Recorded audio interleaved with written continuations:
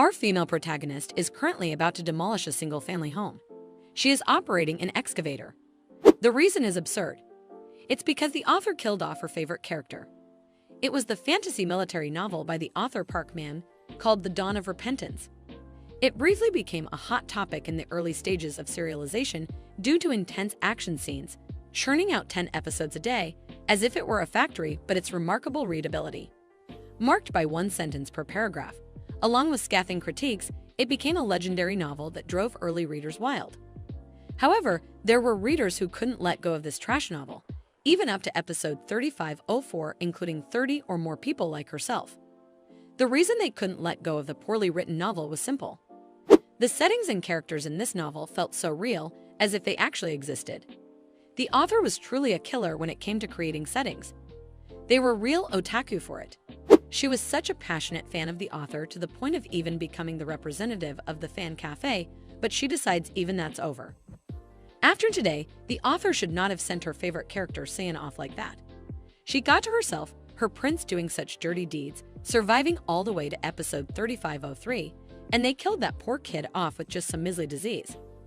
Yeah, she could understand Mitchell killing off Mitchell by a car, but what really got to her was the fact that the author teased a solo episode for her favorite Seian in advance. More excited than usual, she checked the latest episode. However, she received an unexpected surprise gift in the form of her favorite character's death. To her, the author undoubtedly became a devil. And so, with gratitude in her heart, she is on her way to repay the author with the destruction of their house. Suddenly, a screen appears in front of her, causing her to be startled and wondering, what is this? Why did the TV suddenly turn on? It shows the breaking news in the heart of the city. It is breaking news, and the breaking news says that in the heart of the city, a significant tremor has occurred, and with many more appearing. This irritates her because it's noisy, and she starts banging on the excavator window. As the window splinters from the impact of her fists, she produces a piercing shriek of surprise, realizing in that moment of shock that she has borrowed the excavator from another party, and it is rightfully owned by someone else. She apologizes to the owner, whose expressions are contorted in pure fury. She thinks to herself, but since the owner has never experienced the absurd date of their favorite character, the owner may not understand. She snaps out of her thoughts when she hears the owner's voice apologizing, caught off guard by the unexpected gesture. She asks him, she is the one who should be sorry, so why is he apologizing? It is because he believes, since it's already too late to undo it, they should just go and receive some divine protection. Her mouth drops open, her eyes widen in shock as she struggles to grasp the meaning behind his mention of divine protection, bewildered by his sudden shift into Archaic language. She flinches in shock when she realizes she was just hallucinating about the owner. She wonders, is she losing her mind because it's late and she is tired?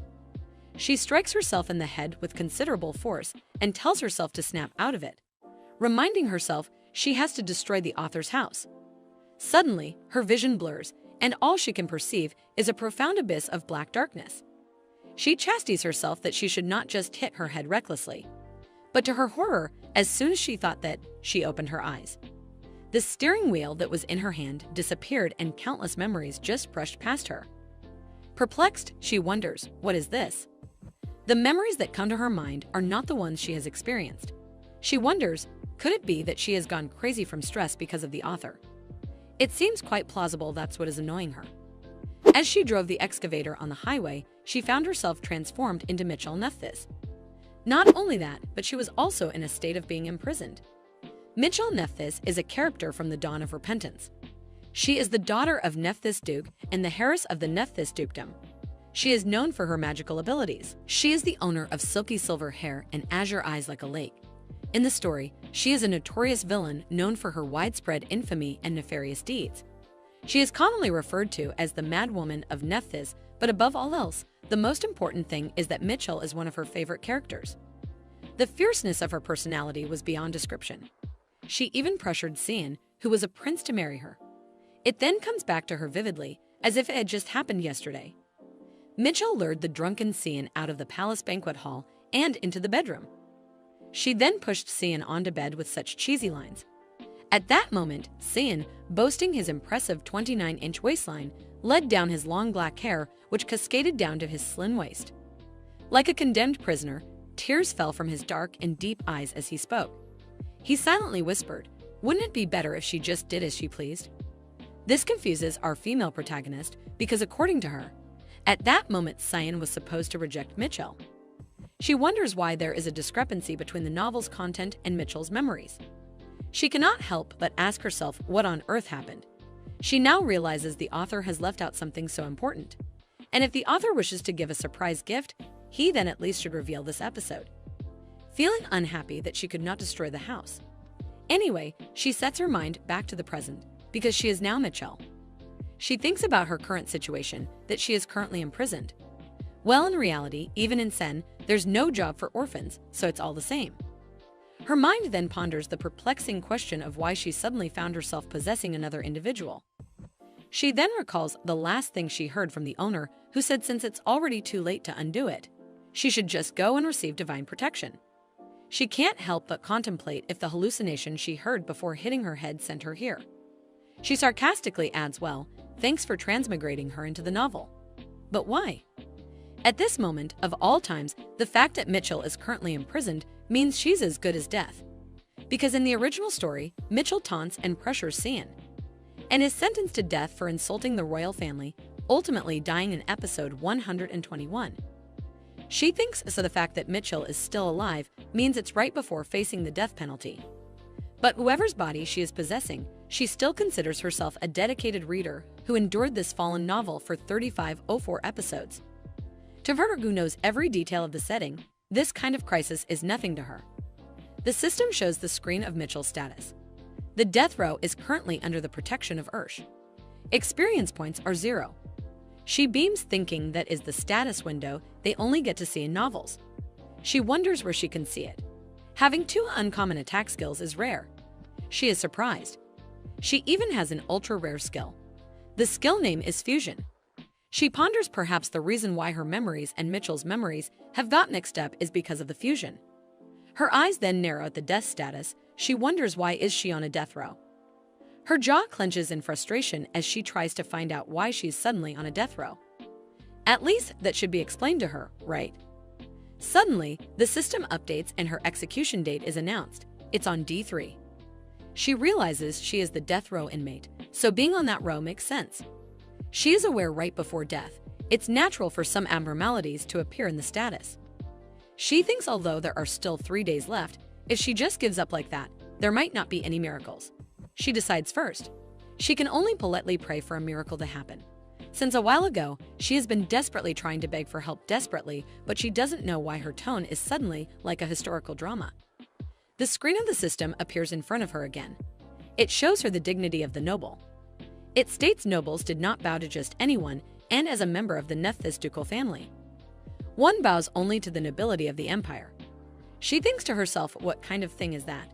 She then mumbles under her breath. Indeed, people are not suited for doing things that don't fit them. She decides from now on she will do things her way. She strikes her feet against the cell. She screams at them and questions, if those guys are deaf, can't they hear she's asking them to save her? She promises them she will do as they say, so please, they should get her out of here. Later in the carriage, she is beaming because she is successfully released after overcoming many hardships. Even though she was expelled from the noble list by imperial decree and rejected by both the family and the empire, she became stateless. Even that wasn't enough. After being whipped 5 times, she was finally set free. Her back felt like it was about to burst, and she felt like vomiting, but she was okay. Now that the death row status has been lifted, she has survived.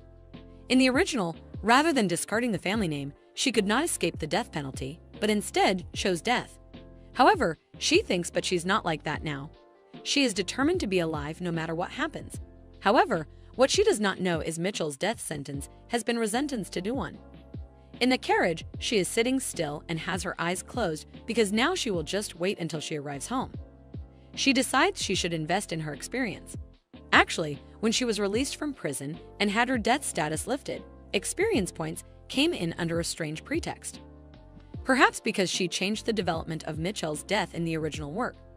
She did not expect to perceive experience points like this. But for her, who knows everything about the novel, she already has plans for which directions to invest her skills. She decides for now she should go all in on freeze. In Dawn of Repentance, the system on reaching level 10 in a skill upgrades it to a superior skill. And since Mitchell already possesses the beginner skill, freeze as an ice mage, investing in the freeze skill right now to acquire the ice magic skills is a priority. If things go according to plan, using freezing to earn money by subjugating monsters would be possible. Even if she is stateless, she won't have to worry about making ends meet. So for now, finding a means to make money is the priority. When she arrives at the Nephthys townhouse, she rushes to home, thinking since she just got expelled from the Duke's house. Soon the story will be heard by Mitchell's parents, the Duke and Duchess of Nephthys. She ponders before she gets kicked out with nothing. She will just take all her luxury items and leave. Selling just a few of the jewels should be enough to sustain her for a while. When she goes through Mitchell's stuff, she wonders why did she collect gems instead of hoarding gold, which is much easier to convert into money. Still, this much amount is quite substantial. Suddenly, the door swings open. Her teeth clatter in frustration as she glances behind her to see who it is, scared that it might be the Duke and Duchess. But it's her nanny Eleanor Leif. She thinks that this person ran after her after hearing the news. She has been raising Mitchell since she was a child. She raised her like her own child, scolding her whenever she got herself into trouble. For Mitchell, she's like her own mother. Her gaze falls on the injury on her exposed back, and she demands to know how she got blood on her back. Mitchell cannot believe she's worried about her as soon as she got here. As she was someone who was special to Mitchell, our female protagonist also liked her just as much as she liked any other protagonist, so seeing her in person makes her eyes teary. Mitchell realizes it's way more joyful and touching than she expected. She ends up in her arms, crying her eyes out. She admits it really hurts. Eleanor asks her what is going on. What's all this ruckus? She heard that something serious happened. She demands to know if she really received disciplinary action. First, Mitchell wants to know if she's on her side. She promises her, of course, no matter what happens. She then admits that she almost got sentenced to death for trying to attack the prince. Eleanor places her hand on her chest in a state of shock. But Mitchell continues that having severed ties with the Duke's house and been deprived of her noble status, she has become a stateless person without any status and having to live without an identity. The nanny stands motionless for several moments, but then suddenly she raises her hand with the intention to strike her. Mitchell states that if she slaps her in the back, she will die and reminds her that she said she was on her side. She asks her through clenched teeth what she is now planning to do in the future. Raising her hand in a shrugging manner, she replies she can do labor that even a stateless person can do, and there's no rule that says she will have to die. She questions how she can say something so easily when she hasn't done anything even remotely hard. She doesn't have a reply to that because of course it is easy to say. She thinks there is no way the person must die because this is an experience story. Mitchell might have grown up noble in the Duke's house, but she is different. When she was young, she was taken in by an aunt after her parents died. After her aunt took all parents' inheritance, there was no part-time job she had not done so that she could live. Dishwashing, serving, she did everything. Even when her living expenses were low, she somehow just managed to survive. She believes compared to back then, the current situation isn't much different. Moreover, in just 3 more years, Mitchell will also become an adult and will be able to handle things. She then confesses, for now, she's planning on taking whatever she can and run away. Eleanor observes her silently for a while and then announces that she has got to go get something, so she should hold on a minute. While waiting, she wonders what she is going to get. Is she trying to give her some money? And that even when she just has a mouse's tail of a salary, does she have any other belongings tucked away? But to her surprise, she brings her suitcase, announcing that if she leaves, then she will leave too. Mitchell freaks out thinking, so she just went to get her baggage. She tries to tell the nanny to calm down, but she interrupts her, declaring that she will do whatever it takes to keep her alive. So they should go together, and when they get to her hometown, they can even stay at her sister's old empty house. Eleanor also reminds her she doesn't know what the world is like yet, so that's why she thinks she can survive alone. Mitchell narrows her eyes at her, unable to say she knows very well how to. She thinks to herself, no, it's actually her who does not know how the world is. To sweeten the deal, Eleanor adds that she has no idea how much pension she could receive as compensation for raising the Duke's child, and she herself cannot even estimate. Mitchell assures her she really doesn't have to, and claims she can live well on her own too.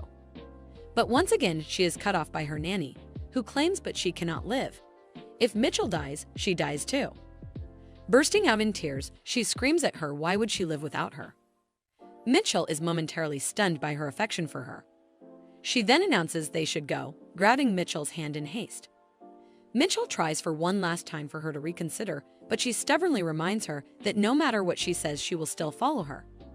Knowing she won't budge, Mitchell changes the topic and announces while they're at it, they should also visit the Savoy Hotel from Treasure Island and take the treasure map with them. Eleanor comments she was wondering if she had fixed her bad personality because she somehow survived, but she's still the same. While collecting the treasures, Mitchell thinks she even intimidated the Prince of the Empire. They can handle reading a treasure trove. Above all, she does have the key to the treasure trove, which only the legitimate heirs of Nephthys can use. For her, this is a legitimate treasure hunt. She may have just been stripped off her status, but she can handle this much. Stepping out of the mansion, they find a carriage taxi. Once settled inside the carriage, Mitchell complains about her back, groaning in pain. She questions what kind of carriage shakes like this. Her back hurts so much. But Eleanor is not listening. She seems somewhere far away in her thoughts. But then she snaps out of it and addresses Mitchell, giving something to her. It's a child's biochip. She discloses with this chip, she can live again as a citizen of the Empire. She warns although it is inappropriate to say this, but she raised her as her own child. Although her child could not use it, she would like it if she uses it. Mitchell's gaze holds softness as she looks at her nanny. In the Kral Empire, once a person is registered as a citizen after birth, a biochip made of magic stones is implanted in the body to prove one's identity. And this chip must have been used by the nanny's child who died early on. Unable to dispose of it with her own hands, she kept it all this time. Mitchell realizes she gave her such a precious object. She expresses her gratitude to Nanny and promises her she will cherish it. She also declares that in that case, since she has become her daughter on paper, she will call her mom. Eleanor flinches in surprise and Dot asks how could a lowly person like her even dare. She blackmails her nanny that she won't take it and even threatens that she will throw it away. Bringing it closer to the window side, she asks if she should just throw it away. Eleanor yelps in surprise but reluctantly agrees that she can do as she pleases, but she will keep calling her Miss. Mitchell raises her fist in the air in victory and declares now she has a mom. Eleanor stays true to her words, referring to her as Miss and asking back for the biochip to keep it safe. Mitchell quickly agrees, addressing her as Mom. She then asks her, but to implant this, does she have to go to the city and find someone? And how much does it cost? Suddenly, a sharp pain shoots through her arm as the nanny strikes her. She demands the nanny that if she's going to do something like this, at least she should be given a warning. Eleanor counters that she has to do it unexpectedly so she doesn't get scared. She questions her nanny, can't she see she's screaming because she's scared? Mitchell Nephthys is 1 hour before the retrial for death row. Mitchell grabs her arms as she mentions that her back hurts so bad, but now her arms hurt too. Eleanor tells her to verify if the biochip is functioning correctly. She states that her child's name was Even Leif. Mitchell ponders that it is not a bad name. She wonders what kind of skills does she have this time. The blue screen appears as she wonders if this is Mitchell's status. She wonders if there has been some kind of collision or conflict, although as she thinks about it, she is aware it is not mentioned in the original work. Having one person with 2 biochips is an interesting concept. She wonders could it be that it is just too old for her to recognize. Just in case, she decides to look in the direction where the chip is embedded. It appears as she mentions that Evan's biochip was newly implanted in her right arm and she was able to launch a 1 status window with her right arm and Mitchell's status window with her left arm. A 1 thinks that she's going back and forth again, and it seems like she's in a good mood. Mitchell wonders if Evan is excited because it feels like she's looking for a completely hidden setting. As she looks at Evan's scales, his status is time limited and his training level is 8 to 800 until next level up. Reading level is 8 to 800 until next level up, and can do anything for a living. She thinks about training and writing. To her, it seems like it is leaning towards a specific field, but she decides to skip over that for now. Another skill is that it quickly increases the experience required when leveling up. Mitchell wonders, what is this legendary skill, she thinks? Is not this a skill that nobles usually have? There is nothing one cannot do to make a living, and it makes acquiring skills relatively easy. She thinks even without attack skills, she is still have high-performance top-tier skills, and she's so amazing that Even Leif is awesome. She really thought there was no one else formidable as him. She looks at Evan's status as she wonders why is this attached. Eleanor asks her if it is still not recognized. Mitchell responds, "No, it popped up properly." Eleanor becomes surprised as she questions if that is really the case. She states that if Mitchell is registered as an imperial citizen, she would not be able to live a normal life normally. Mitchell is aware that she lived her whole life in comfort, and from now on, she has to live like a rat living in the countryside. She wonders if anyone had any disease. If that is the case, it causes her to think, is not this practically over there? Dawn has been reset that upon failing to enter the Crowley Academy. She is surprised as, after some time, Eleanor tells her it is dangerous and asks her why is she doing this. She sits in the carriage as she thinks that they should first come down as she has already lifted the time-limited condition one. And she should not overthink about it first. She wonders why not follow that down as she calls out to Eleanor and states she thinks that she should go to the academy next year. Eleanor's responds, "All right, she will prepare everything for admission." She asks Mitchell to only trust her. Mitchell has tears in her eyes as she ponders. The academy's admission fee alone is 100 million crowns, but her nanny could not even secure her retirement pay. How is she going to raise that large amount of money? Eleanor tells her as soon as she enters school she will succeed in life. My child is aware that the problem is that ambition is difficult, and it is not like she is going to enroll tomorrow.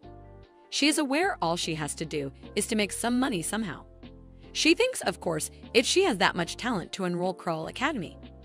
As a commoner, she must be incredibly smart, fight incredibly well, or maybe be a good magician.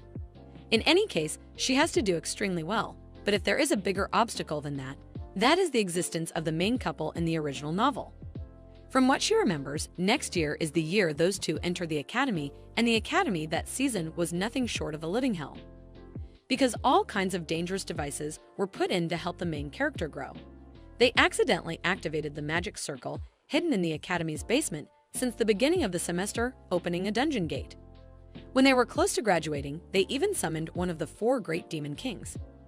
Moreover, because of the incident they let, it was said that the number of graduates of that year was only a few dozen. She knows even if she enrolled, it will be difficult for her to graduate alive, but she will die if she does not enroll. Even if she enrolls, there is a high probability that she will die. She is aware that it is definitely worth a try and knows first of all that is the method. She tells coachmen to stop at the first inn. She checks herself in the mirror as she ponders. It is very good. At first glance, she looks like a perfect commoner, and if one's wondering why she ended up like this, it is because she barely briefly disguised herself as Even.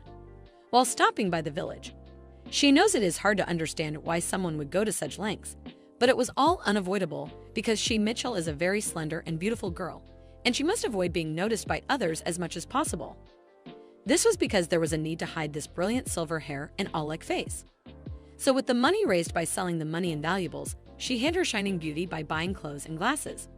Subtly dull blue hair, unsophisticated round glasses, hair braided into 2 pigtails.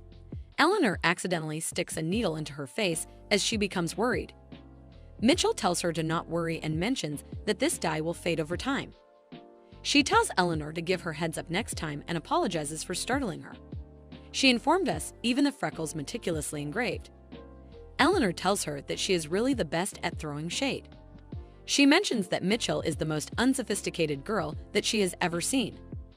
Mitchell wonders if it is a compliment. Eliana tells her yes. Somehow she even smells like chicken poop. Mitchell asks her to leave it there. She wonders that if she looked like this, it would be difficult for even people who even knew Mitchell to recognize her. She wonders, what on earth does she smell like? She thinks not everything is ready. They should get going as she gets inside the carriage, mentioning that it looks like it will be a little while again. She sits down as she tells Eleanor that she does not want to get bored on the way. So why doesn't she tell her about her hometown? Eleanor responds this is a list of port cities, and it is such a rural area that she probably have not even heard of. Mitchell is aware that Eleanor thinks she's a fool.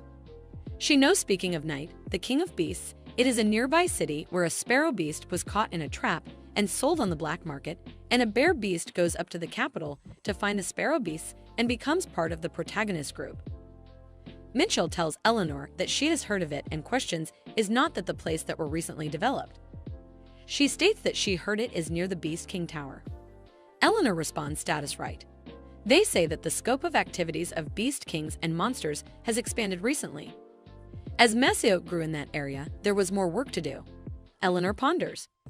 It is said that the area around the monster habitat becomes a good environment for magic stones to grow. Mitchell responds it is magic stones. She is aware that magic stones are quite expensive, so if they mine them and sell them, it will work out good before Eleanor asks her what is she thinking of. Mitchell calls out to Eleanor and tells her they should go and buy a pickaxe.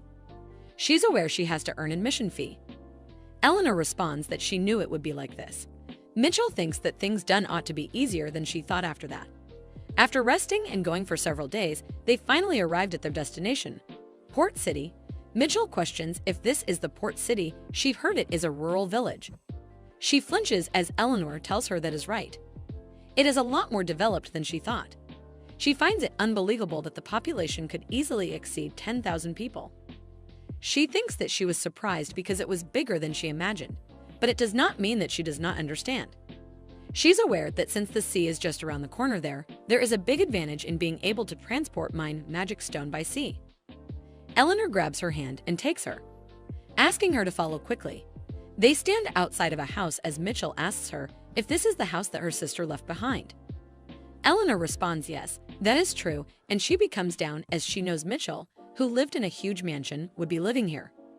Michelle tells her that they should first unpack and say hello to their neighbors. In a small town like this, connections are more important. Eleanor responds yes, it is right before a man appears. The man questions them. Who is this? He questions is that Eleanor. Our female lead asks what this is. Eleanor responds it is nothing and Mitchell doesn't have to worry about it. The man begins to laugh as he states she left, acting like she would never come back. Considering that she came back with a child, he asks her, does it seem like there was an accident in the capital? Mitchell questions, what is the matter with that man as she curses him. Eleanor tells her that they should just go in and that is how he has always been. Mitchell glances at him as he tells her to not be rude. She mentions, is he not scared of a twisted old house with no safety devices? He states if two women live alone and something bad happens, wouldn't it be sad? That night, Mitchell goes outside with an axe as she ponders. If one is a decent citizen of the Empire, they must have at least one big axe. She was born to us is not unusual for such a situation to arise so suddenly. She thinks it is a good night to get into trouble. And even though that man is unable, she does not particularly like she knows it is true that it is dangerous for two women to live alone, and she guesses that she should follow his advice and eliminate the risk factors. She is following that man as she thinks he's just the type of guy who starts an argument as soon as they meet, and they never know when or where they might pose a threat to them. She knows she cannot leave the guy who threatens the peace between her and her nanny alone. When Mitchell was young, she threw a tantrum to Duke Nephthys and started to raise a drake, a subspecies of dragons, as a pet animal. Young Mitchell took care of the dragon wholeheartedly by limited, as well as providing it food to eat. However, after a year that Drake smashed and escaped from its cage due to Mitchell's negligence. It endured 20 people and was subjugated by the guards, and because of that incident, Mitchell was scolded harshly by the Duke. The reason that she is suddenly thinking about this is because Mitchell has a past record of injuring people. And talking about her, she used to work at an errant center before, so she also has a record of beating up several bad guys in the past to subdue them. This means that if these two people are combined together, they can beat a person to that. And that guy decided to mess with the wrong person. She points the hammer at that person as she ponders she should hit him then throw him in the sea after his body freezes. The man then yells it is all bees and mentions if she wants to live here, then she should go find a good house downtown. She wonders, who is he even talking about? He really stands up and states he is certain that she was fooled by someone because of her personality and everything was stolen from her. Mitchell ponders that she was wondering if he is going towards her house with a suspicious item, but she knows he was just taking care of them. She realizes he was just a normal and decent guy. She thinks that she almost caused trouble here on her first day in this place. She wonders, but what if he is just a tsundere guy and she just wishes he would stop talking rudely?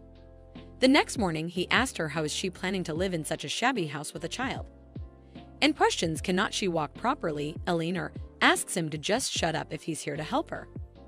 Mitchell wonders what. As she thinks that he was actually close with her nanny, she realizes that she almost caused a big problem. Eleanor calls out to Mitchell and questions if it is noisy. She apologizes to her as Mitchell ponders. They are so close they did not even care even after knowing her real identity, even though they introduced her as her daughter in front of other people. Calls out to the man as he asks her what. She apologizes to him, causing him to wonder what he is apologizing for. She does not tell him much but states she's just sorry to him. He tells her that she is ruining his mood. Eleanor introduces him as Thomas. She mentions that he ran away from his house to become a pirate, but rarely managed to get a ship and came back again. He is just a piece of human trash living as a fisherman. Musk becomes angry as he questions. What does she mean? Mitchell tells him it is nice to meet him and introduces herself also as a piece of trash who almost ruined someone's life. Eleanor becomes shocked as she questions. What does she mean that she's a piece of trash? She phoned us that she almost killed a person who did not do anything wrong. So she is trash and he is a fisherman who has a shape. So she is aware that if she does well, this might help her to earn some money. She tells him that she has throwing skills, so he asks her so what. She states she can catch the fish with the harpoon and mentions that he should let her in his ship. Eleanor opposes it. She tells her that she does not know how scary the sea can be. Tom also states that she is still too young to be a seafarer, so he also opposes it. She ponders, just as she expected. Both of them opposed it. She tells them that she already warned them. Eleanor tells her they have not even finished talking and questions where she is going. She knows that she's supposed to die, but before that happens, she plans on saving Tai-Tai and changing the plot. Since she's inside the dawn of repentance, she has to earn points by changing the plot. If she earned points just by changing the plot, then this will give her an opportunity to acquire higher level skills and earn money just by changing the plot she knows. And with that money, she can enroll in the academy and get rid of this time-limiting condition. She's aware if she looks around carefully, she will find Tai-Tai somewhere, but she realizes she still does not see him anywhere. She knows that she cannot find him just in one day, and thinks that she should take up the magic stones and earn money then. She begins to work at Az and that night and the next day, and the day after that, she continues to work. She notices a person in this educated place and wonders if that is Tai-Tai. She wonders if he has white hair. Before she realizes that is not him, she wonders who it is. She thinks about the shape of his pupils and he even has skills on his skin. So she realizes he definitely is not a human, so he does not care about her at all. She continues to stare at him as she wonders what he is doing. Right then, she notices some bees as she thinks he's feeding the wandering beasts and wonders if he's like a cat daddy. She also thinks what is he doing staring in the blank space this time. It's been a week now as she wonders what is going on as he steps towards her, causing her to wonder if he's really coming towards her. He asks her if she's a minor. She ponders that she heard his voice for the first time. She tells him no, she is not before he responds. All right. She cannot believe that he just came here to ask her that. And she was wondering what happened because he approached her so suddenly. She decides to continue digging the magical stones today as well. Mining skill level 1 has been created as she thinks she's not even a miner. So why is there such a kind of skill? She thinks she should correct it by saying that she's a miner. She can do everything to make a living. Acquiring such skills is comparatively easy. She wonders if this is Evan's extra skill effect. Acquiring such skills is comparatively easy, she wonders. Isn't this too easy? She thinks that she should test how well the skill works. The beast that was discovered while mining for stones. She said she was about to go to the King of Beasts territory, and now she knows he's threatening to kill her, as he has challenged her to a match.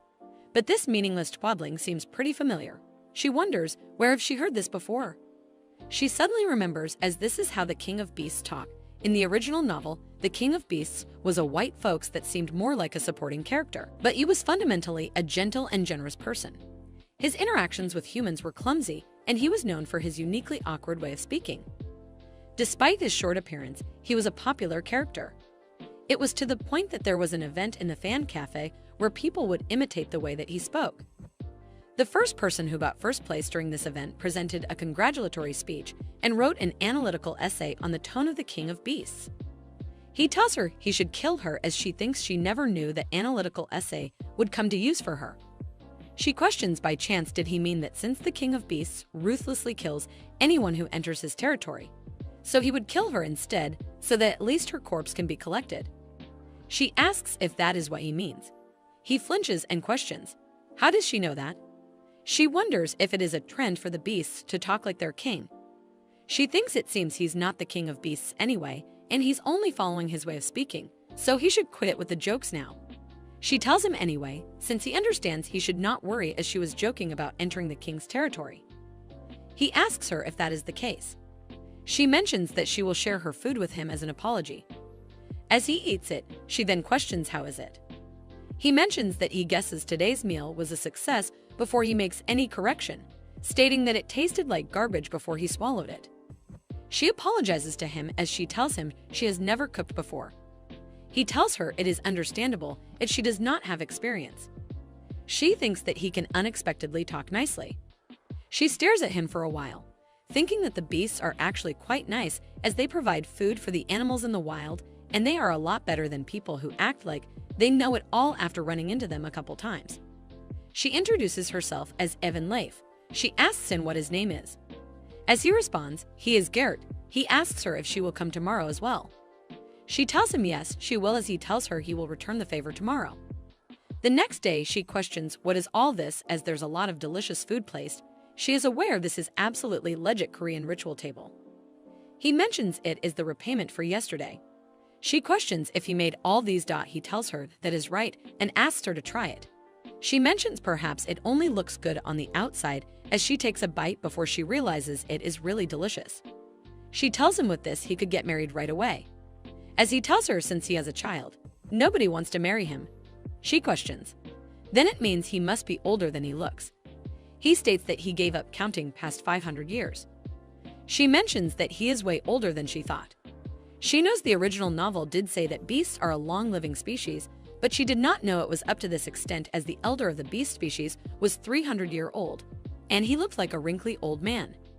She wonders what kind of animal beast must he be to look this young. She asks him what kind of beast he is. Seeing as he does not age, she questions if it is like a snake or something. He does so. She's tried as he is a snake beast. He also speculated that is why he does not age. His skin automatically sheds even if he develops wrinkles. She tells him a snake beast is super honey-like as she is surprised.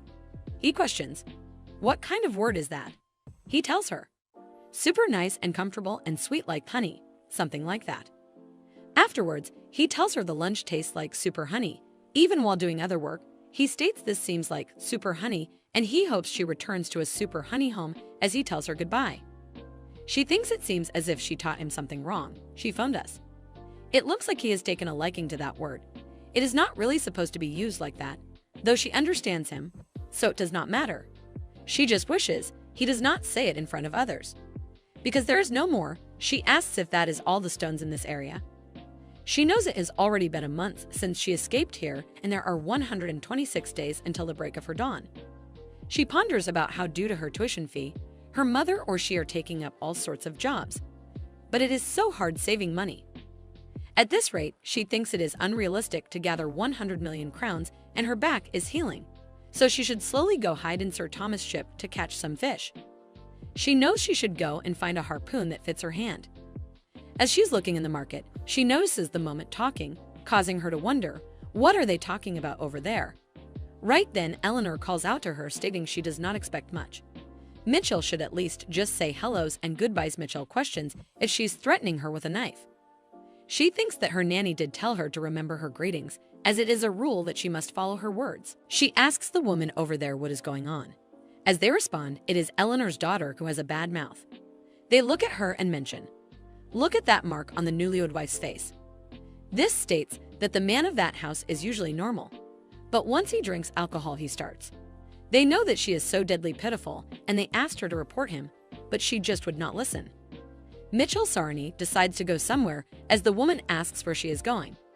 They know that she is meddling in their business. Rachel deep down calls those ladies idiots to see this as mere meddling. She knows this is the golden opportunity to strike business. She runs towards her as she mentions she heard the rumor and she will fix her husband's bad habit. The girl becomes terrified and questions who is she. Mitchell tells her of course it is not for free. The girl asks her what is she saying. States that she should not uselessly interfere and leaves. Mitchell mentioned she's a one who recently moved nearby Captain Thomas' place and if she's interested, she can come by there. She knows since she has introduced herself, She is done preparing for this, and then she thinks she should go and finally buy her harpoons now. She tells the man that if there are no harpoons that fit her hands, she will order a custom and ask the man to state his price. He calls out to her and tells her that she has no manners, and he feels offended. He states that he will take 2 times the price of those on display. She tells him once the harpoon is finished, he will be the first one to be skewered. He states now he will take 4 times the price as she asks him to calm down, mentioning it was a joke, and asks him to give her a discount. That is how she wasted half of her money. She saved up selling the stones. That night, someone knocked on the door as she questioned. Who is it? It is the girl from earlier, as she mentions they met in the afternoon in the city. She asked him to come as she thinks that she did not expect her to come so soon. She notices the girl came back with more marks than last time. The girl trembles in fear and asks her if she can really solve this for her. Mitchell responds of course she will accept payment greater than 1,000,000 crowns. It makes her angry looking at her marks. The girl states that she does not have that much money. She tells her that she can then pay in monthly installments. 100,000 crown amount for 10 months. She mentions she does not do this for everyone, but she made an exception for her. The girl recalls anxious and asks for her assistance. They decides to go now as the girl takes her to the place and questions if she can really fix his habit. With child response of course, as she will monitor him until he fixes it completely. She opens the door as she founder said when she used to work at the errand center. She saw these drunk men all the time. She knows that isn't. She is someone who has a lot of useful skills right now.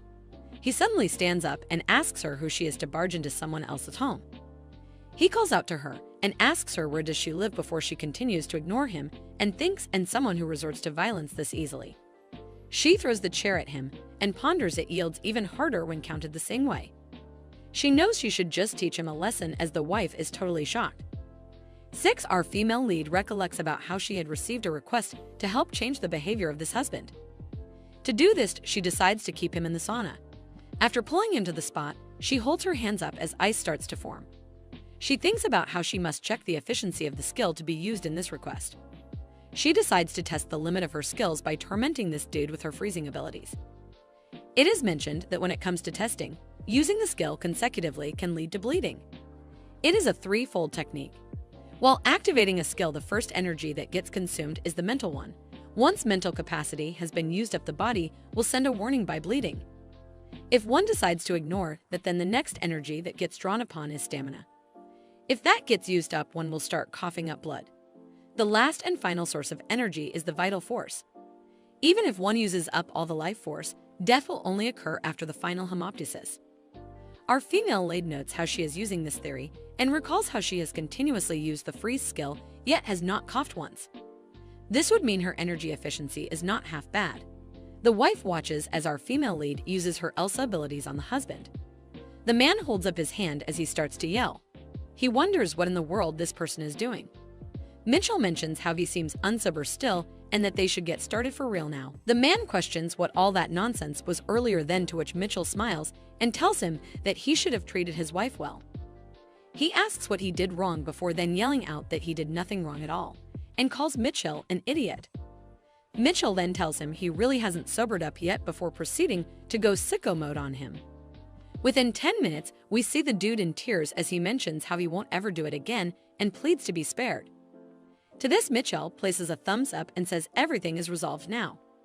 She then calls for the wife and tells her that they should wrap things up here and that the payment due is 100,000 crowns. The wife in fear says that she will get that right away. Mitchell then continues to tell that man that he should know she will be around in this neighborhood. She mentions how if she hears he's being negligent again, then she will come back again. She mentions how if he messes around, she'll delete him. Our female lead is then paid by the wife, and Mitchell tells her to pay the rest when she can. Mitchell also says to feel free to come see her again if anything else is ever needed. To this, the wife smiles before thanking Mitchell and telling her to take care. A week would then pass. Rumors moved along rapidly and many requests were sent to the errand center. Our main character was able to solve many problems and earn up to 5 million. Her level also rose rapidly from using the early key and throw skills to help solve incidents. Her throw and freeze are both at level 6 now. As she then starts to stretch, she mentions how quite a bit of money has been earned and that she needs to start focusing on finding Tai Tai. Due to this, she has decided to invest in a health skill which may look like it means nothing. As she runs, it is revealed that this skill is at level 7. While rapidly sprinting, she mentions how her speed is not half bad and that the health skill is even better than she thought. She smiles, thinking she'll find him in no time if things carry on like this. She then turns her head to find a report saying her detection skill has been started. She comes to a complete halt. She stands silently for a moment thinking about this skill before then wondering why it suddenly appeared. She wonders if it's because of Evan's extra skill and that just by trying it was already there. She moves her glasses up with a smile as she mentions how unbelievable this is. She raises her hand and yells detection as the skill activates. She mentions being able to see the topography and hearing even the slightest sounds. She even hears some birds chirping.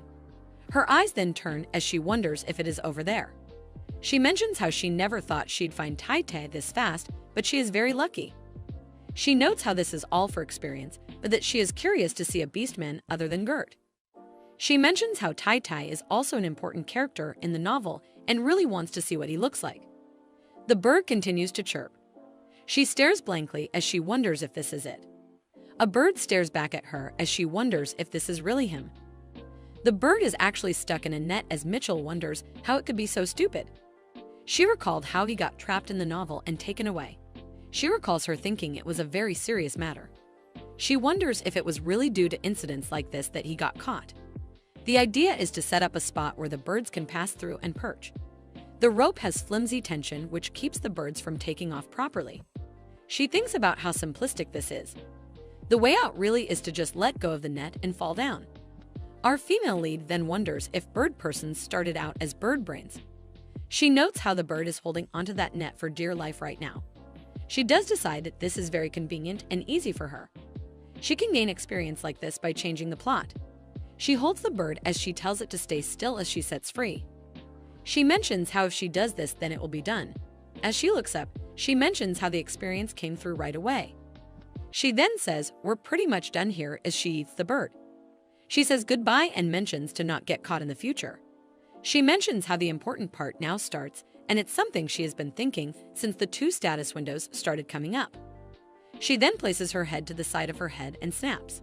She wonders where the plot change text would get placed. She first checks with Avon and then with Mitchell. She then yells in excitement as she notes how it came to both. She mentions how sweet this is as she decides to work on Mitchell's freezing first. She continues to smile, mentioning how mining and detecting are both necessary. She then places her hands both up as she mentions how her status window now appears like this. She recalls how she's getting closer to the freeze spell and that the plot needs to be changed a couple more times. The bird has walked right back up to her. She calls it weird as she asks why it's been on the ground since. She then realizes that the bird seems to have hurt its wing. She mentions how she's already spared its life, and now does she really have to treat it too? She mentions how ungrateful it is as it chirps. She then says that is enough and to stop following her. She is certain that it should understand this. She mentions how if it's not just a bird, but also humanistic as well, then it should understand this and not be stupid by following her. Our female lead arrives back and greets Mom. Our female lead is then asked what that bird behind her is. All she can think about is what a bird brain it is. She yells, mentioning how she told it not to follow, but it only chirps in response. From Evan's perspective, she introduces her name as Mitchell before correcting it to Evan Rafe. She happens to be a teenager who ran away from home, although she has planned that she will return home once the sun goes down, but she is still running away from home anyways, though the reason was certainly absurd. Yesterday, Titty, the bird she saved from the trap, was not grateful enough and followed after her. Her mother used the medicine on the bird that was hers, which made her more frustrated, thinking that the bird took over her house and even used the injury as an excuse to monopolize her mother's attention. Her mother liked the bird very much, which irritated her. She turned around and told her mother that she didn't want to know anything and they both can just live happily like that, as she decided to leave. Her mother reminded her that she has just come back, so where was she off to all of a sudden? She responded that she was heading to the south. Her mother asked her how can they go to the south, to which she questioned if they shared the same blood. Leaving her mother confused, she asked her what did she mean to say by that. Her mother soon bursted out with anger and yelled at her daughter by her full name. Questioning if she won't stop right there, she was aware that after getting called by her full name, if she happened to be caught she would surely die. so she decided to save herself and continue to run. That's how she ran away from home. She is aware that this is the second time, but it was not voluntarily. She believes it's not running away as she was planning to go out anyway. A woman notices her and greets her, thanking her for helping her last time. She deep down wonders who is it. Not remembering helping someone, but then is also aware of the fact that she has done so many things so she can barely remember, the woman reminds her that last time after she found her child who ran away from home, her child's habits have completely changed. By this, she remembers that this is the person who asked her to find the youngster that ran away from home. She realizes that for the sake of the chore sender's reputation, it's better that she does not mention that she has run away from home too. The woman states that it seems like the javelin she ordered at the blacksmith shop last time is finally finished, asking if they shall go and take a look. However, Mitchell thanks the woman for noticing her and waves her goodbye. She ponders that getting to know people in the village like this also has many good points and wonders if she shall head there and get the javelin that she had ordered. She reaches the place and takes a good look at the javelin. She tells the shop owner that his personality is completely nonsense, but his things sure are good. He responds that her personality is evil, but she does know how to check things properly. She thinks it's not bad, but if she can get a little discount, then it'll be perfect. Thinking that it seems he also liked her compliment, she tells him that she would like a little discount, questioning if that's possible. He smiles, to which she ponders if things keep going like this, then negotiating will be easy. However, he kicks her out of the store, yelling at her to never step foot here again. She is aware that she could not do it, wondering why is the shop owner so hot-tempered. As she walks, she thinks that she cannot go home like this as she has just received the javelin, so she has to go find a boat. She then realizes she has other work to do as well, thinking how busy she is.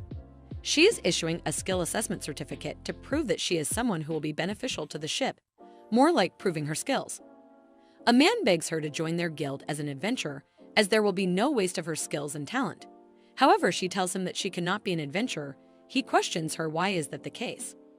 She responds it's because she will be a fisherman, causing her to be totally taken aback. She is aware that after all, if one wants adventures and has a strong desire, then there is nothing as tempted as the sea. She notices a boat and thinks of it as the most modern one. Thomas' perspective, he introduces himself as Thomas A. Lamb, the fisherman. He mentions that today he is going to die by Eleanor's hands, as Evan King sang to him that she is Eleanor's daughter, and secretly climbed onto his boat. He knows her mother warned him that if her daughter gets sunburned on the boat, he'll die. He curses at Mitchell and questions why is she on the boat, stating that if her mother knows this, he will be the one getting killed. She seems pretty invested as she has her eyes stuck on a place, mentioning that 15 degrees to the left, about 500 meters, there's a school of fish, and judging by its size, it's a mackerel.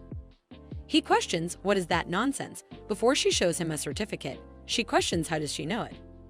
Before answering to her own question that she has the detection skill, it's the skill certificate that belongs to her. He asks her if this is a skill that has been certified by the Adventurers Association.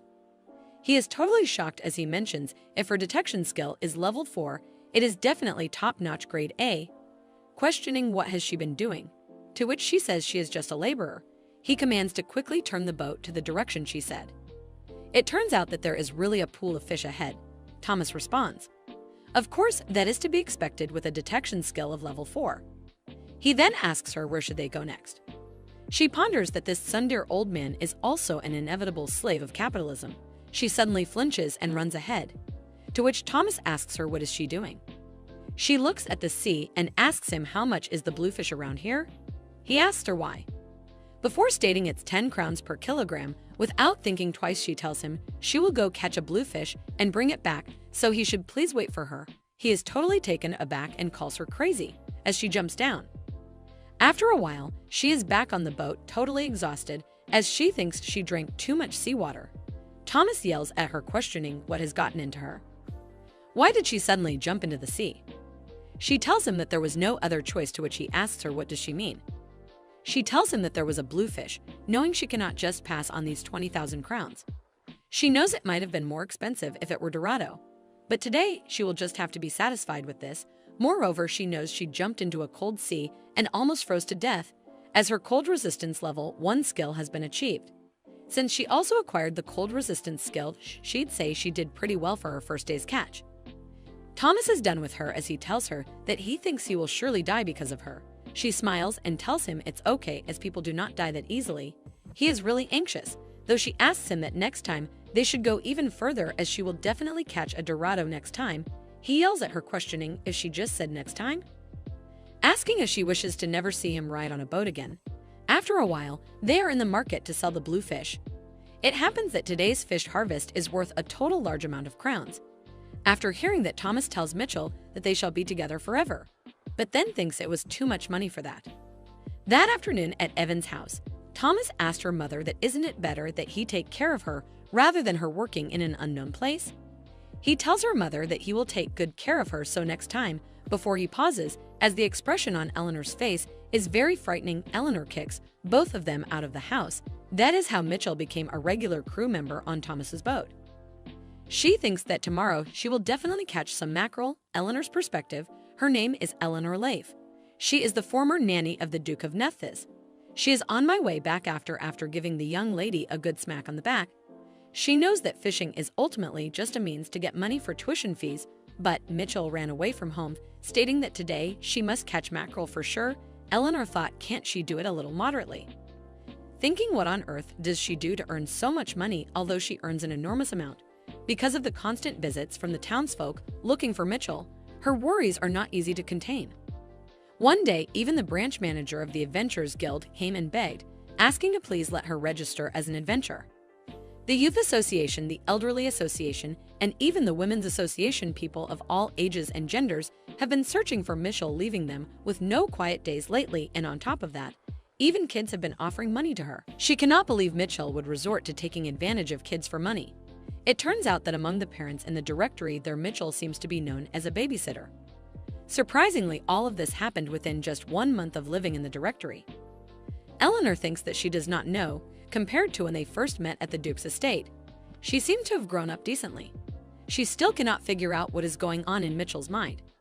She asks Titty, the bird, if it's weird that she's worried, because she thinks that Mitchell is very nice, to which the bird chirps shockingly. Eleanor thinks that the thing is, it's like Mitchell has become a different person. She used to only see people as things, not as individuals, not even caring about how many people in a family someone might have, and thinks that was not she, just a crazy person. The only humans she considered equals were her own parents, the Duke and the Duchess, and she even thought of the royal family as being beneath her. But still, even if it's just out of obligation, would not it be nice to show some respect for someone who raised her for a lifetime? She knows that she used to be like that for sure, but now her personality has brightened up. She cannot believe that she gets so along with the people in her neighborhood. It really feels like they are going to live a long time, thinking was being in prison a turning point in her life. She never thought the day would come when Mitchell would become a decent person. Anyway, she is aware that now she has decided to live her own life, so she will not cause any more trouble, right? At the same time, at the distant sea, Mitchell throws something in the sea. Thomas asks her what did she just throw. She smiles and tells him it's nothing. He seems taken aback as he questions if that is the case. He wonders, what is this? An unmistakable feeling of unease. It is really nothing special. Back then, when her mother told her to hurry up, she found something. She found a key and they could open the gate. Her mother had told her that if she has found it, she should come on out quickly. The last thing she brought when she left the house, it was the heirloom of Duke Nephthys family, Magic Nephthys, a long time ago. When water was precious, the Nephthys family would create water. They were able to accumulate wealth by selling water in large quantities to the villages that were suffering from drought. This news even reached the ears of Emperor Cromwell. The Nephthys family was appointed as the source of water for the empire and played a crucial role in supplying water to the capital. So far, this is the story known to the public, but the reality is this. In fact, while digging a well, the Nephthys ancestor discovered a pair of ancient rings. One had the power to absorb anything, the other had the power to expel what was absorbed. The Nephthys family actively utilized these artifacts. Open the gate by throwing a device that absorbed anything into areas with abundant fresh water, and they would sell the water that the device expelled, amassing great wealth. In other words, the magic Nephthys actually means they achieved everything not with magic skill, but with the water of their artifacts. Furthermore, water pipes were laid throughout the empire 30 years ago, making it impossible to trade water. To continue the legacy of magic Nephthys, they incorporated many wizards into the family. finally giving birth to Mitchell, who possessed magic skills. Anyway, currently that relic is being cherished as the Nephthys family's treasure. But she left the house. She snatched it sneakily, the ring that absorbs anything. She threw it deep into the sea using a tool. Now that she wears the ring that expels and opens the gate with her freezing skill, seawater will come out as ice cubes. And if she aims well and throws with her throwing skill, a perfect natural harpoon without spending a penny. She seems very excited as she mentions that today they are really going to catch some swordfish. Thomas asks her why is she so excited about catching a swordfish. She responds that they are expensive, and she's going to the academy, but she does not have the money for the tuition fee. Thomas begins to cry as she asks him why is he suddenly crying. He tells her that he did not know she had such circumstances. She tells him that she is a very amazing person. He decides that he will then sail the boat for her every day. With a determined expression, he tells her to come out tomorrow as well. Next day, they are told that typhoon forecast today, so he cannot raise the sail. Both of them are quiet, as they know boat ride everyday disappointment in just one day. She is aware that the application period for the academy is approaching, so she needs to quickly gather money. So today, instead of fishing, she will go mine for mana stones. As she is walking towards the place, she notices that it seems like most of the mana stones have already been mined in the safe zone. She wonders if she should go a bit deeper before she notices a man. She calls out to him and tells him it's been a long time. She calls him Gertrude. He stares at her, to which she questions why is he staring at her like that. He states that humans really grow up fast. She responds that she is an exceptional. He tells her that she is a fast-growing girl, mentioning that she has become much stronger compared to before and asks her if it is all right. Can he touch her? She notices the animal behind him, wondering where is that animal sound coming from. He tells it that it is oak. She realizes it is a white fox. The fox is growing as Gertrude tells the fox that Mitchell does not misunderstand such things. The fox seems angry towards Gertrude as she wonders if the fox is apologizing as Gertrude asked to touch her body or something. She understands because of his taming skill, and it seems like Gertrude is having a conversation with the fox. She tells the fox that it is oak. She mentions that the growth rate is impressive and asks Gertrude if he wants to explore muscles. He tells her yes. It mentions that she certainly understands. She questions if he is curious about whether the reason she became stronger is physical training or related skills. He responds yes, that is right. She gives him the permission to touch her. He grabs her arm and takes a good look. He notices that seeing that the muscles are not sticking, it seems to be the effect off before he pauses and questions why did she come today. He's aware that she's truly born to be a miner. She came to mine for gems. He tells her that there are only a few mana stones left ahead. Going further in, she won't be able to handle it. She tells him that it is oak. She will only mine for today and won't come again. He questions what as he is taken aback before he tells her he understands. She knows it is a bit hard to understand this time as the fox is noisy.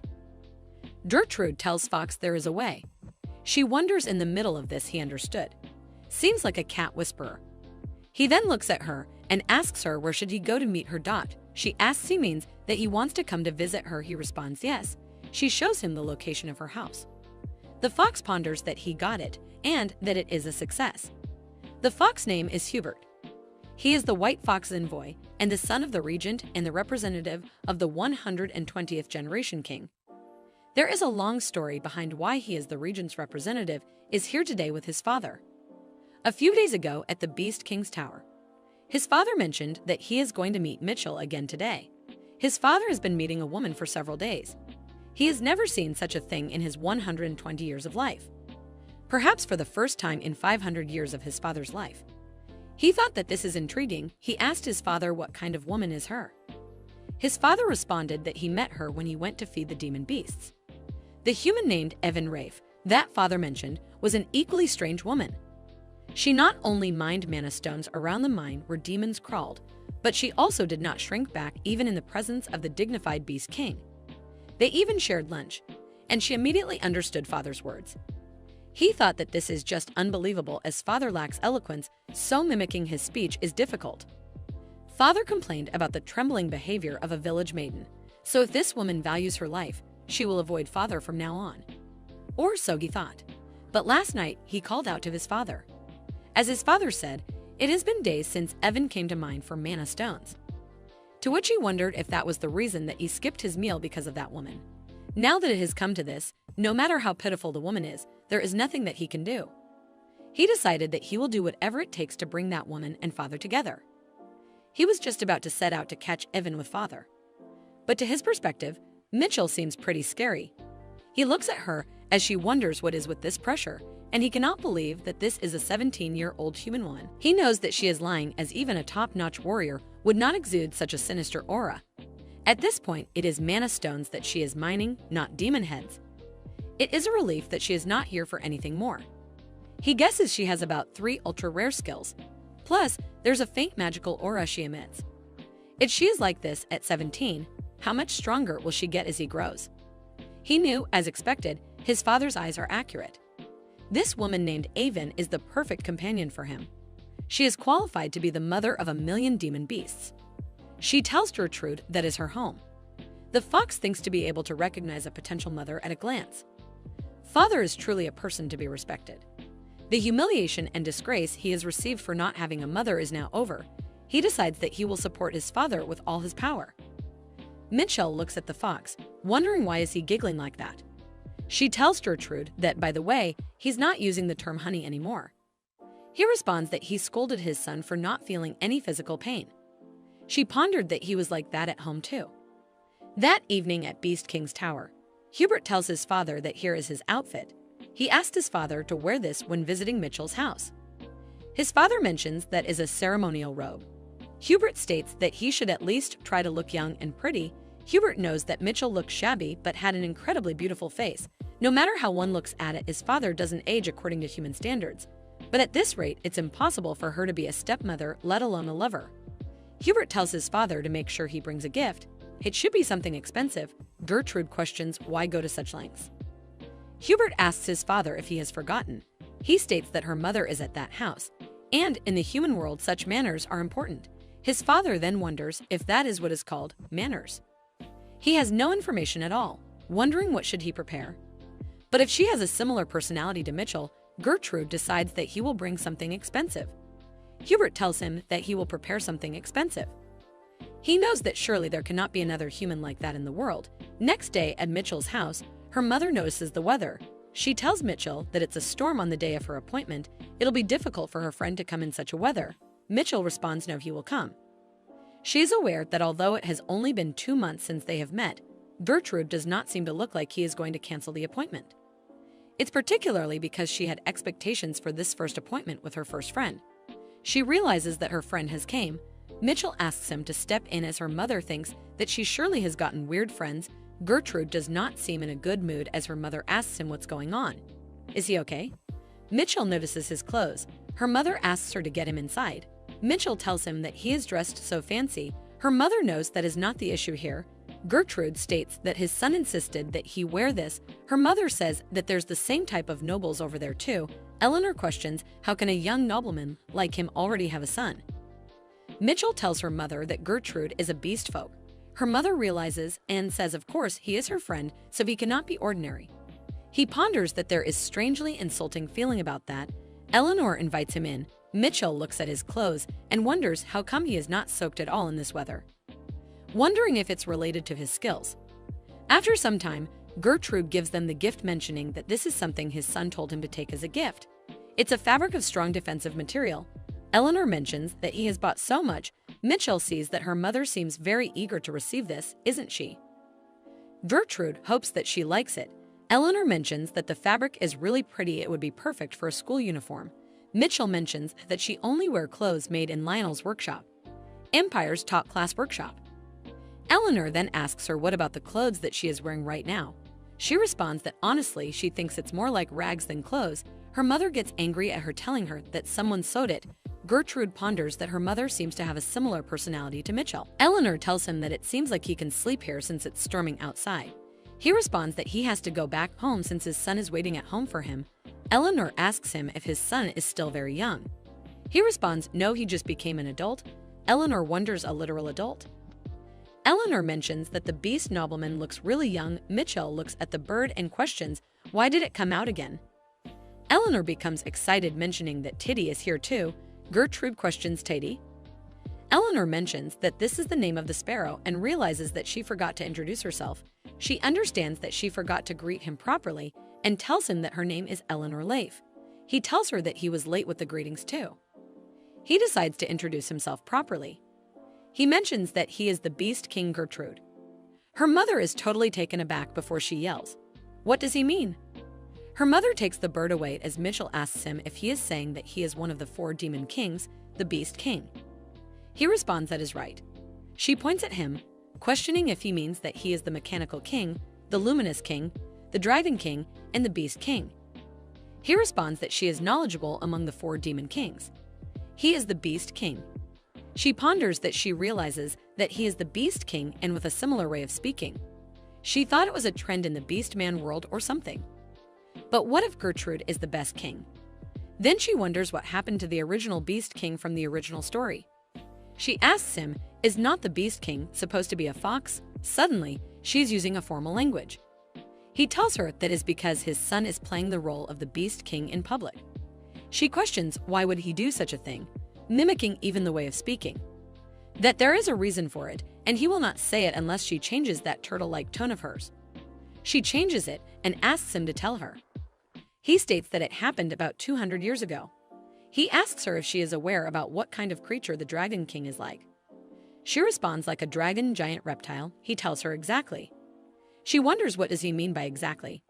She questions what does he mean before she thinks about it. She questions if he's complaining because he's a reptilian beast folk and he's similar to the Dragon King. He tells her that when someone came to the Beast King's tower and caused trouble because of the overlap, he got annoyed and just created Hubert as a substitute. She wonders if there is such a guy. He asked to change the Beast King just for such a reason. Gertrude mentions that he said he wants the new Beast King to use the same unique tone as his. She questions, is that guy crazy? She feels like her head hurts, wondering why is not there a normal person here. Eleanor tells her it is not something she should be saying. Mitchell thinks that she should just forget it and let's just forget everything. Like if the characters overlap between the Dragon King and the Beast King. If the newly adult 100 fox imitated his father's tone and spoiled the concept, she did not hear anything. She knows that Gertrude is the beast man she met when she went to the quarry for the first time. He is her first friend she made here, and that is all that matters. She knows her friend speaks in a strange tone and is actually old, but he's handsome. She tells Gertrude that they should have their meal now. Eleanor asks him if beast folk gentlemen handle spicy food well, as Mitchell prefers spicy, sour, and salty food. Go ahead and enjoy it, and if it's not enough, he should just say so. Michael seems hungry as she says she'll eat well.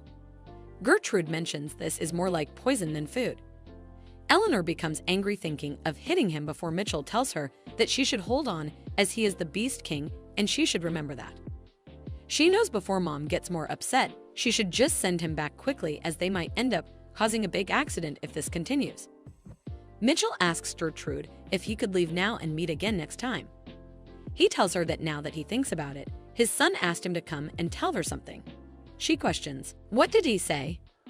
Eleanor mentions they shall hear what kind of nonsense his son said. Gertrude mentions that he wants to formally propose a relationship with Avon Rafe, talked for a while before she decides that she should just take calm. Wondering if this is a proposal just for friendship or is it a setup for a lover? Eleanor is ready to beat him up before Mitchell asks her to hold on a moment. Mitchell tells him if that relationship means just being friends, she already considers him as her friend and it is an unnecessary proposal. He responds if that is the case, then that is a relief. He then says that he would like to make a proposal again. He states that ultimately he wishes to mate with her.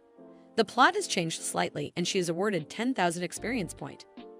The king proposed mating, but the plot has changed slightly. The verdict is a bit salty, but who cares? Free is free. Mitchell tells her mom to just wait a moment as her mom is full of anger, wanting to beat him. Michelle glares at him, knowing that they should talk about this later and he should just leave quietly now, thinking that he should at least have this much sense. He gets a connection error and tells her he will come back to play again later. To which Eleanor becomes really angry, questioning, did he just say that he will come back again, asking him to get out of here right now? And so her mom repelled the king with a broom. She guessed that she should not tease mom anymore. It's the nighttime. Mitchell is thinking of changing the plot of the book in order to earn experience. But suddenly, she is getting 10,000 experience points at once. Eleanor yells at him, what does he mean he wants to be with Mitchell? She beats him as he tells her that he is not a jerk, but he is King Gertrude. Mitchell knows that Mom freaked out. Anyone would be upset if their beloved daughter-in-law was targeted by a pedophile. Mitchell thinks that I didn't think Gertrude's offer was bad. She didn't mean to say that she wanted to have sex with Gertrude. It's just that she gained experience from that bombshell announcement. Since both status windows only have normal skills, it's a lot, but let's use it all up before it turns to crap. Early kick level 10, detection level 10, taming level 10, rise and fall level 10, throw level 10. Health level 10, she is aware that she has used up all her experience points. She knows that she leveled up more skills than she thought. She notices something before she realizes that she is feeling dizzy, causing her to wonder why is it happening. She feels like ringing in her ears. She looks at the status window and wonders why is she getting so many notifications at once. She notices it is the level, and there are leveling skills options. Right then, the director of the Nephthys Direct Information Gathering Agency steps in. He mentions that they have found Lady Michael's whereabouts. His Highness asks if that is true, questioning where is his daughter Michael now. He is Duke Nephthys, filler at Nephthys. He has been given the report. It is said that she is hiding in her nanny's hometown. He questions if that means she is with Eleanor. They have the pictures of her. He looks at them as he questions if she is healthy, right? How can one tell that she is his daughter as he has never seen this country bumpkin before? So what is this last picture? The attendant tells him to take a closer look, as that country bumpkin is indeed her lady. He finds it ridiculous, questioning why would his elegant and beautiful daughter look like this. The attendant remains shells. Maybe she disguised herself on purpose to hide her identity. At the same time in Nephthys Duchy, his duke mentions, by the way, no matter how capable their daughter is, it would be difficult for her to raise all the tuition money herself. If they support her with too much money, it might raise suspicions, so he should find a way to support her through the Adventurers Guild. The attendant states that, however, it happens that she has already raised half of the tuition money. And at this rate, it seems that she will be able to raise all of the tuition money soon. This makes the Duke taken aback. He questions, is not his daughter a genius? The attendant agrees with him. He becomes really happy, saying that her daughter is a genius at transformation as well. The attendant ponders that he cannot really do anything with this foolish laughter. He tells the Duke that according to the information he obtained from the head of the Adventurers Guild in the Elam branch, it seems that she is currently staying in Elam and saving up for her academic tuition. He states that is his daughter for sure, as graduating from the academy is the easiest way to regain her noble status. The Royal Krull Academy is a prestigious institution, and just to get into it is considered an achievement. But they are also known for their special privilege. The Scholastic Department, where the knowledge seekers of the Empire gather, the Combat Technique Department, where physically elite individuals pass through, and even the Magic Department, where various types of archmages are trained.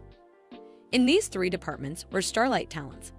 Those who are ranked first and second in each department will be given the title of nobility. So his poor daughter, she must have decided to enter the academy with the ambition to regain her lost noble status. He knows she refused to rely on Nephthys' power and decided to stand up again solely on her own strength. He begins to cry, thinking that how could his daughter be so smart, so opportunistic, and so good at everything? Thinking his poor daughter, how can she be suffering at the hands of the incompetent royal family? She is such a great child, and she might be a little bit awkward when it comes to love, but wouldn't it be a blessing for the powerless prince to have a daughter like theirs?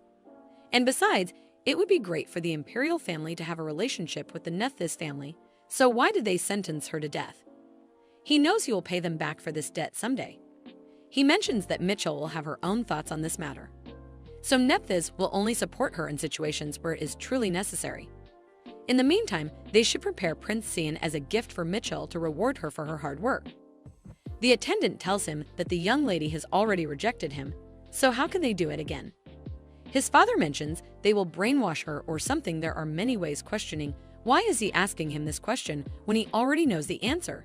The attendant wonders if he is really her father. He responds that he understands. The next day, Mitchell's young brother, Lael Nephthys, calls up his father asking him if it is true that his sister is going to enter the academy. His father tells him yes, that is surely the case. The son looks at his father and seeing him very happy makes him feel good, thinking that it is good to see his father finally regain his composure. He feels so glad that he has the opportunity to see his respected sister again. And he's going to enter the academy too and be with his sister. And just like that, they'll be the way they were back home. Tell him to get out of the way, as he would say that she is calling his name the wrong way. He would correct his name, telling her that it is not Ruvel but Lael. He remembers that she told him to get out of here because his presence is even offensive to him. The other time she called him Leon, to which he was like, not even one letter is right. He remembers that even though she has not remembered his name for 15 years, it does not matter. As she too, his sister has her own flaws. He tells his father that he wishes to enter the academy too, and asks him that he should please go ahead and hire him a private tutor. His father chuckles as he questions if the son is talking about his main subject, and if that is the case, then surely he will go ahead and hire him a private tutor. The son becomes really excited as he decides that he will go and study right now. His father looks at his son as he thinks to be a role model for him. Even from far away, his daughter is really amazing. He knows that his daughter, even though this father is far away, he will always support her. So she should always be healthy and happy. Meanwhile, in her house, she feels like she's going to die as she's taking rest on her bed. Her eyes feels like she is really sleepy. She stares at the ceiling as she becomes aware that what happened is that she collapsed. Her mother is sitting right next to her. She calls out to her mom as she flinches and asks her out Aline questions if she is back to her conscience. Right then, Thomas also appears with the bird. He seems pretty shocked and startled as he questions if Mitchell woke up. Even the bird and Thomas and Eleanor, all of them stare at her with worrisome look. Thomas tells her that she was fine after falling into the sea in the middle of winter. So why is she suddenly spitting up blood and causing a scene? Her mother questions how is her body feeling right now. She blames it all on her father and curses him, saying that it is all because of him that she's in shock. Mitchell tries her best to speak, though she knows that it would be really nice if all of them can leave quietly. Mitchell is feeling dizzy. She thinks to herself that from now on, she should not raise her skills without thinking like this. Because no matter how much she grows, if she dies, it will still be in vain. She sees a window notification as she wonders what it is, as it came right after she came to her senses. She thinks the charisma of a noble and the charisma of a beast.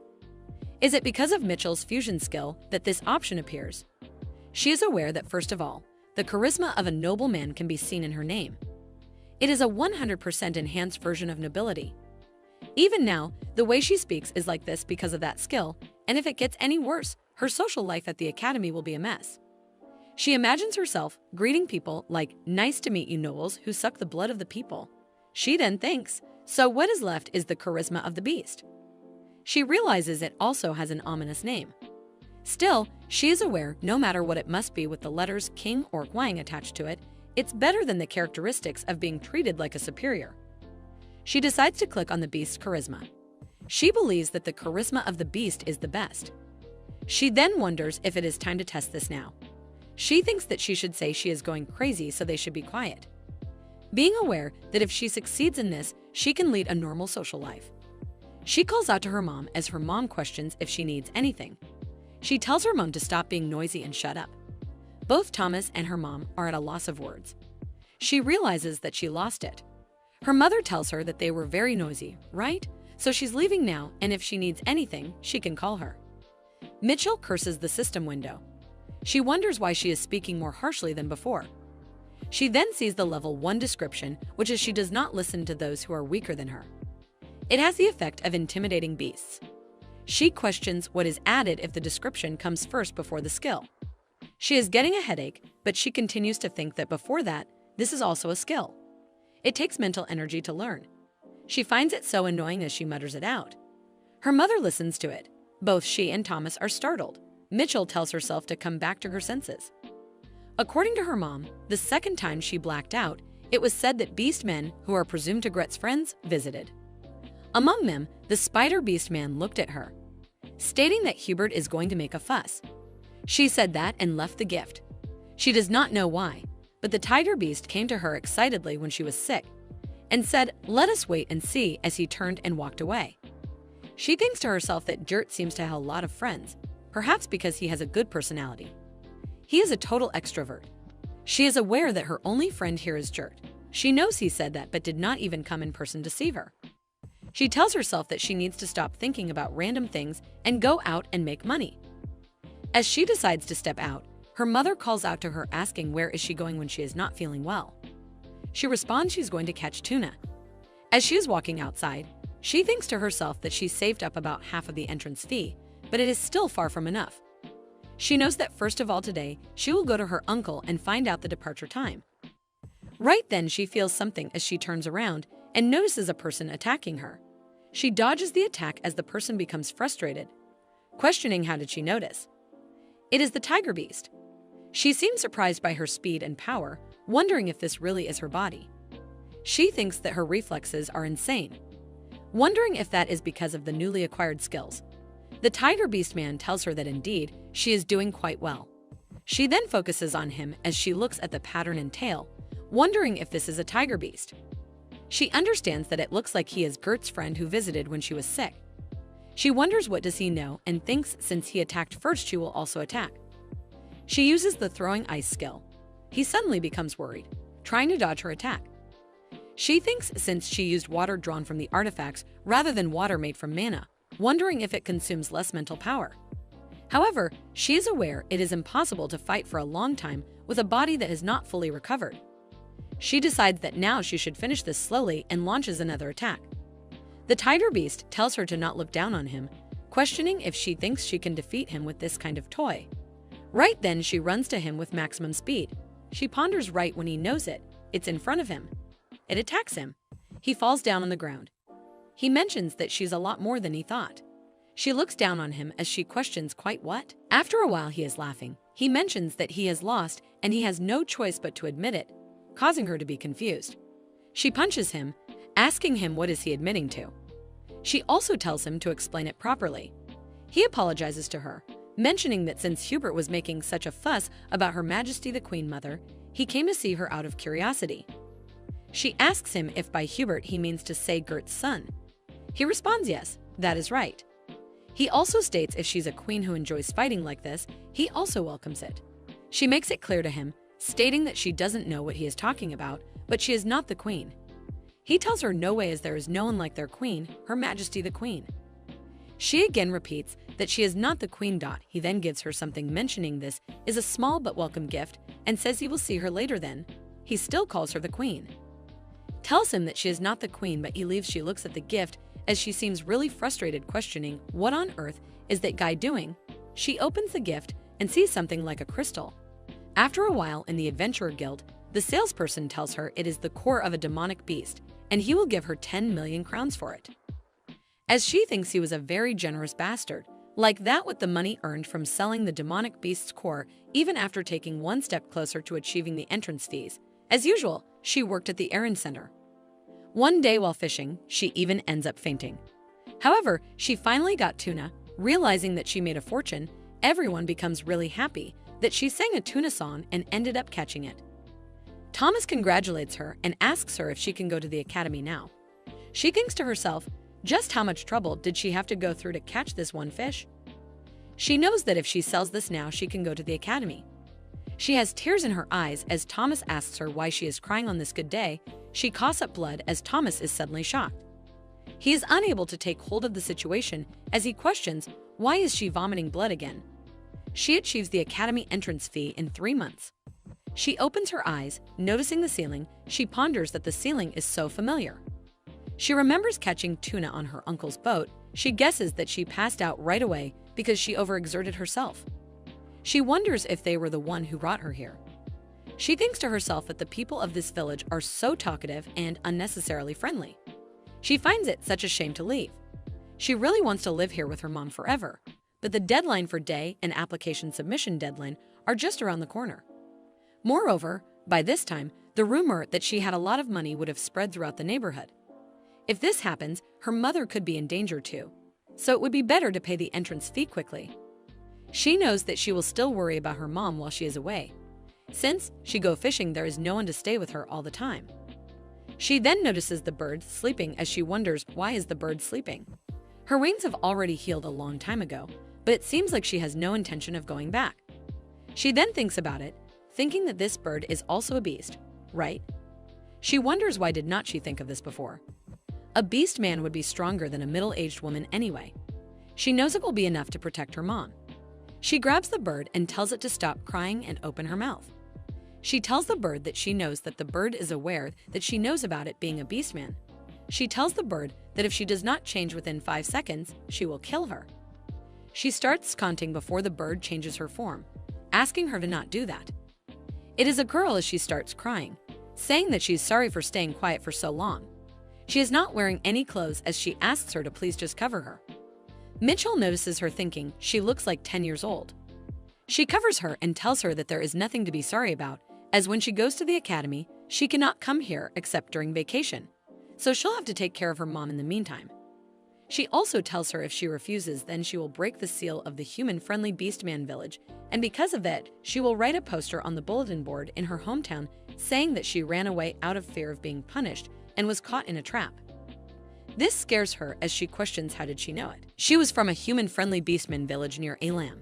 Even if they are friendly to humans, in the end the Beastman was just one of the members of the demon tribe. Most humans have ostracized and discriminated against beastmen. The Elam people make sure that the nearby beasts don't harm them.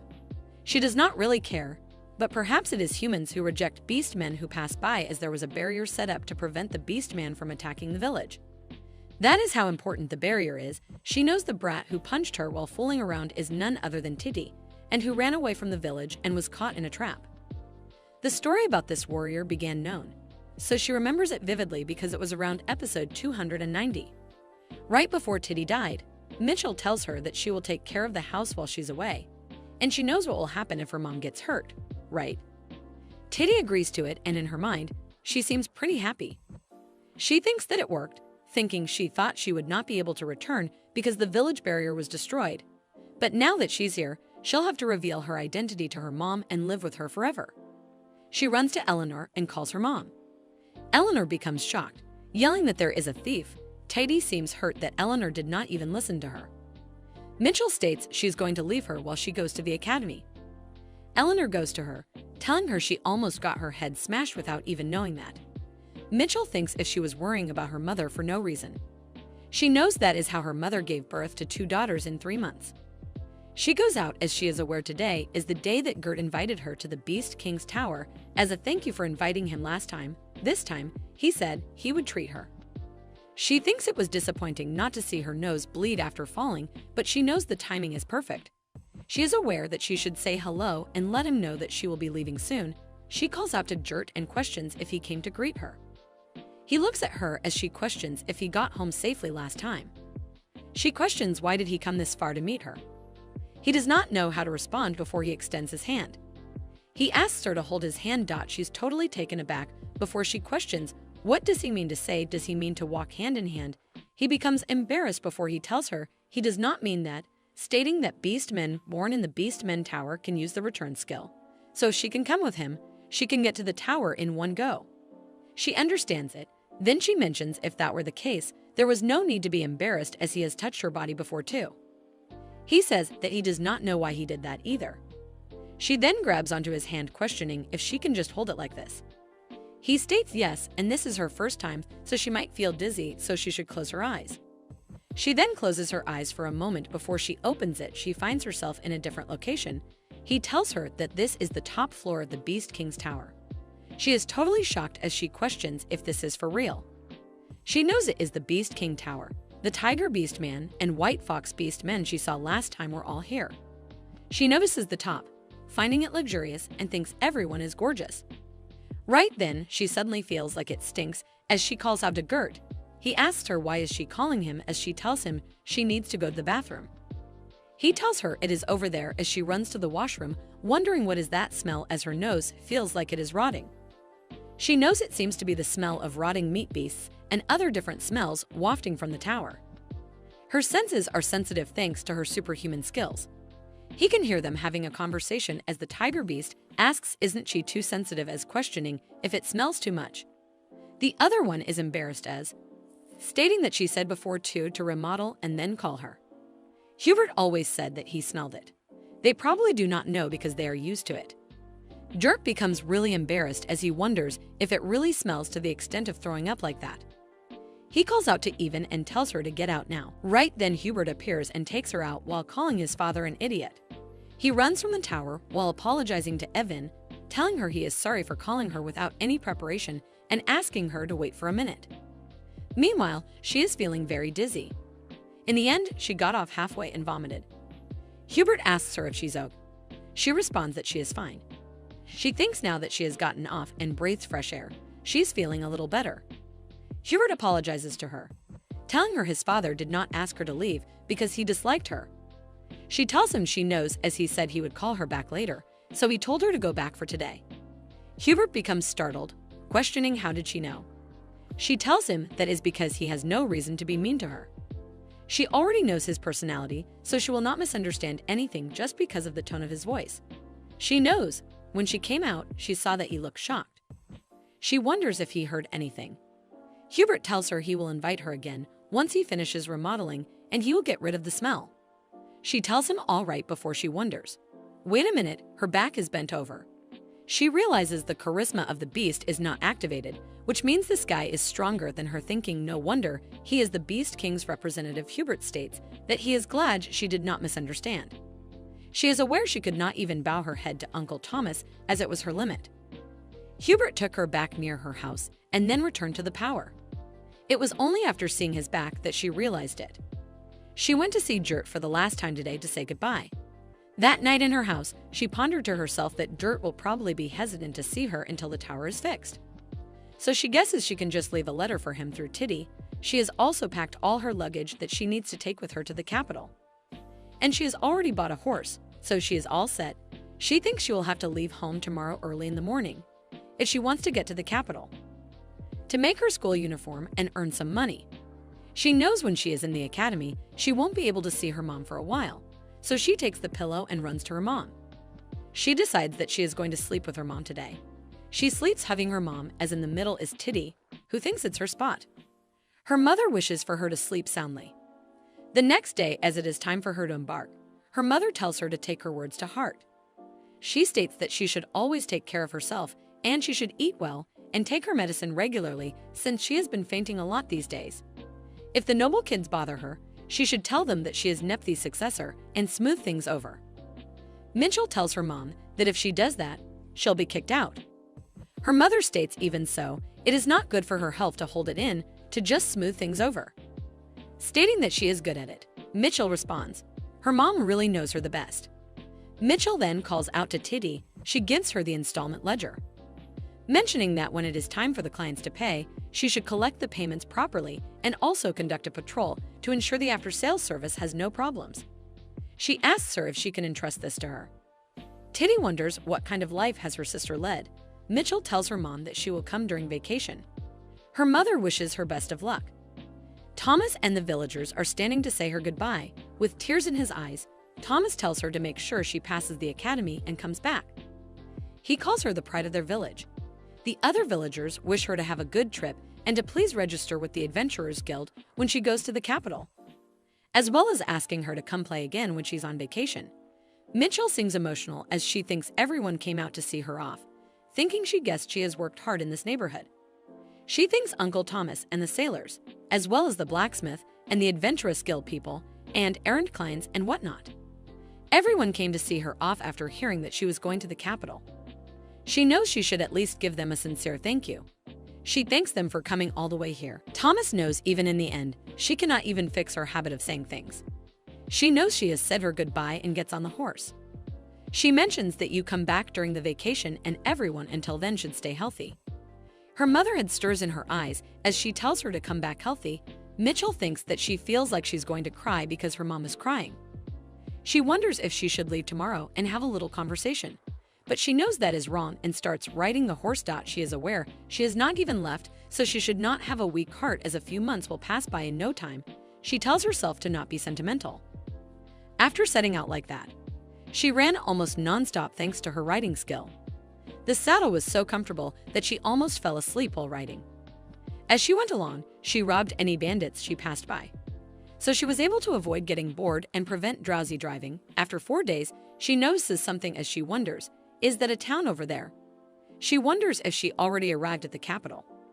The capital of the Krull Empire. Crown Police. Upon arriving in the capital, she decided to proceed with the most essential tasks first. First, she would sell the horse and pack her belongings at the inn, and then, most importantly, make her uniform with the fabric Jurt gave her. She thinks it has been a while since she has done this. She says goodbye to her raggedy clothes. In Ronald's clothing store, this was a clothing store that Mitchell frequented. They mainly made clothes that were stylish, beautiful, and comfortable, so they were popular in the first place. The number of branches increased considerably as rumors spread that the successor of the Nephthys was a regular customer. She thinks if there is one problem, that is that the reservation line was long and the price has gone up since it became famous. She wonders if she should cause a scene and say that she is the successor of Nephthys like her mother said. As she steps in, a woman looks at her and calls her a peddler. Telling her that she cannot come in here with those shabby clothes, she tells Michelle to get out of here right now before Mitchell throws a dagger towards her, scaring her. The woman asks her what is she doing before Mitchell states she is not a peddler but a customer. The woman states that she is going to call the guards before Mitchell tells her to call them as the academy has extraterritorial rights, so she will not be punished for killing her. The woman then asks, so she's an academy student. But then states what can she do when she's dressing like a peddler. Mitchell punches her, asking her to call her manager. The woman leaves to call for the manager and asks her to have some tea and wait. Michelle knows she got a little angry and just threw her dagger, realizing that she has a bit of a temper. She knows that even though this place is always busy, she has to move her reservation up, but she accidentally caused a scene as soon as she came in. She thinks since she caused a scene anyway, should she try to blackmail them? She suddenly got a prison resistance scale as she thinks no way the clerk put poison in the tea she gave her. She is thankful for her as she made her make a weapon like this without even knowing. The manager appears and greets her, asking her what brought her today to their clothing store. The manager thinks that she can sense something suspicious. Mitchell tells her for now, just to give her one packaging box. She's told that they are a clothing store, not a general store, asking if she came to the wrong place by mistake. Mitchell mentions that the woman behind her put poison in her tea, so she should pack it nicely in the box and take it to the guards as she will file a complaint and have them punished. The manager asks her if that is true. As the woman says, it is not poison, it is just a little laxative in it because she was angry. Laxatives are considered poison too. Mitchell stands up and takes the cup, mentioning if she doesn't give her the box, she will just take it to the guards like this before the manager asks her to calm down, stating there is no way their employee would do that. Mitchell mentions a precious drop has been spilled before. The manager states all right, she will do anything that she wants. Mitchell realizes that she got her. She tells the manager if she says so she has no choice and asks her if she can make her a Crowell Academy uniform as quickly as possible and in the highest quality. Mitchell gives her the fabric as the manager is totally shocked, stating that this fabric is of the highest quality. She mentions it must have been tough to find and asks her how did she get it. Mitchell Bonders looked at how her attitude shifts. She thinks that all craftsmen are the same. She wonders if it is such a good fabric. Mitchell tells her that she got it as a gift from a friend near the Beast King's Tower. The manager tells her that she has got a good adventurer friend. It is such high-quality stuff and she could make it into clothes without using a blade. Mitchell asks her if that is the case. She wonders if the manager means to say it is that good of a fabric. The manager tells her, however, because the fabric is strong, the needle won't go in that easily. So they have to use an artifact, and it is a bit expensive, so the price will be a bit higher. As she said, she wants to get it quickly, right? Mitchell asks her how will it cost then. The manager questions how long has she been thinking about. Mitchell tells her to not be a rip-off and tell her directly. The manager states it is going to cost 10 million crowns. Mitchell thinks to herself that 10 million crowns is practically her life savings. They even ignore the reservation turn number and make clothes, so she guesses she'll have to endure this. She responds, all right then, she's going to pay in full. The manager states their customer is so generous. She also states she will consider that the store clerk's attempted poisoning never happened.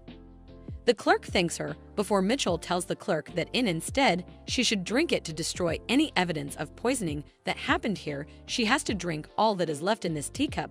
The clerk looks at the manager, but the manager ignores her. She thinks to herself, this is the diarrhea medication. She just has to take it in one shot and is trembling as she looks at the cup, so the clerk drank the tea in one shot with diarrhea medicine in it. The clerk went straight to the bathroom. She did not see her until she left the shop. The manager said she would make the school uniform before the entrance ceremony. She told her that she had taken out 17 bandits on her way to the capital. She locked herself in the sewing room, promising to have it ready in a week. There is only a month and one half until the intern ceremony, but they made it so quickly, and as expected of the manager, she never disappoints.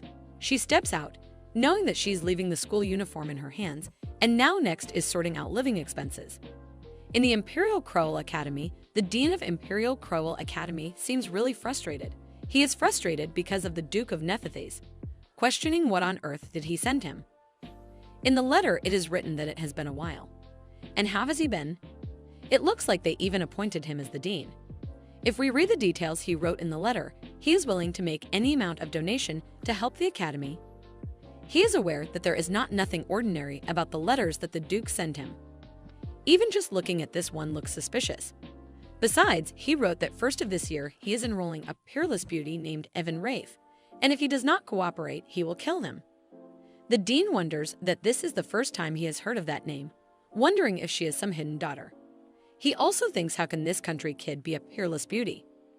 Thinking what is wrong with the dude who is so into looks that he is practically judging someone by their looks. He is aware that the dude he knows has not spared a glance for anyone less than 10 seconds since his school days.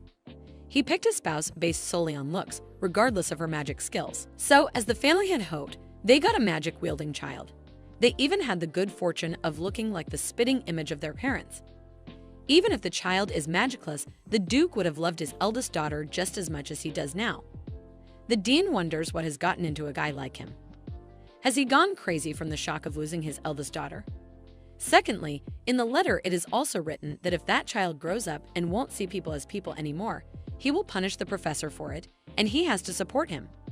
If he does not, he will kill him. The dean wonders what kind of personality does this kid have. He knows if Duke is going as far as to say this, it means she's even worse than that. Mitchell. He was strangely quiet when his eldest daughter got sentenced to death for insulting the royals, thinking if he was just washing the hands of his ice-cold daughter. The dean is really exhausted as his head is spinning, thinking if he has a secret love child. The third thing in the letter is to make magic dormitory meals. And if he doesn't make it spicy, salty, and sour, he will kill him. The Department of Magic. It looks like the hidden child is a wizard. Moreover, if she has already entered the academy, she seems to be a higher-level wizard than Michelle. Now he understands why he gave up on his beloved eldest daughter. In the letter, the fourth thing is written that even if he tell anyone about this, he will kill him. The dean thinks he is really still the same guy. He's the same crazy guy he knows. More than that, he's worried about the future, wondering how crazy this person named Evan is. A week later, she thinks as expected, working at the errand center is very rewarding. She does not have to worry about pocket money at the academy. She already received a school uniform from Miss Ronald. Now she has to leave for the academy. Someone calls out to her as some people are telling her she will definitely pass the academy, and thanks to her, their store sales have increased tenfold. The other one thanks her for helping her dad escape from unemployment. Mitchell thinks about it, wondering what is this déjà vu. Johnny worked here and there for a while, but everyone came to see her off. Even the horses came with them to the capital. She thinks then she guessed she should say hello and leave. She thanks them and says to them to stay healthy. However, they tell her if she does not change her speaking habits, she will be ostracized. One of them tells her that if nobles behave badly, he will take care of them, so she should just come and tell him. To receive support like this, she feels like she is traveling to the academy again, but then she thinks she should hurry before it is too late to the academy entrance examination center. Examine number 3504. It is Ivan Rafe. She steps in her uniform as she thinks it is not as big of a deal as she thought. A person stares at her. This is she's wearing the school uniform even though her admission is not decided, thinking if that Neth is herself. He tells her that to show off her skills, if she kills the demon beast in front of her to the best of her ability, she will pass the test. She responds that she does not kill animals. It is pitiful. The dean notices her as he thinks they say she is vicious, but it is a little different from what the Duke said. He knows this child has a heart that knows how to feel sorry for others. She really has a kind heart. Mitchell looks at them and mentions instead she'll kill them. The examiner. That should be enough to prove her skills.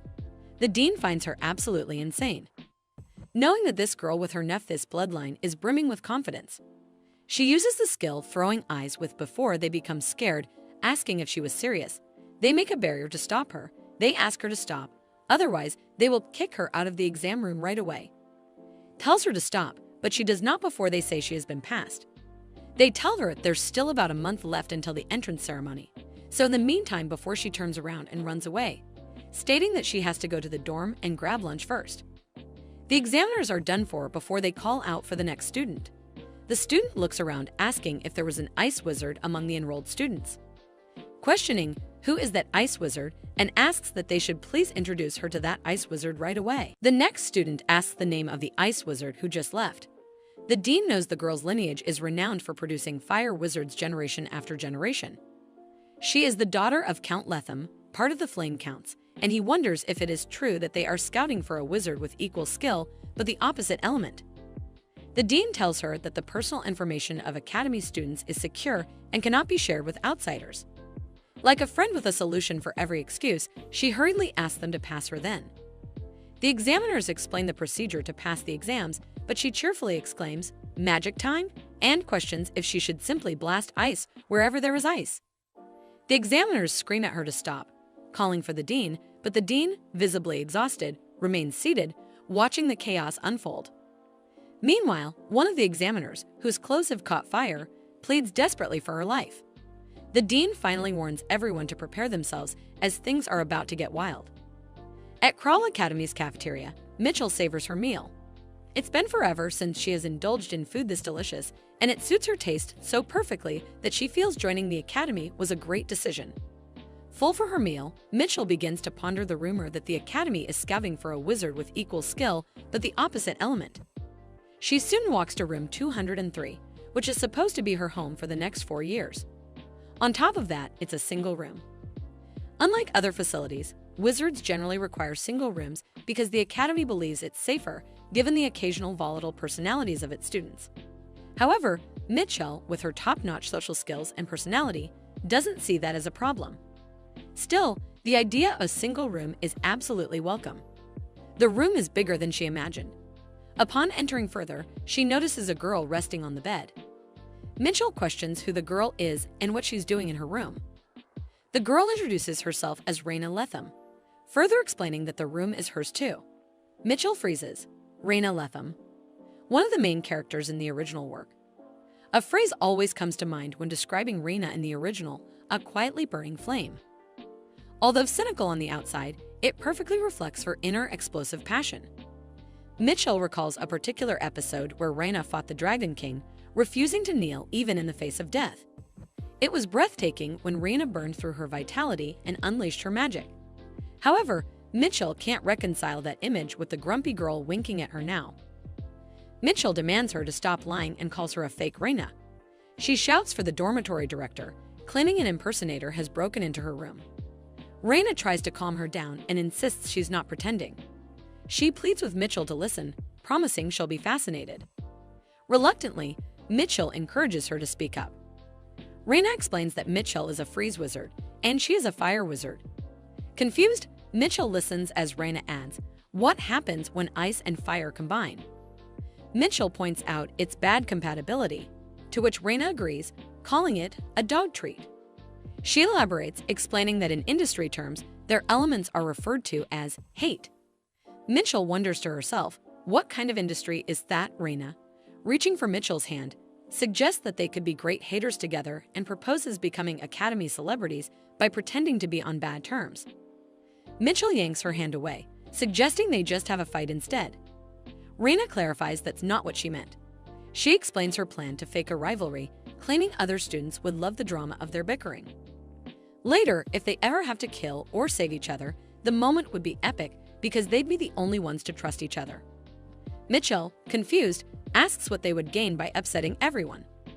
Reina simply replies it would make her feel better. To Mitchell, Reina is a crazy person, and she decides it's not worth talking to her. Reina mentions that it's their first meeting, and since wizards are usually assigned single rooms, this situation is unique. She rants on, unfazed, while Mitchell decides to move to another room. Raina asks which other room Mitchell plans to move to, smugly revealing she asked her mother to close all remaining accommodations. Shocked, Mitchell demands to know if there's truly no other room available. Furious, Mitchell draws her weapon, vowing not to let this slide. She thinks that if she gets rid of Raina, she might be able to use solitary confinement as her personal space. Raina, unfazed, declares that's unacceptable. Mitchell and Raina activate their powers, ice and fire clashing violently. Mitchell's ice begins to melt, making her wonder if they're equally skilled. Resorting to physics, Mitchell draws her sword and demands Raina bring the real Raina. Raina, unable to understand, stops Mitchell's sword with her bare hand. Mitchell is shocked at Raina's strength, wondering why a wizard would possess such a superhuman body. The dormitory leader finally arrives, demanding to know what is happening. Raina declares he shouldn't intervene, claiming they're deciding who will own the room. Mitchell is baffled by Raina's sudden shift in personality. The dormitory leader places a hand on Mitchell, stating that fighting in the dormitory is prohibited and both girls will have 1 point deducted. Mitchell questions what happens when points are deducted. The leader explains that losing 5 points results in expulsion from the dormitory, and expelled students usually live in homeless villages until they graduate. Shifting tactics, Raina and Mitchell suddenly hold hands and claim they were just having a cute little squabble. They plead with the leader to reconsider the point deduction. The leader tells them he will not deduct their points. He adds that there's a store system in the dormitory, warning them not to fight again, and leaves. The girls stare at each other for a moment before Mitchell suddenly launches her fist at Raina. Raina deflects the attack, pointing out that Mitchell started the fight in the first place. Raina makes it clear she's not leaving the room, forcing Mitchell to accept sharing the space. Raina smugly declares that everything is settled and suggests they have a good 4 years together. Mitchell storms off, ordering Raina not to follow her. Raina, cheerful as ever, insists they're going the same way and suggests walking together. Hours later, Mitchell huffs in frustration, unable to understand what's wrong with Raina. Meanwhile, Raina happily reflects on their first night walk together, much to Mitchell's dismay.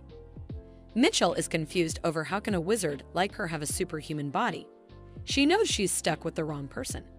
Since the day Mitchell and Raina started living in the same dorm, they have become the kind of friends who fight whenever they are bored. Just to clarify, Mitchell doesn't pick fights because she wants to, but can we blame her when Raina herself jumps in with her passionate concepts every time she sets her eyes on Mitchell? As a result, even before the entrance ceremony, everyone at the academy has started paying attention to them. Time passes, and the day of the entrance ceremony finally arrives.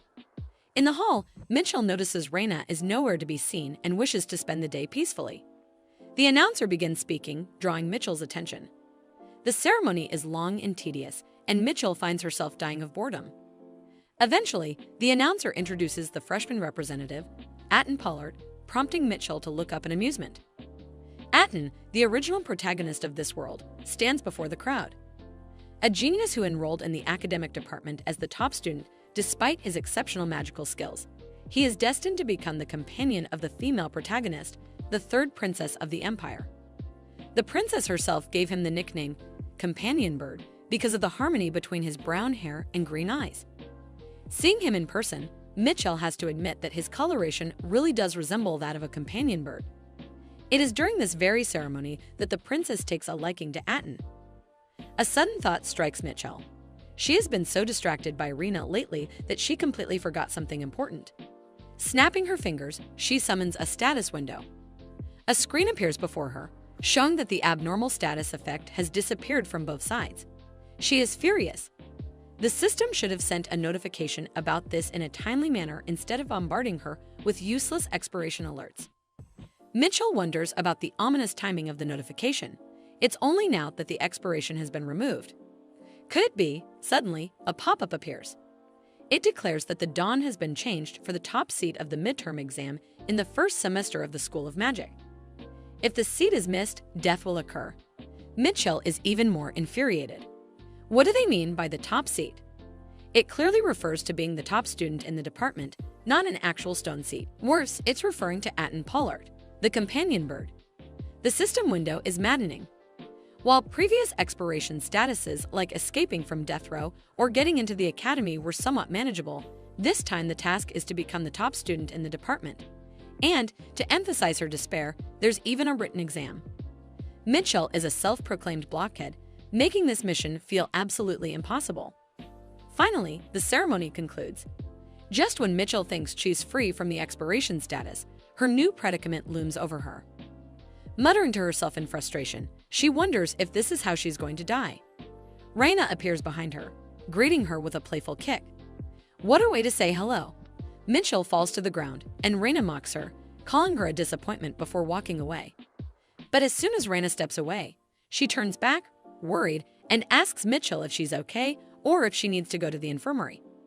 Mitchell, lying on the ground, grumbles, wondering why Reina bothers with the act if she's just going to get worried afterward. Reina pulls her back up, concerned about Mitchell's condition, and starts fussing over her. Mitchell, fed up with everything, murmurs, timetable, repeatedly. Reina, deciding Mitchell is unwell, insists on taking her to the nurse's office. At the nurse's office, Reina gives Mitchell a timetable and asks if she's feeling better. Taking the timetable, Mitchell thanks her, though Reina seems curious about Mitchell's sudden interest in it. Of course, Mitchell needs to see the timetable if she wants to secure the top spot. Maybe there's an easy subject she can excel in. In the School of Magic, each grade has set courses, especially for freshmen who are given schedules without registering for classes. That means Mitchell has a slim chance if she focuses on practical skills. Looking at the timetable, she notes the courses: practical magic, combat practice, ethics and etiquette, criminal law, and, to her horror, college math. Mitchell asks Reina if they calculate the volume of a cylinder using integrals. Reina replies that it's basic and something they learned when they were young. Mitchell is stunned. The education level in this world is ridiculously high. For someone who gave up on elementary math, this is a catastrophe. Reina, sensing Mitchell's despair, hands her some candy and medicine, urging her to rest and attend the first class since attendance is mandatory. She also advises Mitchell to stay away from her during the lesson. Reina praises Mitchell for intentionally avoiding her during the entrance ceremony, believing she has matured. Mitchell stares at Reina, realizing she noticed. If not for her peculiar concepts, Reina might actually seem like a nice person. Mitchell wonders why there's such a vast difference between the real Reina and the novel's Reina. Could it be because of her? Shaking off the thought, she decides it's impossible and heads to her first class. In class, Mitchell contemplates her chances.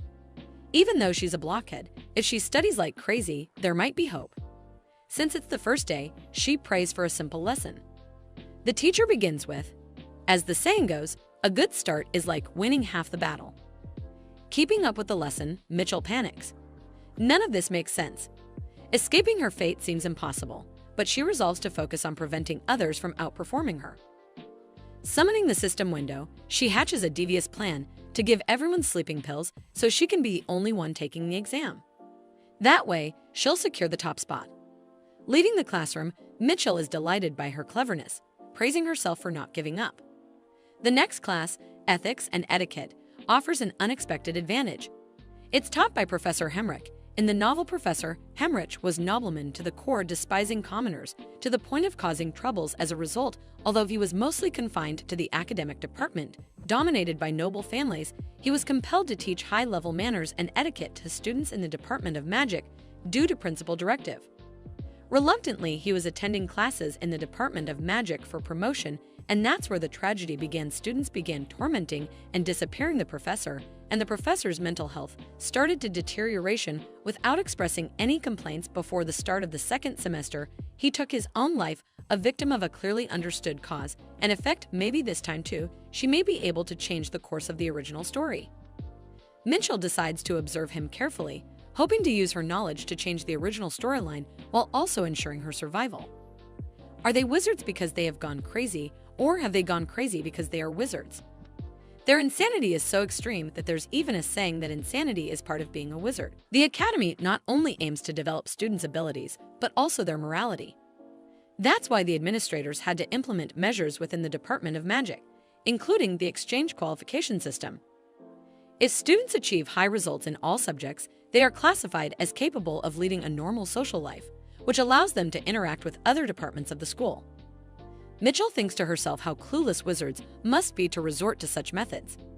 It's evident in the ethics and etiquette class currently in progress. The teacher is explaining the proper way to tame a rabbit. At the back of the class, one student whispers, asking if rabbits aren't the creatures hanging in butcher shops. His friend replies that he has never caught a rabbit before, so he doesn't know. Mitchell is annoyed by their irrelevant conversation. Raina stands up, ready to answer the teacher's question. The teacher praises her, and as expected, Raina, the main character, stands out from the others. Excitedly, Raina says she knows how to catch a rabbit and explains that if she ever caught one, she'd grab its ears because rabbits have so many nerves there that they won't move. Mitchell realizes the teacher meant subdue the rabbit, not just catch it. Mitchell, however, regrets expecting too much from her. On the other hand, the rest of the class begins praising Raina. Mitchell wonders why the students are admiring her yet again. The teacher, clearly frustrated with Raina, decides to call on Mitchell instead, leaving her contemplating why she's suddenly being asked to answer. Nevertheless, Mitchell responds that if it's a pet rabbit, it should be hugged like in picture 4. The teacher commends her answer, confirming it's the correct one. An ominous atmosphere fills the classroom as the students begin murmuring, questioning if picture 4 was truly the right answer. Mitchell wonders how the class could really be this clueless. The teacher then states that the lecture is on ethics and etiquette, and from now on, he will teach the standards of ethics accepted in society. In reality, this class is designed to instill basic common sense into the students over the next 4 years. Mitchell realizes it's going to be exhausting to live with these students for 4 years. The draining ethics and manners class finally ends, which is also the first and last class of the day. Feeling relieved, Mitchell decides to gather wild vegetables on the hill behind the dorms, not for food, but to level up her skills. The peaceful outing is disrupted when Raina tags along, pointing out the homeless village sign for the Starlit Village. Looking at the sign, Mitchell finds it ridiculous to go through the trouble of making a sign that blatantly advertises a village as homeless. Sarcastically, she suggests Raina should live there since it suits her caliber. Raina retorts that she wouldn't go without a friend. Dumb and Dumber duo for real. Raina finally asks why Mitchell is walking up the hill. Mitchell explains she's there to pick vegetables. Raina, confused, questions what vegetables are. Frustrated, Mitchell spins around and yells at Raina to stop bothering her. Suddenly, something catches her eye. It's a fern. Thrilled, Mitchell hadn't expected to find one so easily. She explains to Raina that these are Western ferns and quite large. To Raina, they look like weeds, and she questions if they're edible. While picking the ferns, Mitchell assures her they are edible and tasty when prepared properly. Curious, Raina takes a bite but quickly remarks they aren't tasty. Mitchell nonchalantly mentions that the ferns are poisonous if eaten raw, causing Raina to spit them out in horror. Furious, Raina demands to know why Mitchell didn't warn her sooner, but Mitchell simply mocks her, saying no one told her to steal and eat them. Raina blames Mitchell for watching her eat without stopping her, but Mitchell, unfazed, opens her screen system to check her skill progress. She discovers that eating raw fern indeed increases poison resistance skills. To advance the math midterm as planned, she realizes they'll need to diligently build their poison resistance starting now. With no other choice, Mitchell eats the raw ferns despite knowing they're poisonous. Raina, shocked, questions why Mitchell is willingly eating something poisonous. The scene shifts to Mitchell receiving a certificate for completing a work-study scholarship application. The scholarship offers 300,000 crowns per month, which Mitchell considers very little, barely enough for pocket money. She realizes she will need to work during vacation to earn extra money, as leaving the academy requires crossing a large freshwater lake, making part-time work outside impractical. She guesses her mother doesn't have the flexibility to provide extra funds. Walking out, she notices the signboards for the combat technique department and the magic department. The two departments traditionally don't get along, and even the graffiti matches their long-standing rivalry. Mitchell wishes she had a camera to take a picture, wondering if Raina has one. Suddenly, she senses a dark aura. It's Professor Hemrick, rushing somewhere. The reason why he was rushing was the stalker behind him. Mitchell quickly recalls the plot involving the professor, who became hostile toward commoners due to a stalker.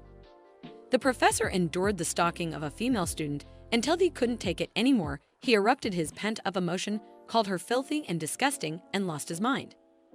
At the time the students who witnessed the scene started tormenting the professor. Showing him their true colors, unable to bear the pain, the professor took his life, and the female student who stalked her withdrew from the school shortly. Mitchell intends to change the plot. To prevent the professor from taking his life, the simplest way would be to kill him before he commits suicide, but that would just be a different way, which would lead his death. This doesn't change the plot. Unable to bear the torment, he eventually took his own life. Determined to change the plot, Mitchell decides to confront the stalker. Using her ice skill, Mitchell terrifies the girl stalking the professor. As the girl's hair slides away from her face, revealing a scar, Mitchell realizes the girl wasn't hiding her face for fashion, but because of the scar. Mitchell firmly tells the girl to stop following the professor as it makes others uncomfortable. The professor, initially hesitant, mutters that it's fine, but Mitchell presses if he is fine, then can she follow him too? Even after graduation, she will follow him until his death. Professor finally speaks. He detests of being followed. Mitchell encourages him to speak up more often instead of bottling up his emotions. Professor points isn't etiquette score more important, to which she replies she hopes he can tolerate the penalty points. While walking away, he praises that she still has some common sense. Mitchell is pissed if he is going to only do this much to save himself. Turning to the girl, Mitchell repeats her actions are making others uncomfortable. She leans forward, not to hide her pretty face, and to walk with confidence. Embarrassed, the girl pushes Mitchell away. Mitchell apologizes, saying if people praise her beauty too much she might go crazy. The comment only makes the girl blush harder. As Mitchell walks away, she reminds the girl not to do things that make others uncomfortable and adds that she hopes the stalking will stop. Mitchell feels satisfied with herself, thinking it's a perfect execution and an even more perfect exit. Meanwhile, the girl places a hand on her chest, her mind racing. She marvels at how entirely different Mitchell is from the professor. Blushing again as she recalls the compliment, a small smile creeps onto her face, and she finds herself longing to know Mitchell's name. Mitchell is cleaning, but there isn't much to clean. The weather is nice, and with Raina not around, there's no better place for Mitchell to be. To understand how she manages to ditch Raina, who sticks to Mitchell like gum, one must go back to the story of Mitchell's first real combat class. A real combat class is a time set aside for assessing and training individual abilities in preparation for actual combat. Everyone brings whatever skills they have, but the class often descends into chaos. When the professor announces that he will be selecting a class representative during the first lesson, the attack magicians, including Raina, go wild. Eventually, the first class is abruptly halted. The teacher shouts at the 3 students who attack and imposes disciplinary action. They are prohibited from leaving the dormitory except during class hours. That's how Mitchell gains some peace without lifting a finger. Not only that, but her calm demeanor during the chaos catches her teacher's eye. The teacher approaches her, stating that she is the only one who remains composed. He says there is no one else but her who can handle the responsibility and offers her the position of class representative. Unfazed, Mitchell replies that if she is to kill the rest of the class, then she will consider taking on the role of first class representative. But Mitchell doesn't like the idea, nor does she want the position, even if it means death. She despises the very thought of being the class representative. Frustrated, the teacher walks away, calling her a hopeless magician. Mitchell finds the situation amusing. Why is he acting this way when she declines politely? Later, to earn some pocket money, Mitchell faces another crisis when she applies for a work scholarship. The head questions whether she, as a magician, can handle the paperwork tasks. Mitchell admits that she might be a blockhead who can't even calculate the volume of a cylinder through integration, but she promises to do her best if given the chance. The teacher, overhearing, whispers that paperwork can be tough and wonders just how much of a blockhead she is. Despite the dragged-out situation, Mitchell manages to secure the position. Now, with Raina currently banned from going out, there is no one to disturb Mitchell's work. She dances while sweeping the floor, happy with her peaceful academy life. Suddenly, a thought crosses her mind. If she keeps sweeping along this path, it will lead to the academy department grounds. Like a ninja, she walks along the wall. It might be unintentional, but she wonders if, by any chance, she can meet her favorite prince, Cyan. She blushes after seeing him. She starts fangirling over him. His tall stature, jet black hair, and a face filled with excellence mesmerize her. Meanwhile, Cyan, somewhere nearby, feels chills for no apparent reason. He is even more handsome than she imagines. After that fateful day when they first meet, she thinks he would be shocked and hide in his room. But he acts intentionally calm, as if nothing has happened, and confidently attends school. She finds it quite impressive. Mitchell wants to talk to him, but she knows he might not recognize her. So she plans to sneak a peek instead.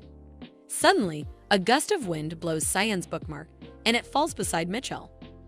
In reality, this is part of Mitchell's wicked plan. She knows she must keep her distance, but she can't help herself. Cyan walks toward Mitchell, sure that his bookmark has flown in that direction. However, he flinches upon seeing her. He notices her staring at him, and Mitchell ponders, what if he discovers her identity? After all, they have shared a bed once. Up close, Cyan looks even more angelic. He calls her country chicken. Mitchell looks around, wondering if he is truly calling her that. He assures her that he is and demands that she bring him his bookmark. Saddened that Cyan doesn't recognize her, Mitchell thinks about giving him the bookmark from the bottom of her heart. But if she takes one more step, she'll enter the academic department premises, and doing so without permission will result in penalties. She states that if he truly wants the bookmark, he should crawl on all fours to get it. In her mind, however, the translation is, "Dear Cyan, please come closer." Cyan asks if she knows who he is, to which she answers no. She then asks if he knows who she is, though internally she thinks, how could she not know her favorite prince? Cyan grows angry, wondering how she dares to act this way toward him. Mitchell finds his red, flustered face cute. Normally, members of the royal family have guards with them at the academy to avoid dealing with commoners. But Cyan appears to be a destitute prince without a guard. Mitchell surmises that nobles must mock him behind his back, leaving him full of inferiority complexes. Cyan moves forward and slaps her across the face.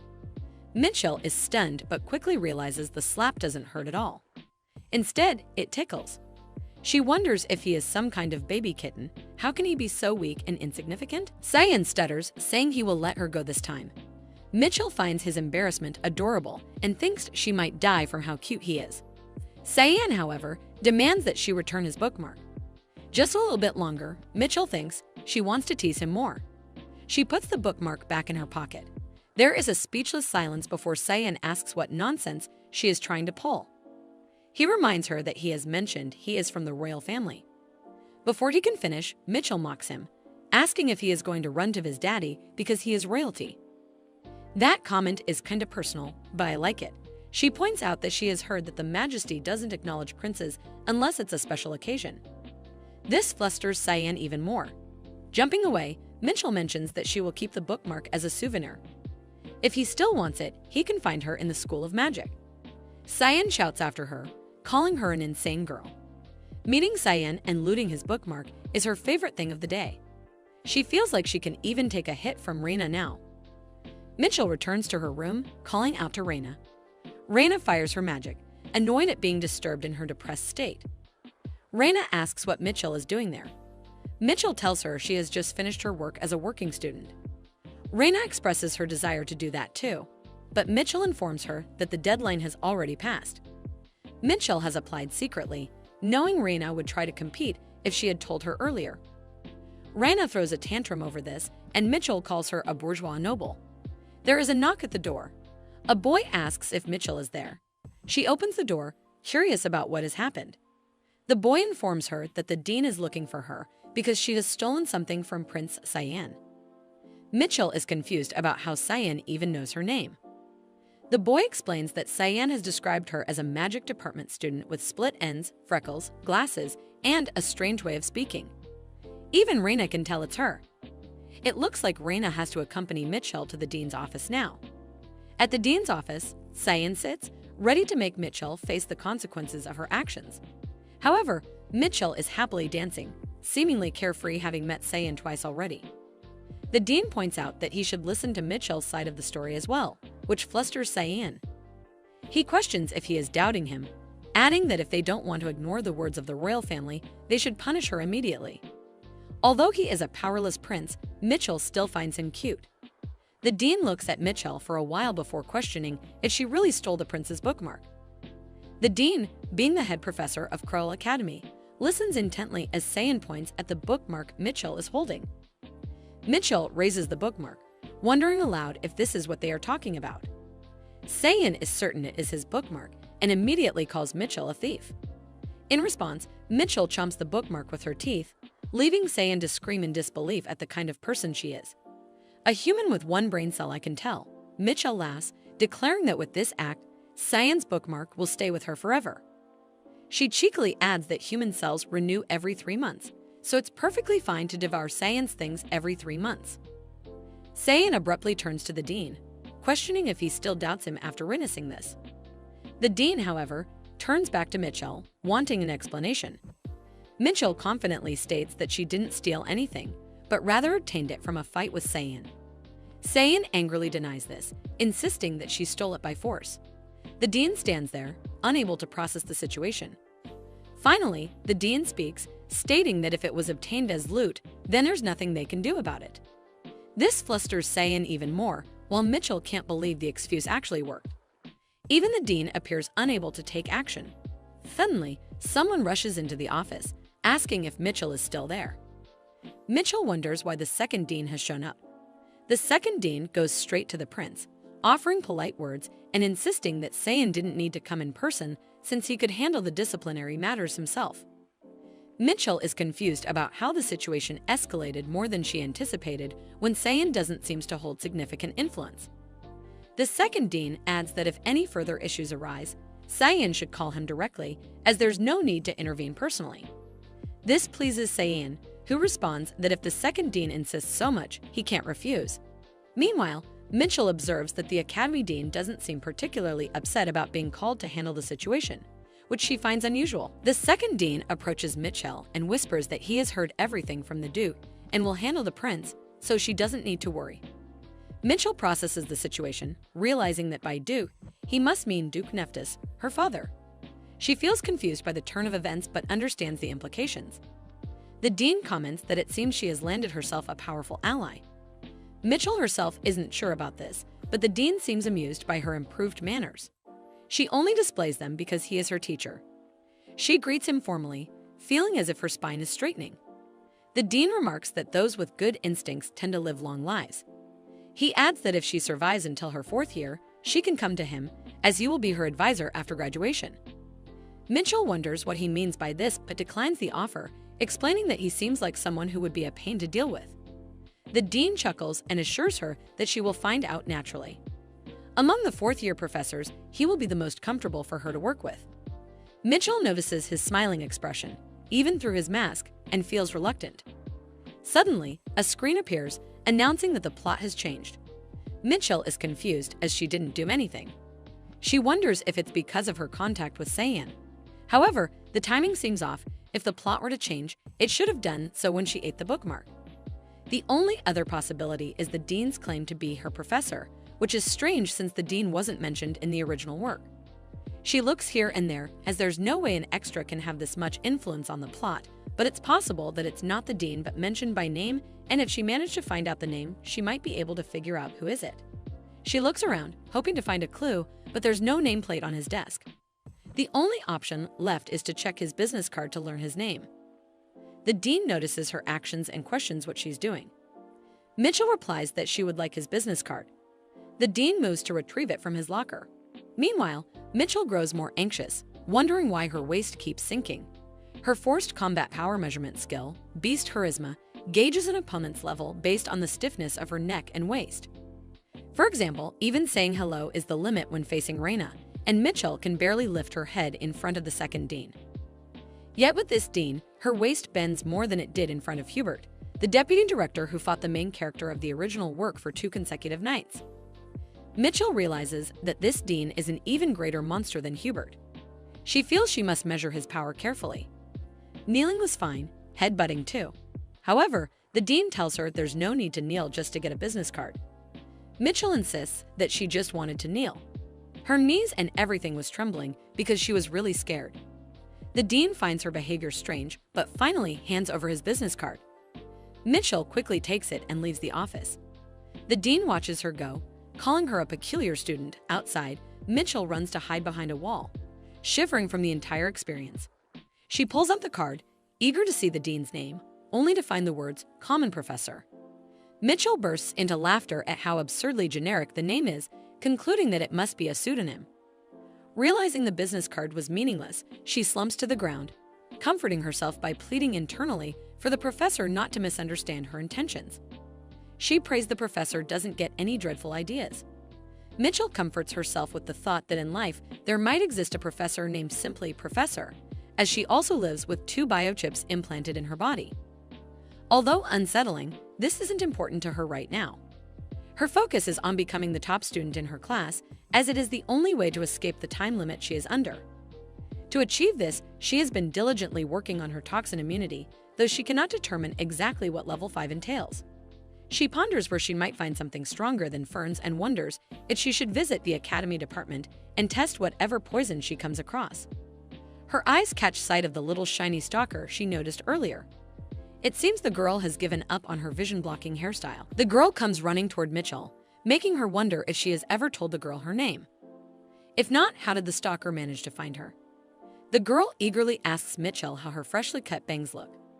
While Mitchell finds her beautiful, the bangs themselves look like a mess to her. The girl panics and Mitchell grows curious about what she used to cut them. Hesitant, the girl eventually reveals a pair of scissors. Not only are the scissors large, but they are also vicious-looking, prompting Mitchell to wonder where the girl could have possibly gotten them. Mitchell takes the scissors from her and asks the girl to close her eyes, assuring her she will fix the bangs. Once finished, Mitchell is relieved to find that her part-time job skills have not rusted. The bangs now look absolutely perfect. As expected, she thinks when the model is stunning, the act of cutting becomes enjoyable. Mitchell calls the girl her customer and adds that from now on, she will be the one cutting her bangs.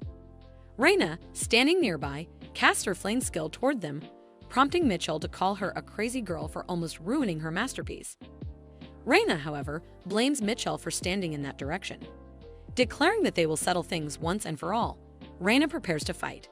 However, the commotion is interrupted by a loud bang on the classroom door. The teacher enters, calling them darned brats and ordering them to stop moving as the class is about to start. As expected from the magic department, even the professors have terrible personalities. Before starting the lesson, the teacher introduces a guest. The dean of the academy has come to observe, stating he was bored and assuring them there's no need to worry about his presence. The dean introduces himself as both the dean and a common professor. Mitchell feels uneasy, wondering why he is there while the time limit on her status window continues ticking. She grows irritated, muttering internally about how ridiculous the dean's title is. Determined to avoid trouble, she hadn't expected to run into such problems here. Before the class begins, the teacher makes an announcement. Many students had entered the academy expecting priest career counseling, but this will only be offered at the end of the first year. The teacher warns them to avoid expulsion until then. Mitchell reflects on how many students, desperate for career counseling, stand out in their efforts to succeed. The teacher explains that at the end of the year, the academy invites priests to conduct career assessments to evaluate the students' growth. In this world, called the dawn of repentance, serving the one true God is central. This God is believed to be the creator of all things and the absolute being who governs all destinies. Those who serve this God are known as priests of fate. They are said to predict a person's destiny, not by seeing the future, but by consulting the God to determine the flowering or growth potential of a skill. Biochips, made using mana stones, are considered a link to the god of fate. Priests can use their abilities to evaluate an individual's potential through these stones. Students endure the hardships of academy life, which feels like imprisonment, for the chance to undergo these assessments. Returning to the lesson, the teacher mentions that overusing magic will cause students to bleed. Mitchell recalls her earlier plans as the teacher distributes one counter meter to each student. Confused about its purpose, Mitchell listens as the teacher explains that the meters will monitor their magic usage and continue until they vomit blood. The room falls silent as everyone wonders at the absurdity. Mitchell notices the oddly red soil in the field and suspects it might be stained with the blood of students who collapsed here. While she understands the intention of testing limits, the method seems extreme. The stalker girl raises her hand, asking about individuals with 2 magic skills. Mitchell turns to her in awe, surprised that the girl possesses not 1 but 2 rare abilities. According to the student records, only one of her skills is listed. Mitchell, remembering the sharp scissors, ponders if her skill is to sharp objects. Hesitant, the stalker girl reveals her skills: Sharpener and Poison combination. Mitchell is confused as to why someone with no ties to an assassination lineage has such a dangerous poison-based ability. Suddenly, she realizes that this poison combination might help her test her toxin immunity. Placing a hand on the stalker girl's shoulder, Mitchell asks for her name.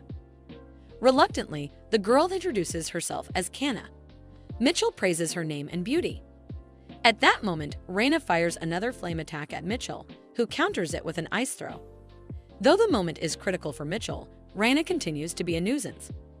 Reina justifies her actions by reminding Mitchell that the teacher had instructed them to use magic, without specifying a target. Mitchell gladly accepts the challenge.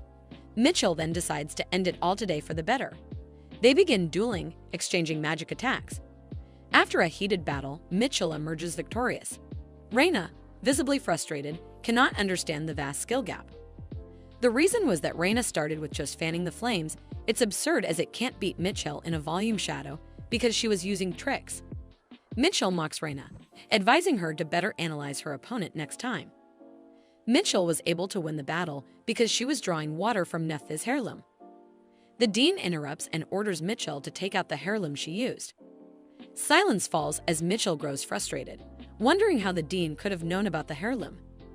Mitchell is amused, wondering if there's truly a power strong enough to detect this magic, or if it's simply an ability to sense the heirloom's power, or perhaps just a trick.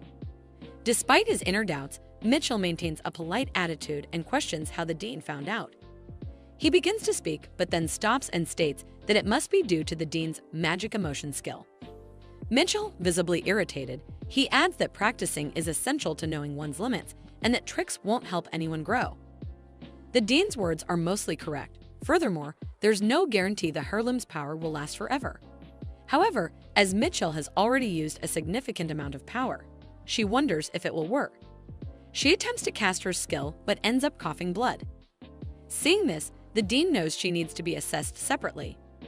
Mitchell anticipates this outcome but is still annoyed, as other kids were fine after using their magic. Why was she the only one to collapse? Suddenly, someone is seen rushing toward the infirmary. It's Kana, who is going to visit Mitchell. For the first time in her life, Mitchell called her a friend. Kana was supposed to visit with some fruits Mitchell likes, but unwelcome guests are intervening. Reina, one of the guests, tells Kana that Mitchell wouldn't like it if Kana came along, adding that Mitchell wouldn't want to see her gloomy face while suffering in pain. Kana counters by saying Mitchell doesn't like noisy things either. This annoys Reina, who retorts by asking what Kana even knows about Mitchell. Kana pauses and gives a detailed list of everything Mitchell likes, causing Reina to feel uneasy as she wonders how Kana managed to gather such information. Reina asks if Kana knows everything about her too, to which Kana replies, it's an occupational hazard. Reina feels even worse and questions what kind of occupational hazard an academy student could have. Kana stays silent, not wanting to reveal her secret. She belongs to an assassination organization. If Reina knew this, it might put Kana on Mitchell's bad side. While Kana knows Mitchell is not someone who judges others based on their past, she still doesn't want to risk getting caught. Mitchell has done so much for her without expecting anything in return, even calling her a friend. Kana recalls her father once telling her that no one would like her if she were ugly. If someone did like her, he had said, they must be a good person and should be made either a friend or a spouse. Back then, Kana had sought kindness from Professor Hemrick, who treated her well for the first time. She used to follow people around, trying to make them fall for her. But after meeting Mitchell, she realized that the kindness Hemrick showed was superficial, something anyone could offer. Mitchell, on the other hand, gave her genuine advice, telling her not to do things others disliked. Mitchell even complimented her, calling her pretty despite her disgraceful reputation in the family. Although it hasn't been a month since they met, Mitchell means the world to Kana. She shifted her target to Mitchell, and so far, everything has gone according to plan. Intentionally, Kana messes up her bangs to catch Mitchell's attention and subtly shows her a combination of magic spells she discovered through research, successfully piquing Mitchell's interest. When Mitchell trimmed Kana's bangs last time, it gave her a strangely pounding heart, something she interpreted as a bond of friendship. Kana's next plan involves helping Evan develop immunity to poison while secretly mixing in brainwashing drugs to secure a lifelong friendship. However, everything was ruined because of Reina. If Reina hadn't provoked Mitchell in the first place, she wouldn't have collapsed. Kana plans to kill Reina. Although Reina is a noble, Kana believes that if her family handles the aftermath, there won't be any problems. Suddenly, Cyan arrives. Reina is furious, wondering who would dare to interrupt, but upon noticing him, she realizes it's Prince Cyan. Both Reina and Kana greet him and ask why he's here. Cyan explains that due to Mitchell's clueless actions, he has been assigned 30 hours of campus volunteer work. He needs to borrow books from the library and insists that Mitchell accompany him. Reina is confused about what this has to do with volunteering. She tells him Mitchell is sick and in the infirmary, and Kana seconds this. Unfazed, Cyan demands to know what they expect him to do after learning about Mitchell's situation and asks to be guided to the infirmary. Both Reina and Kana silently wish they could kill him. Reina knows that even though he is a prince, he holds no real power. He is often called Prince in name only Cyan Kraul. There are several reasons why he is known by that name. Generally, household with advanced skills are successful by women. This fact has been proven genetically after 1,000 years of trial and error with a high probability of the same lineages, skills being expressed through the mother's line. Sometimes there are cases where men succeed to ensure concerns about hereditary diseases and the influx of stronger skills, but this occurs rarely, once every 3 generations. That in most families the eldest daughter inherit the line. The royal family is no exception. It's unlikely that the successor position will be stolen unless some serious mischief happens, and with the current empress possessing charisma skills and being the eldest daughter, it's unlikely that the successor position will be stolen unless some serious mischief happens. The conservative class would prefer the eldest daughter to succeed to the throne without any upheaval. Therefore, there's no reason to entertain the demands of a pitiful prince who lack both talent and solid background. Reina doesn't want unnecessary trouble, but decides a brief visit to the infirmary won't hurt. Confident that Mitchell will choose her over the others, Reina agrees to guide Cyan. Kana, however, worries about Mitchell's opinion. When they enter the infirmary, Reina demands to borrow Mitchell's camera. Cyan insists Mitchell accompany him to the library, and Kana suggests Mitchell might need more blood. They all argue about who Mitchell will choose.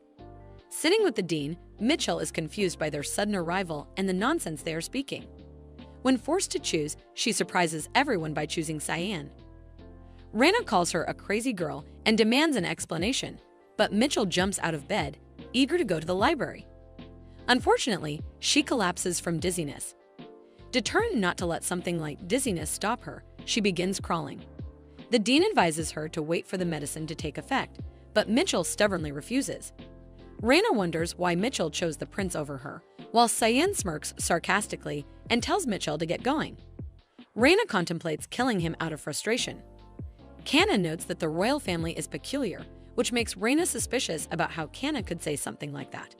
She begins to wonder if Kana would truly kill a noble without hesitation. Meanwhile, Mitchell feels overjoyed at the prospect of a library date with Cyan, thinking it must be her lucky day. She has made friends with someone who has combination poison skills, received sweet advice from the dean at the infirmary, and now has this unexpected opportunity to go on a library date. However, she suddenly notices a familiar medicinal scent coming from Cyan. As she tries to recall where she has smelled it before, she remembers. It's the scent of the wound medicine she once used on her back.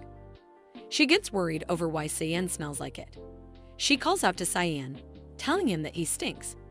He tells her to stop talking nonsense, but she insists that it does stink. He turns to her, stating that his whole life is cleaner than hers, pointing out if she is trying to insult him. To Mitchell, his grim face appears cute, and she wonders how he can be so prickly with such a beautiful face. She mentions that he smells like medicine, as the scent of wound ointment emanates from him, pointing out that she knows this scent since she has been using it for quite some time. This flinches him, but he dismisses it, saying it is none of her business. Mitchell ponders if he got hurt, as it is said that every prince is wounded enough to need ointment. Nevertheless, he hands her a list of books she needs to borrow, pointing out that she should borrow them in her name, not his.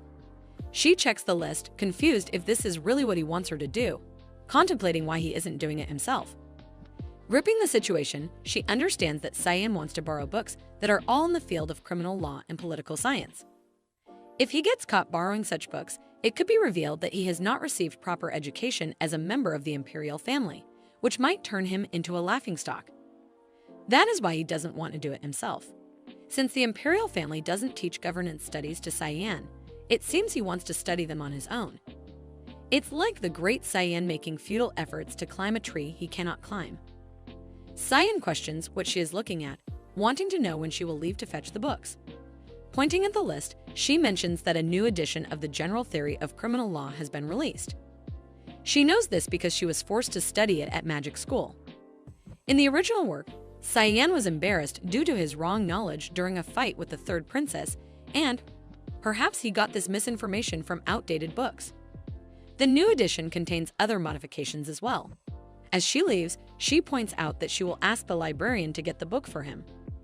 Meanwhile, Cyan mutters, calling her a scoundrel, saying that's not even funny. When she returns, she raises a book titled 30 Ways to Win an Argument, mentioning that they gave her this book as a reward, and she thought he might need it in the future. Cyan is visibly furious over her mocking him. Mitchell, however, grows concerned about whether he can carry all these books at once since they are quite heavy. This angers Cyan further as he questions how she views him.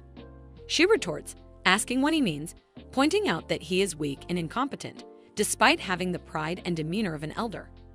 His abilities, she notes, do not align with his pride, leaving him filled with feelings of self-destruction and inferiority. Mitchell criticizes him so effectively that he is consumed with rage. He grabs one of the books, threatening to punish her for insulting the royal family. Mitchell mocks him further, suggesting he doesn't even have the strength to do so and pointing out how pathetic he looks. A while later, Cyan is out of breath. Mitchell recommends that he should run to increase his lung capacity. Cyan calls her an insolent woman. As she takes her leave, she remarks that if he feels embarrassed about training in the academic department, he can feel free to visit the magic department. From behind, he shouts that he won't come there.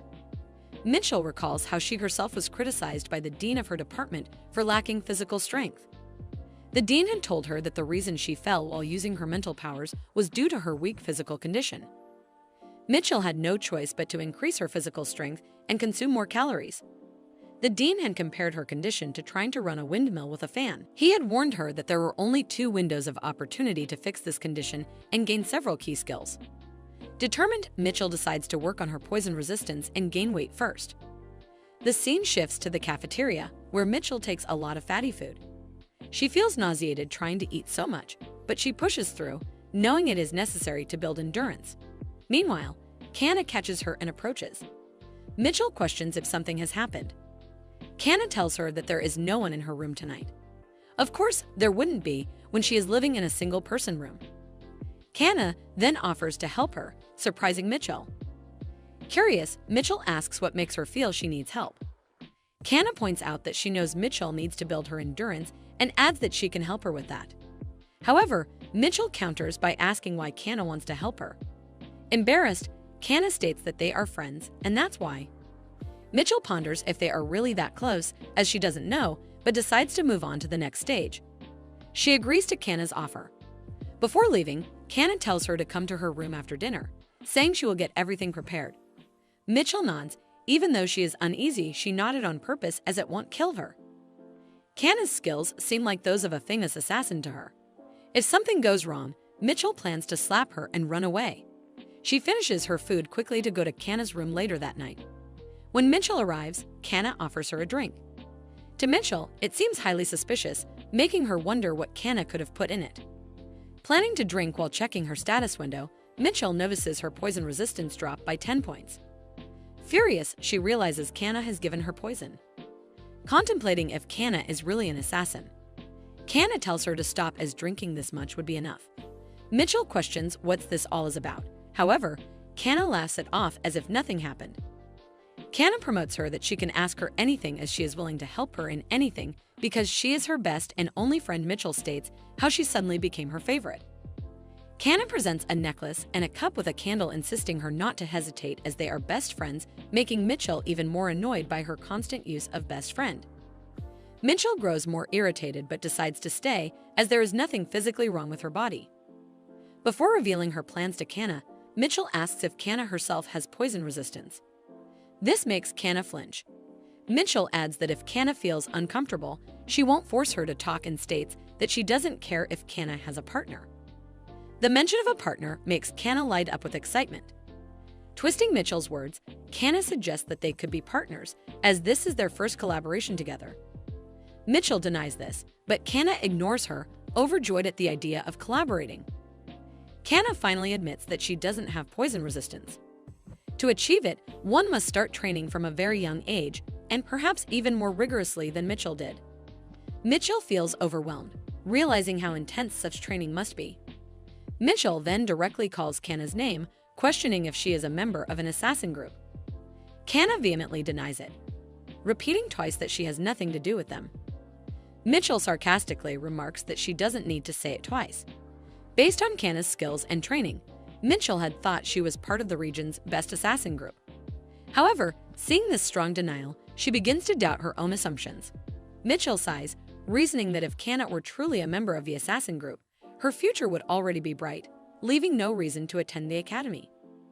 To Mitchell, what matters is Kana's abilities, not her identity. Finally, Mitchell reveals her hard plan for the midterm math exam at the college.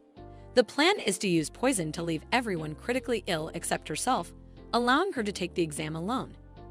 Extending her hand toward Kana, she asks if she is going to help her. Placing her hand on her chest, Kana agrees to help Mitchell. She tells her that she will make a poison that causes death by vomiting blood from the 7 holes. However, Mitchell immediately stops her, saying there is no need to kill anyone. It would be sufficient if everyone just fell asleep on the day of the exam. Kana questions if Mitchell is talking about sedative pills. She adds that even if they can't make the pills, there is a way they can obtain them. Mitchell ponders, exasperated, wondering what a way even means. She is now convinced that Kana must truly be a favorite in the assassin family. Despite this, Mitchell thinks it's fine as long as Kana says she'll help and decides to stay cautious for now. Giving Kana a thumbs up, she tells her to proceed. Kana promises that she will have everything ready before the midterm exam. Finally, Kana brings forward a box of medicine she has prepared for Mitchell. She explains that she tried to create the medicine gradually, so as not to put too much strain on Mitchell's body. If Mitchell takes it, Kana assures her that it will help her develop toxic resistance. Mitchell knows she must be careful, as there is always a risk. Before she leaves, Kana stops her, saying there is one last thing. She brings out the necklace and candle cup again, her smile bright and lively. Kana starts repeating that they are best friends. Mitchell grows increasingly annoyed, wondering why Kana keeps repeating the words best friend over and over again. Kana then cheerfully asks Mitchell if she is her best friend. Realizing that Kana won't stop until she agrees, Mitchell sighs and reluctantly says, "Yes, we are friends." Kana beams with pride and declares that she is Mitchell's best friend, prompting Mitchell to call her a best friend too. "Long live our friendship," Kana exclaims. She seems absolutely delighted, as if she has achieved something great. Turning her back, Kana giggles quietly. As expected, the drug she prepared must have worked. Mitchell, clueless about what Kana is so happy about, feels she should congratulate her regardless. Now that this strange exchange is over, Mitchell desperately wants to leave. She doesn't want to get involved with Kana any further. The next day, the students gather on the grounds as the department head calls for the morning exercise. Every morning at exactly 6, the College of Magic holds morning exercises at the stadium. When anyone participates in gymnastics, they receive a stamp that can later be exchanged at the store. Most of the participants are homeless mages who live in Star Village. These individuals have been troublemakers for a long time. Mitchell notes that her skills are still developing, so participating might actually help her improve. Additionally, if she gets an attendance stamp, she will receive a store voucher, which is an added incentive. Mitchell is excited about the many benefits of gymnastics and plans to take full advantage of them. While she is working out, someone comments that it's amusing to see a first grader participating in gymnastics. Mitchell is visibly puzzled and wonders who this strange person is. The man introduces himself as the head of the star team, but Mitchell finds it odd that he sounds like an old man despite not looking older than 20. The man, seeing Mitchell for the first time, asks if this is her first time participating. When she confirms, he assumes she doesn't even know the origin of the songs used in their routines. He explains that the song they are using is a historical piece with lyrics and melodies written by the president of the university faculty. He adds that it's called magical aerobics. He excitedly warns her that it's a bit challenging, so she'll need to keep up. Mitchell is shocked, wondering why this morning exercise is so cheerful, and questions the meaning of the direct lyrics. The man explains further that the song was written by a former university president who was sent to the battlefield by order of the former emperor. In frustration, the man adds that the song is now played in an academy with judicial authority across regional boundaries. He mentions that the dean of the department at the time was imprisoned after his term ended. As Mitchell is about to comment on the lyrics, she hears someone shout, "Destroy the cruel empire." To her astonishment, everyone around her echoes the same words while continuing the warm-up. The man encourages her to join in and try to keep up. Though shocked, Mitchell joins them, wondering if this is really acceptable, despite crossing regional boundaries. Still, she finds her heartbeat quickening, feeling strangely excited. The man, addressing Mitchell as a newcomer, assists her and instructs her to point her finger to the sky in the next segment. She agrees to follow along. Memories flashed in her mind of her school days when they were taught that killing someone would lead to punishment. Yet now, everyone hails her as a hero for supposedly killing 1,000 people during a war. With a final dramatic blast, the morning exercise ends. Mitchell remarks to the man that the exercise was exciting. The man, impressed, calls her promising and tells her the star teen welcomes her anytime. She jokes that she refuses to be homeless. He clarifies that they're not homeless, they've built a tent with a roof. Later, another person seals Mitchell's card, and she realizes she needs to collect 100 seals from one store. She wonders where the store is and whether she'll have to go out every day until the break. She also ponders whether she can reduce her current penalty points. Mitchell devises a plan, thinking that if she falls into Raina's traps but manages to lose only a point or two, Raina will become homeless, allowing her to stay in the dormitory alone. She dreams of getting a big room to herself. Knowing that she needs to build stamina to continue participating in gymnastics, Mitchell decides to eat a high-calorie meal for training purposes. A high-calorie meal for training her body, she also examined the skills she couldn't do last time and also participated in gymnastics. Every day, she had been busy all the time and before she knew it. Mitchell is seen sweeping the floor when she notices the cherry blossoms have completely disappeared. She wonders if it's already midterms. It is said that many things happen in other departments before exams begin. She recalls attending the OT, orientation, the general opening meeting, and MT, membership training. She reflects that nothing out of the ordinary has occurred in the Magic Academy. It's normal here, though, because when people gather without a reason, they might end up killing each other. Mitchell questions whether this place is truly a university or a prison. She knows that with an exit permit, she could freely visit other colleges. Suddenly, she spots Professor Henrich, who looks very old. Despite the disappearance of former persecutors, it seems difficult to instill ethics in wizards. With exams approaching, Mitchell knows the professor must already be overwhelmed. Henrich suffers from a condition that causes seizures when touched by ordinary people, making it even harder for him to manage without assistance. Thinking aloud, Mitchell remarks that someone skilled could earn money with a part-time job helping him. She recognizes that his issue is psychological and cannot be helped easily. Determined to assist, Mitchell knocks on the professor's office door. When there's no response, she wonders if he'll ignore her entirely. Without hesitation, she kicks the door open, startling the professor. Henrich, shocked by her audacity, calls her actions improper. Mitchell defends herself, claiming no one told her not to enter. The professor scolds her, saying she still needs permission, even if no one is inside. Mitchell brushes him off, explaining that she has work to do. Henrich, visibly frightened, warns her that he might cancel her exam if she continues to behave recklessly. Unfazed, Mitchell walks up to him and questions why he doesn't delegate tasks to his teaching assistants. The professor wonders how, and Mitchell replies that she will help him. The professor protests how will she even do that. Without waiting, Mitchell removes his gloves and grabs his hand. Henrich screams and trembles. Mitchell wonders if his issue is truly psychological.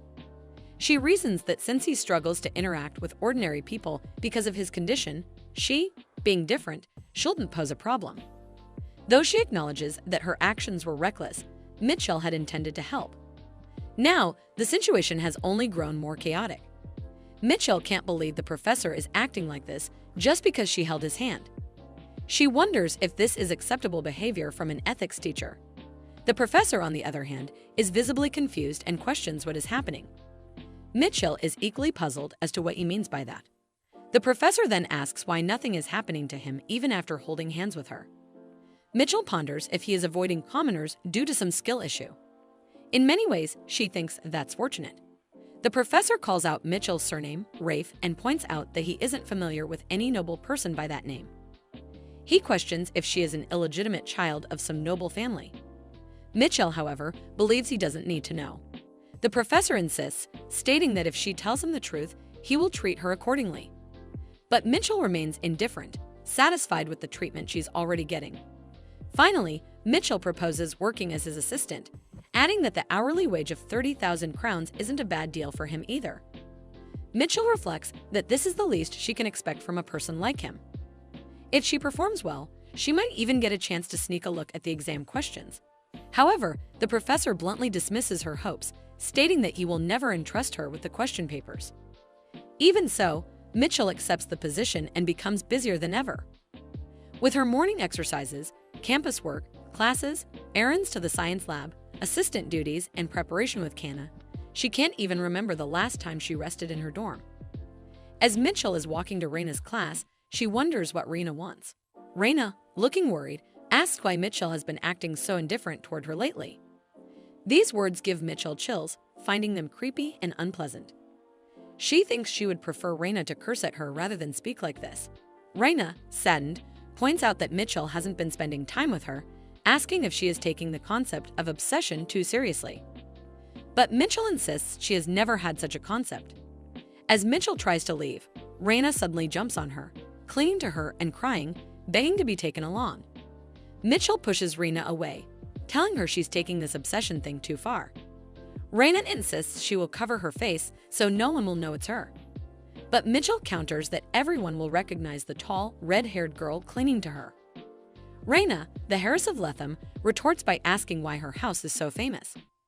Mitchell sighs and replies that Reina isn't famous because of her lineage, but because of her personality.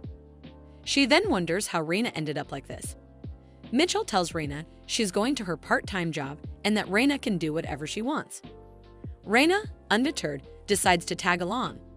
Walking down the corridor, other students pity Mitchell for dealing with so much. Mitchell snaps back, stating that it has always been like this. Everyone around her greets her, laughing at how funny it looks. Reina comments on Mitchell's sociable and cool personality, but Mitchell corrects her, saying she isn't cool or intelligent. Reina refuses to believe her, arguing that her blue eyes, blue hair, and ice magic give her an undeniably cool aura. Mitchell insists otherwise. Reina jokes that Mitchell is lying because someone cool and intelligent like her wouldn't push Reina away. Mitchell, fed up with Reina's earlier corny remarks, decides to ignore her and focus on her work. They arrive at the professor's office, where the professor greets Mitchell but is shocked to see Reina with her. Mitchell internally notes she was right. The professor recognizes Reina even with her face covered. Mitchell explains that she brought Reina along because he told them not to wander alone. Though confused by her reasoning, the professor thanks Mitchell for her hard work. He then hands Mitchell some papers and instructs her to make 7 copies for his class.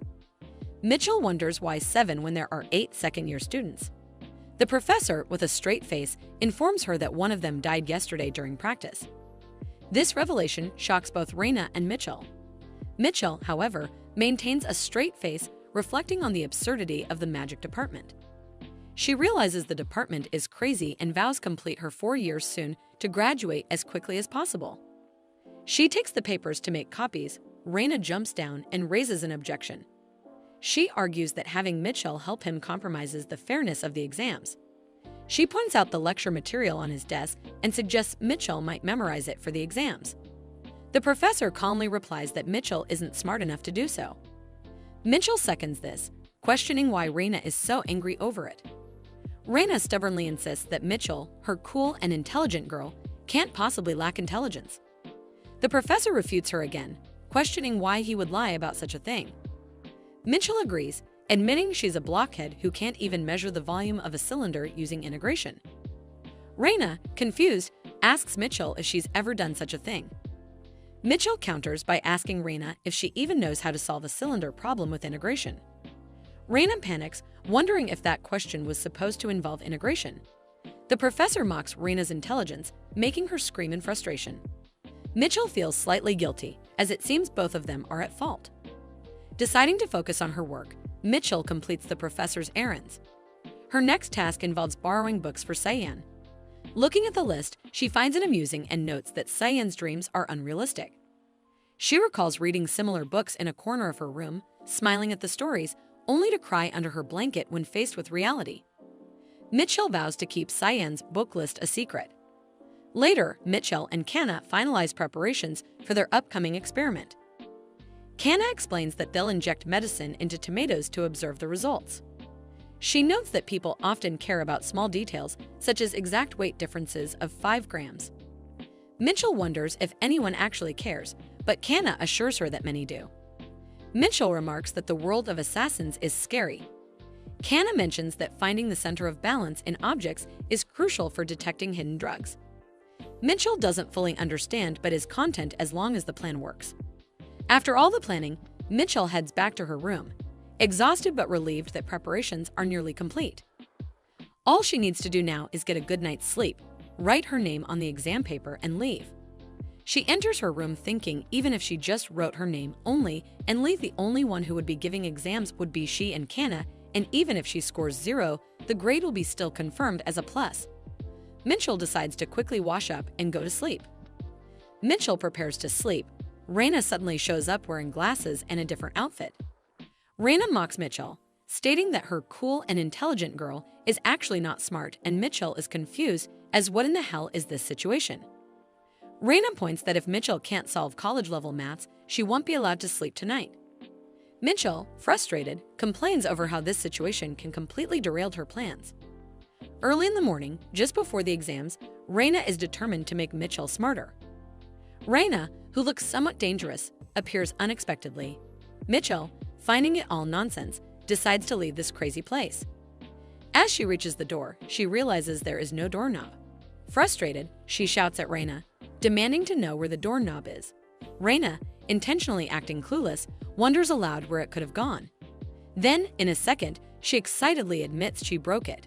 Mitchell curses her, shouting so loudly it echoes throughout the dorm.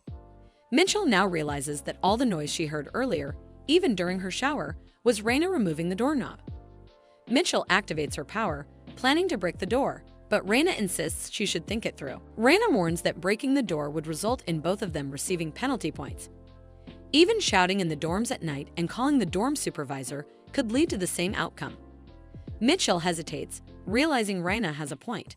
However, Reina also mentions that if they manage to stay quiet until morning, only she will receive penalty points for breaking the doorknob. Mitchell ponders this logic and reluctantly agrees. Reina, with a commanding tone, orders Mitchell to sit at her desk if she doesn't want penalty points. Mitchell, though angry, has no choice but to comply. She reflects on Reina's situation, knowing Reina already has 3 confirmed penalty points. If Reina gets caught twice more, she'll be expelled from the dorm.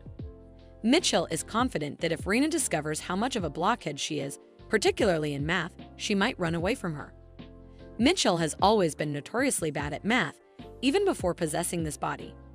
She wonders if she can truly handle starting from scratch with quadratic equations. By sunrise, Mitchell is still sitting at her desk. That crazy and cruel Reina has actually managed to make her solve calculus with her own hands. Mitchell is utterly confused. How could this have happened? She looks at her paper in disbelief.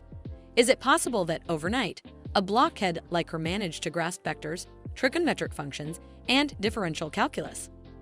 Mitchell begins to think Reina might be a genius teacher, born to instruct. Reina, exhausted and about to pass out on her bed, casually remarks that Mitchell's intelligence isn't so bad after all. Reina falls asleep almost instantly, and Mitchell checks her pulse to confirm she's truly asleep. She is sure that Reina might sleep all day without sleeping pills. Originally, she had planned to let Reina take the penalty points alone, but now after receiving Reina's gratitude, now she wonders if they should share the blame. Acting on impulse, Mitchell breaks the door herself. The head of the dorm storms in, screaming about the noise. As a result, Reina's penalty points increase to 3 and Mitchell's climb to 2. Outside, Mitchell looks at the sky, unconcerned about the door she just broke, and heads to the exam room. Walking through the corridor, she notices that everyone who prepared breakfast is already asleep. Her plan seems to be going smoothly. Mitchell enters the exam room, expecting only Kana to be present. However, she sees a guy there as well. Still, she concludes it's fine. She wonders if he also has a high resistance to poison. considering how awake he seems. Then, she remembers that he's a carnivore who won't even touch vegetables. She figures this won't affect his grades anyway, but it feels like a small setback on her side. The examiner enters, confused as to why only 3 people are present. However, he was easily convinced as he states it looks like magicians are weird by nature and instructs them to write their names and start the exam. Mitchell looks at the question paper, utterly amused, and starts crying, startling the professor. He's worried about why she's crying, but Mitchell's tears are of relief. The questions are all problems she knows how to solve. She vividly recalls Reina teaching her one function, one integral, one extreme value, one integer, and one particularly challenging problem. All now burning brightly in her mind, Reina showed her this problem. She also warned Mitchell that it's a trap since it's just a matter of hard work. She decides to do it. Mitchell flips through the pages and realizes she's already done with the paper, with 20 minutes still left. It feels like a miracle. Teacher Reina has created a miracle for her. Mitchell finally understands the grace of a good teacher, comparing it to heaven. The scene shifts to Mitchell preparing for another challenge, a practical exam, a battle. She brings her sword forward, declaring that this is entirely separate from the earlier math exam. Reina appears with her own sword, ready to fight, claiming she'll defeat Mitchell and gain the right to eat snacks on her bed. Mitchell counters, stating that if she wins, she'll put up a partition in the room. Reina swings her sword, dismissing the idea of a partition. Her heavy axe swings like a toy, forcing Mitchell to defend herself. Mitchell thinks Reina is a reckless guerrilla, wielding her weapon with no strategy. Normally, with a weapon as heavy as a warhammer, one would aim for openings, but Reina gives Mitchell no such chance. Mitchell decides she'll need a different strategy. She charges head-on, which Reina mocks as reckless. Reina swings her axe toward Mitchell, warning there's no way to dodge. However, Mitchell has a plan. She endures minimal damage and closes the distance. Using a rope, she wraps it around Reina's neck, pulls her closer, and knees her in the stomach. Reina falls to the ground, defeated. The teacher announces Mitchell as the winner, awarding her an A+. Unfazed by the result, Mitchell hits Reina for multiple reasons: for making her drag her around the campus, for making her study math all night, and for the sorrow of losing her comfortable single room. The teacher intervenes, warning Mitchell to stop, as if she hit more than this, she will have to face sanctions. Reluctantly, Mitchell lets it go for now. She ranks first in the practical exam, securing high scores in all subjects. Afterward, the teacher tells Mitchell someone has come to visit her, asking her to go to the visiting room. She's confused, and the teacher adds that it's her younger brother waiting in the visiting room. At the academy's visiting hours, Mitchell's brother calls her out, demanding to know what is going on with the strange cotton thread and the dazzling clothes. Mitchell is just as confused as Chirp and asks what he means by all this. Chirp questions if Mitchell had been lying about attending the Magic Academy. Mitchell counters by asking if this isn't the university, but she guesses it's because he is still a first-year student in the School of Magic. The place looks less like a visiting room and more like a prisoner's waiting area. Mitchell then asks why Chirp is there, and he replies that there was a delivery of a living creature. Mitchell wonders what living creature he's talking about. Chirp opens the cage, revealing a lizard. Mitchell ponders where this lizard could have come from. At first glance, it seems to be a venomous snake with distinct stripes on its skin. However, upon closer inspection, Mitchell finds the lace monitor lizard to be very cute. The security personnel shout at Mitchell to stay back, but eventually, they hand over the lizard to her. Mitchell finds it even cuter when she sees it up close. Chirp thinks he might know the reason why Mitchell received a mating proposal from the Water King. Mitchell is confused about why a lizard is involved all of a sudden, but Chirp replies that it will be a long story. At the Tower of the Beast King, someone approaches Gret, the Beast King's father, and asks him to stand in the middle for a picture. All 3 of them, Gret, Hubert, and the other person, stand together for a congratulatory ceremony celebrating the remodeling of the Tower of the Beast King. Looking at the picture, Hubert states that the remodeling work is finally finished and wonders if it took a month. He remarks that although there were many complaints about the smell coming from the lower floors, he's glad the work was completed safely. He tells Gret that there were some areas that received extra focus during the remodeling process. Gret grows curious about these parts. Hubert explains that in the corpse disposal facility, they now dry and age the bodies thoroughly so they can be used as fertilizer for farmland. Gret, amused by this innovation, comments that it's environmentally friendly and that this year's rice harvest will be abundant.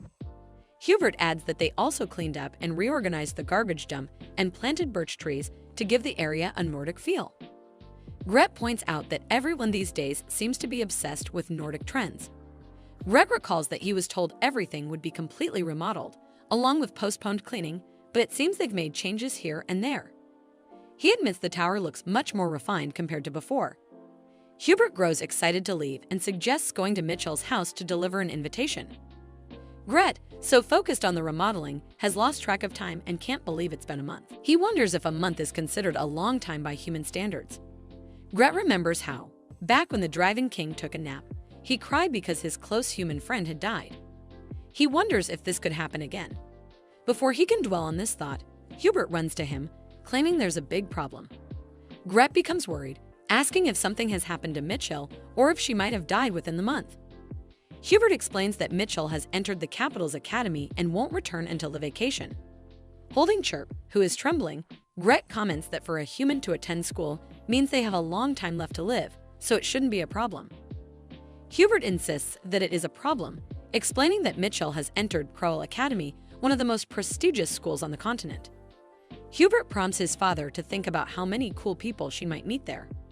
He worries aloud about the possibility of Mitchell getting into a relationship or even getting married. Gret is confused and doesn't understand what Hubert means. Hubert elaborates, stating that Mitchell has eyes and will obviously prefer someone lively. Gret confidently replies that he is lively too. Hubert shouts back that no, the person who is lively is him. Realizing his point, Hubert explains that Mitchell might enjoy spending time with people her age more. Gret thinks it over and concedes that friends of the same age are indeed important, but he reasons that it's okay because she will return during the vacation. Hubert, however, is still concerned, wondering what will happen if she decides to settle down with someone in the capital and never comes back. This thought troubles Gret, who had never considered the possibility of Mitchell not returning. Meanwhile, Mitchell finally speaks up, stating that she's heard Gret wants to marry her. The Beast King, Gret, replies that Mitchell will not marry him. Chirp chimes in, claiming that Gret himself said he would mate with Mitchell. Gret confidently replies that he does consider mating with Mitchell in the future. Chirp, stunned, calls him a scoundrel. The shock causes Chirp to revert to his human form.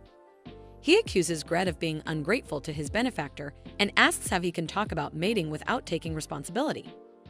Gret, confused, wonders since when not taking responsibility made someone a scoundrel. He is utterly puzzled about what taking responsibility even means. Hubert covers Chirp's face and urges his father to check on Mitchell's situation instead. Gret rises from his chair, stating that they can figure out the responsibility part later. Suddenly, Gret slashes off his own arm. Chirp watches in horror, believing the crazy Beast King has finally lost it. Hubert runs to his father, insisting that cutting off one of his tails would have been enough for surveillance purposes, but Gret insists that the arm is more effective. Hubert grows teary, worried about his father's injury, and thinks that Gret might recreate his arm using the mechanical limbs he developed while making Hubert. As they watch, the severed arm transforms into a lizard. Hubert observes that the lizard is too large for surveillance purposes. Chirp is utterly confused, wondering how Gret can create life like this. Even if he is the Beast King, one of the 4 great demon kings, creating life should be a power reserved for the gods, not an alter ego. However, this lizard is not like an alter ego. It acts independently, with its own consciousness, and seems completely separate from the Beast King. Chirp wonders who on earth Gret truly is. Gret orders Chirp to take the lizard to Mitchell. Chirp questions how he's supposed to carry something so heavy, but Gret provides the costs for a round-trip carriage and living expenses. Both Gret and Hubert bid him farewell. Chirp tells Mitchell the story, but with a version that's slightly different from reality. Mitchell is happy that Gret went to such lengths for her to enter the academy. She mentions that, according to Chirp, she can randomly share visions or convey messages with Gret. Chirp confirms this but silently wonders if Mitchell truly doesn't know anything about the surveillance. He states that now the delivery is complete, he will take his leave, but Mitchell tells him to stop. Narrowing her eyes, she accuses Chirp of rushing off suspiciously fast and wonders if he is hiding something from her. Chirp looks back and flinches. Mitchell demands Chirp to tell her the truth. She states that she knows Chirp not only received transportation fare, but also pocket money from Gert. This shocks Chirp, leaving him to wonder how she knows this. Mitchell questions how much he received, but Chirp, believing it's not much, states that it's 50,000 crowns. However, Mitchell points out that he must have received 100,000. Mitchell demands that he hand it over, and Chirp cries, asking why, as it is the pocket money he was given. Mitchell clarifies that she isn't trying to take it away. Instead, she explains that if he just carries it around, he will lose it, pointing out how many pickpockets are in the city. Chirp grows worried about the possibility of being pickpocketed. Mitchell suggests that if he gives it to her, except for the fare to get back, she will keep it safe and return it to him when he goes home for vacation. She adds that if he doesn't trust her, they can write a contract. Chirp becomes excited at the idea of writing a contract. He raises his hand and agrees, stating that she must return it to him during vacation. Mitchell promises, but internally, she thinks what a foolish boy he is for truly believing she will return it. Instead, she plans to spend it all and never return it, with no intention of denying it. Mitchell believes it's wonderful to have younger siblings. As Mitchell walks, she thinks about naming the little lizard she has. Since it's white, she considers calling it Whitey. Just then, someone calls out to her. Hearing Cyan's voice, Mitchell becomes excited, but Cyan angrily shouts at her, asking where she has been, as today is the book return day. Mitchell ponders about the book return day and remembers that today was indeed the last day to return that embarrassing signboard.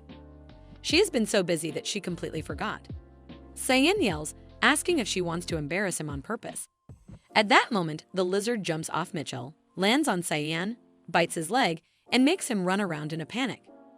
Mitchell shouts at the lizard, demanding it calm down, pointing out that Cyan is no different from a paper doll. She catches the lizard and scolds it, asking who told it to behave like that.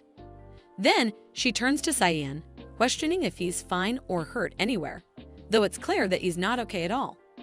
Mitchell wonders if Cyan, even as a powerless prince, might be executed this time.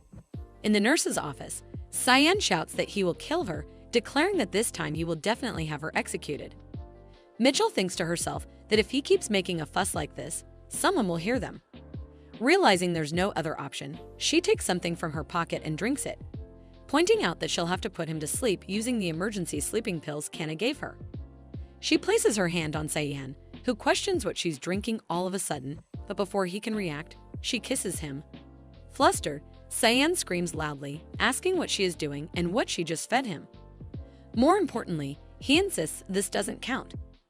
Mitchell asks if this was his first kiss, but Cyan insists it doesn't count as his first kiss. However, he then questions if this wasn't her first kiss, and Mitchell, after some thought, realizes it was her first time as well. Whether it was her first kiss or not, she knows that he dislikes it, though she doesn't understand why. Wishing he would fall asleep because he's too noisy, she hits his neck and demands he sleep already. Mitchell thinks to herself that since he took the sleeping pills, he should sleep soundly now. She then plans to inspect the wound to destroy any evidence. Of course, she is confident that Gret wouldn't send anything dangerous, but since it might be poisonous, it would be wise to consult Kana about it. When she removes his clothes, she notices the scars on his legs. They appear to be from being beaten or whipped. The scars don't seem recent but rather old, and there are also burn marks in areas that aren't visible, along with traces of something that was cauterized and healed. Mitchell wonders if the smell of medicine she noticed before could be because of this. No matter how powerless Cyan is, he's still a prince. Mitchell reasons that there are probably very few people who would remain unharmed after injuring a prince. This means the person who made these scars must hold a position so high that Cyan can't even speak out against them. For example, it could be the emperor, the empress, or maybe even the crown princess. Though Mitchell couldn't solve the mystery of Cyan's scars, she is relieved to learn from Kana, an expert in poisons, that the wound from the lizard bite was no problem. It seems the lizard bit him with its gums, hiding its venomous teeth. As expected, the lizard has a good nature, just like after all Jurt gave it as a gift.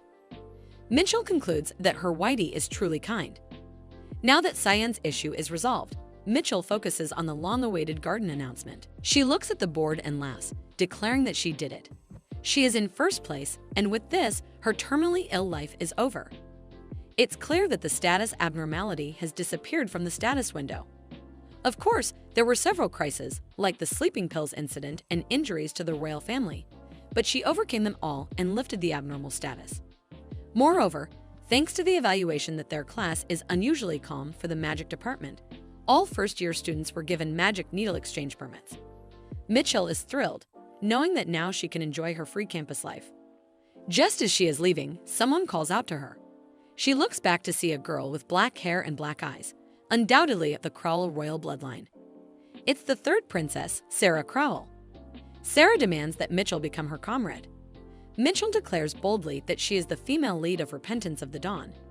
Mitchell remembers that during this time, she is usually with Raina, but then she thinks about switching her focus from Raina to herself because she has taken the top spot. However, she wonders why, in the first place, the third princess was hanging out with the top students in the original story. As far as Mitchell remembers, the princess had no interest in the throne. Someone else suddenly squeezes in. The boy states that he knows this might be confusing but requests her to please listen to what Princess Sarah has to say for a moment. This is the same Princess Sarah, the Eastern warbler that Mitchell saw at the entrance ceremony. It is nice that they offered Mitchell a companion since she is the top student, different from the original story. But staying near them would only get her involved and lead her to death. So Mitchell knows it is better to refuse. She blandly states that she has no intention of becoming Sarah's companion. Suddenly, blood starts coming from her mouth. Sarah rushes to her, asking if she is all right, and the boy rushes to find a doctor. Mitchell wonders why this is happening, as the terminal condition status should have disappeared. Then, she notices the terminal again on the screen and wonders what the number 5 even means. At the end, she thinks it might be a countdown pattern, going from 5 to 4. She is indeed right. Mitchell calls out to Sarah, who asks if she is in a lot of pain.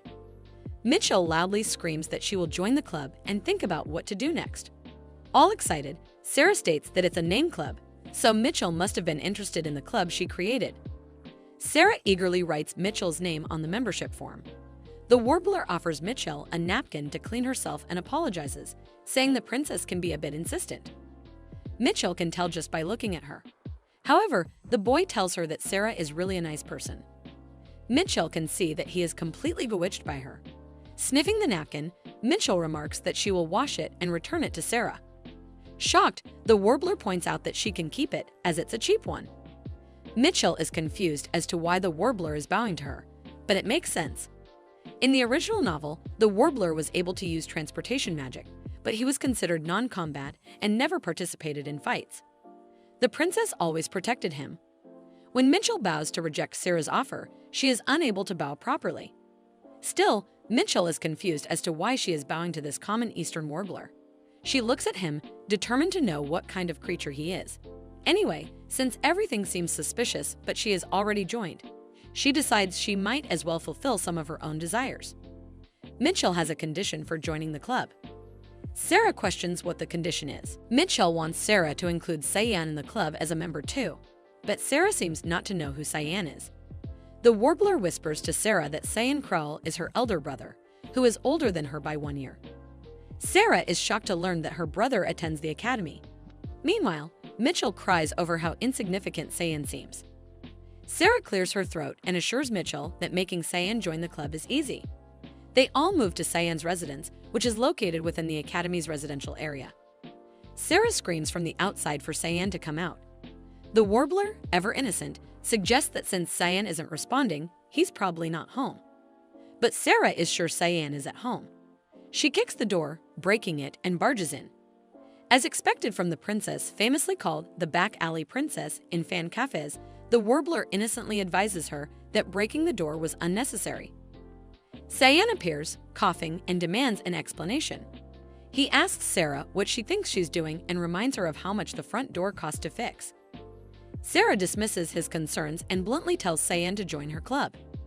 Cyan angrily questions her intentions. The warbler, acting as a peacemaker, asks both the prince and princess to calm down. However, Cyan furiously snaps at him, questioning how a low person like him dares to interrupt. This makes Sarah twitch with anger. Mitchell, clearly enjoying the scene, thinks that at this rate, it might end up as a bloodbath. She calls Cyan stupid for daring to tease the warbler in front of Sarah. Sarah suddenly turns away and walks toward Mitchell, making her wonder why. Sarah slaps Mitchell and tells Cyan to watch what he says, adding that the warbler is not lowly and that Cyan cannot belittle him just because he was born into the royal family. Cyan is furious and demands to know why Mitchell was dragged into this. Sarah coldly replies that since the warbler is precious to her, she decided to humiliate someone who is precious to Cyan in return. Cyan flinches, confused by her words. When Sarah raises her hand to slap Mitchell again, Cyan grabs her hand and says he will apologize to the warbler if she stops. However, Sarah insists that if Cyan is truly sorry, he must join her club. Cyan grudgingly agrees but states he will only write his name and nothing more. Turning away, Sarah apologizes to Mitchell, admitting that even though she needed Cyan's permission to join the club, she was wrong to slap her. She offers Mitchell a chance to hit her back as compensation. Mitchell is amused, wondering if Sarah realizes she is a princess. After all, who would dare hit a princess with full force? Still, Mitchell decides she will gladly do it. Warming up, she warns Sarah that she is strong and the slap will hurt. Sarah, prepared, reminds Mitchell that she hit her off guard, so the shock must have been greater. Mitchell slaps Sarah as hard as she was slapped.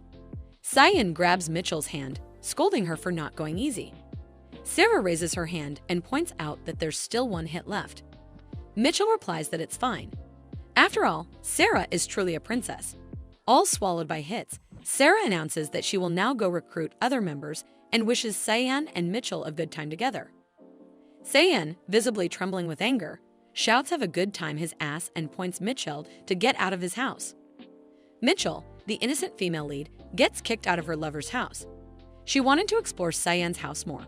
Suddenly, a voice speaks, startling her. Mitchell wonders where this voice is coming from.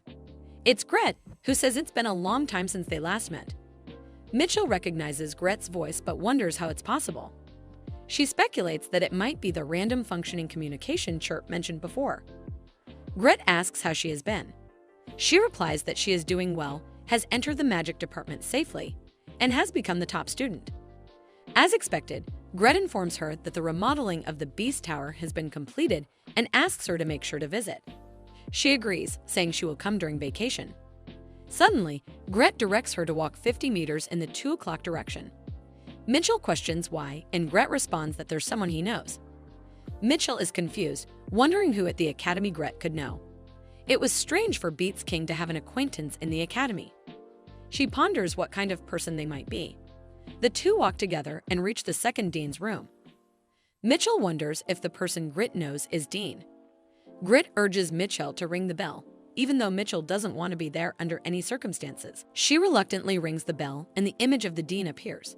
He immediately questions what brings her there and promptly asks if she has finally chosen him as her advisor. Mitchell thinks to herself that this is something that will never happen in her lifetime. Mitchell, holding Gret, states that she has heard the dean and Gret know each other. The dean looks startled and Mitchell wonders about the sudden change in his demeanor. The dean turns his face away and Gret, in his lizard form, questions if the dean has no shame. The reaction reminds Mitchell of how the dean acted when they first met. The lizard jumps to the ground and tells Mitchell he will chat with the dean for a while. Mitchell grows concerned about whether she will be able to return home. Gret reassures her that he cannot return on his own, but Whitey can help her. Mitchell thinks to herself that Whitey is indeed very smart. Now that the communication permit has been issued, Mitchell decides to go for a walk before heading back. She enjoys her time alone for a while. The status window no longer shows a time limit condition, which allows Mitchell to attend school without any problems. Occasionally, when the communication line is clear, Mitchell talks with Gret and Hubert, enjoying a peaceful life. This is the campus life she always dreamed of, the ordinary college life. Walking on the school grounds, Mitchell hopes things will remain this way. During class, the teacher announces that today's practical combat class will be an exchange session with the Combat Techniques department. The Combat Techniques students step forward, mocking the Magic department students, saying they look boring and confidently claiming they will secure the top score this year as well. The Magic department students retort that they won't lose this time. However, Mitchell seems uninterested. The Combat Techniques students boast that their group includes the famous Northern Grand Duke, Eugene. Mitchell is shocked and turns around, wondering if the Northern Duke has really come forward. Eugene clarifies that he is not a Grand Duke but a Marquess and his father is still alive. His classmates proudly exclaim if anyone has heard of him, referring to him as Killer Eugene.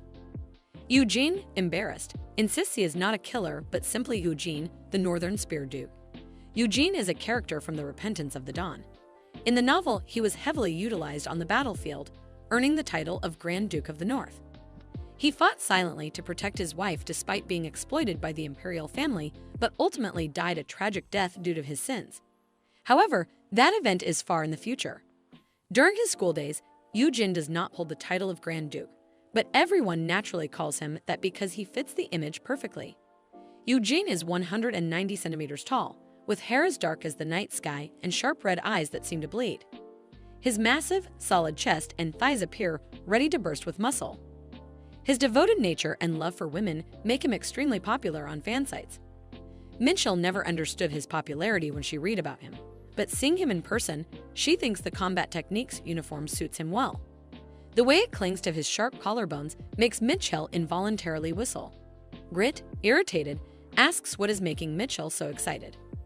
Startled, she replies aloud that it's fun to watch. Grit questions if she likes looking at fat men. Mitchell corrects him, saying it's not fat but muscles. Grit retorts that he has muscles too. Mitchell explains that while Grit's muscles are natural, Eugene's are built through hard work, making them completely different. Grit, feeling sad, mutters his disappointment. Mitchell wonders if Grit's mood is due to being suddenly summoned for communication and advises him to get some rest. Grit takes his leave and Mitchell tells Whitey they need to work on their timing. But Whitey seems disinterested.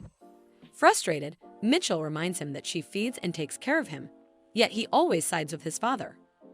Someone from the combat techniques department steps forward, proposing a challenge. Whoever beats their Grand Duke will earn the glorious coat. Mitchell thinks she wouldn't take that ugly coat even if they begged her. They ask who is the strongest in the magic department and who ranked first in the practical combat midterms. Mitchell points to Raina, stating she got first place.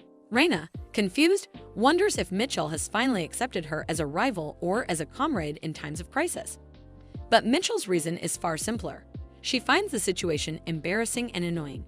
Raina, excited, declares she will win. With everything seemingly resolved, Mitchell decides to watch from a distance. Suddenly, the teacher calls out to Mitchell, informing her that the combat department professor is looking for her. Mitchell is introduced to the professor as the student who ranked first in the midterms. The professor opens a briefcase and reveals a prototype gun from the magic workshop, boasting that it could sell for millions. She asks Mitchell to imbue the bullets with magic. Mitchell refuses, explaining that doing so would leave her coughing blood for an entire week. The professor sighs and says if it's that difficult, there's no helping it. However, as the professor prepares to leave, she casually mentions that the gun is worth $100 million. Swayed by the money, Mitchell reluctantly agrees, even if it means coughing blood. She locks the deal and starts the task, soon coughing blood as predicted. She regrets her decision, thinking she will die at this rate, but consoles herself that the money was too good to pass up. More importantly, Mitchell is relieved there's no news from Sarah. She was worried about joining a club full of incidents, but it seems Princess Sarah and her aide are attending school without issues. In the original story, they would have been caught up in a dangerous dungeon by now. Suddenly, Mitchell hears a familiar sound. She believes it can't be happening and scolds herself for thinking something bad would happen, calling it too cliché. However, the status screen updates, showing Dawn has updated. Dr. Bruno's secret dungeon must be cleared or she will die. Trembling with anger, Mitchell screams in frustration, wondering if she will ever get a moment to rest. Dr. Bruno's secret dungeon in the original story is first encountered by the princess and her party while searching for the clubroom.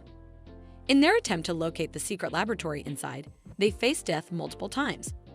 One might assume, as with any dungeon, that they must battle monsters. However, this dungeon is unlike any other. There are no monsters, not a single one, because the dungeon is meant to house forbidden books, and these books must remain undamaged. Releasing monsters would risk destroying the books.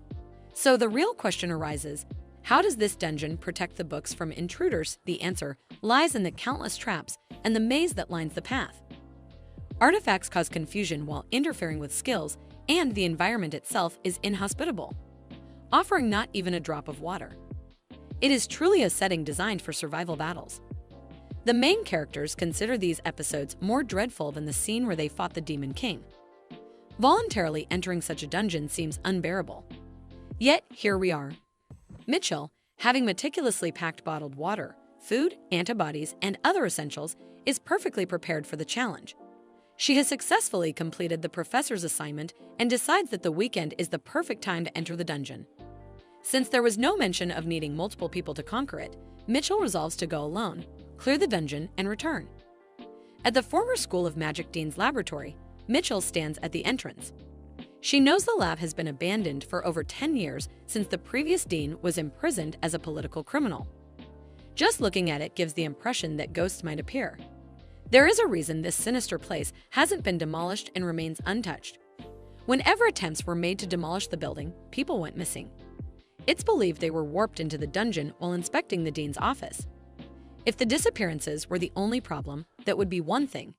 However, the real issue is that those who vanished returned alive but completely changed. Once, an entire demolition crew disappeared as a group, only to return suddenly as radical social activists. These sudden disappearances and drastic personality changes have led to the lab being abandoned and considered haunted. Mitchell, fully aware of the whole story, steps into the dean's office. She suspects the princess may have accidentally triggered an artifact, leading to this whole ordeal. Frustrated, Mitchell breaks a window and demands for it to come forward. In a fit of stress relief, she decides to smash everything, muttering to herself about where the artifact might be and what she should break next. Suddenly, Mitchell hears a voice. Someone from the other side yells. Confused, Mitchell wonders who could be there. Sarah, on the other side, slams the door and demands to know what's happening. Mitchell is baffled as to why the princess is here.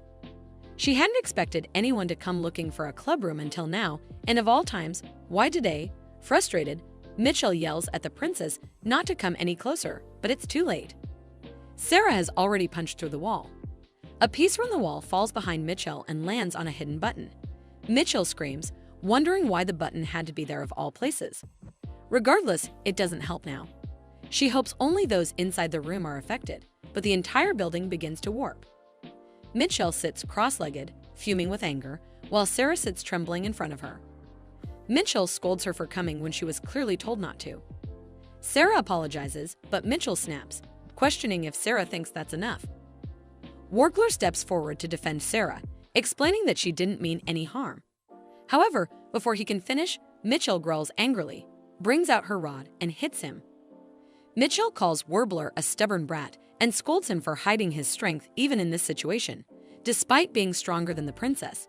She sneers, calling him a useless chickadee, and mocks that while copperhead birds are pretty and cute, creatures like him are utterly useless. Sarah mentions that Mitchell's statement can be overlooked as she protests, saying Warbler is lovely and cute, but Mitchell snaps back, saying that's only in the princess's eyes.